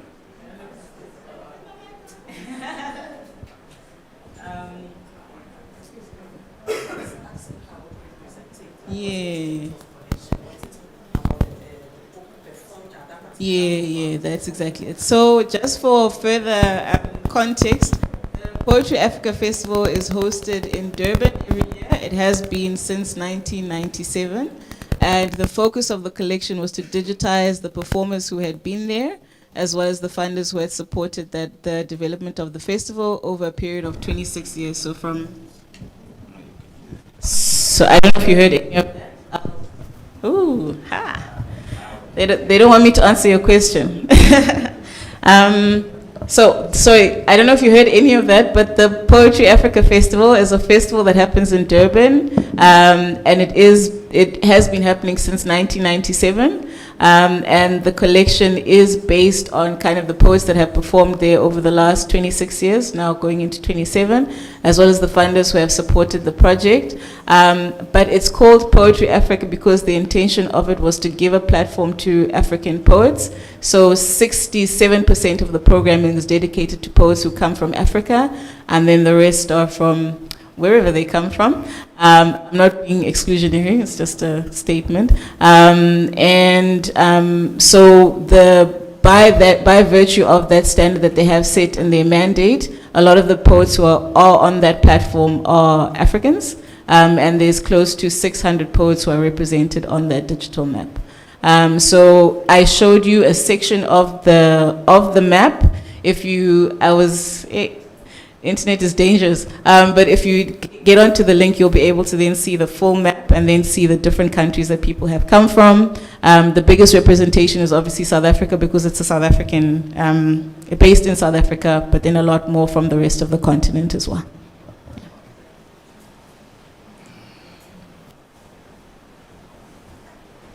Okay, thank you both very much. I think they were very interesting presentations. Yes, and we have learned a lot, especially I want to believe for our graduate students. In Ghana, we have a lot of things we can collect. Our funeral brochures, are we aware of that? Yes. In Ghana, during funeral services, we always print something like this with all the family photos of the deceased, the person's biography, tributes from different people.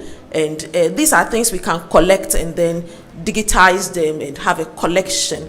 We can do a lot of things. So go and think about something you can create in your own institution and call it your own. Thank you very much. We'll now call Kwabena to come and do a wrap up for us. And Brian is also here if you have a word or two. Thank you.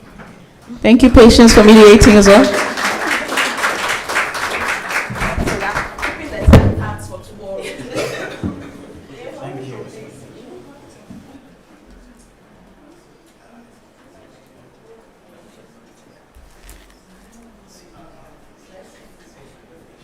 Okay, so thank you for staying throughout. It's been a long day.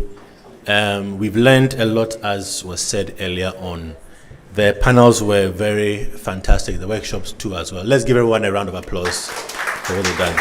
Okay. So we continue tomorrow. We have workshops in the morning similarly, and then in the afternoon we have presentations. So 9 o'clock, we start off with a workshop. It goes on for 3 hours actually. And it sounds very interesting on Wikidata solutions for informal literary archives. So please make it a point to come. Let's enjoy ourselves and then we will proceed from there. Have a good evening.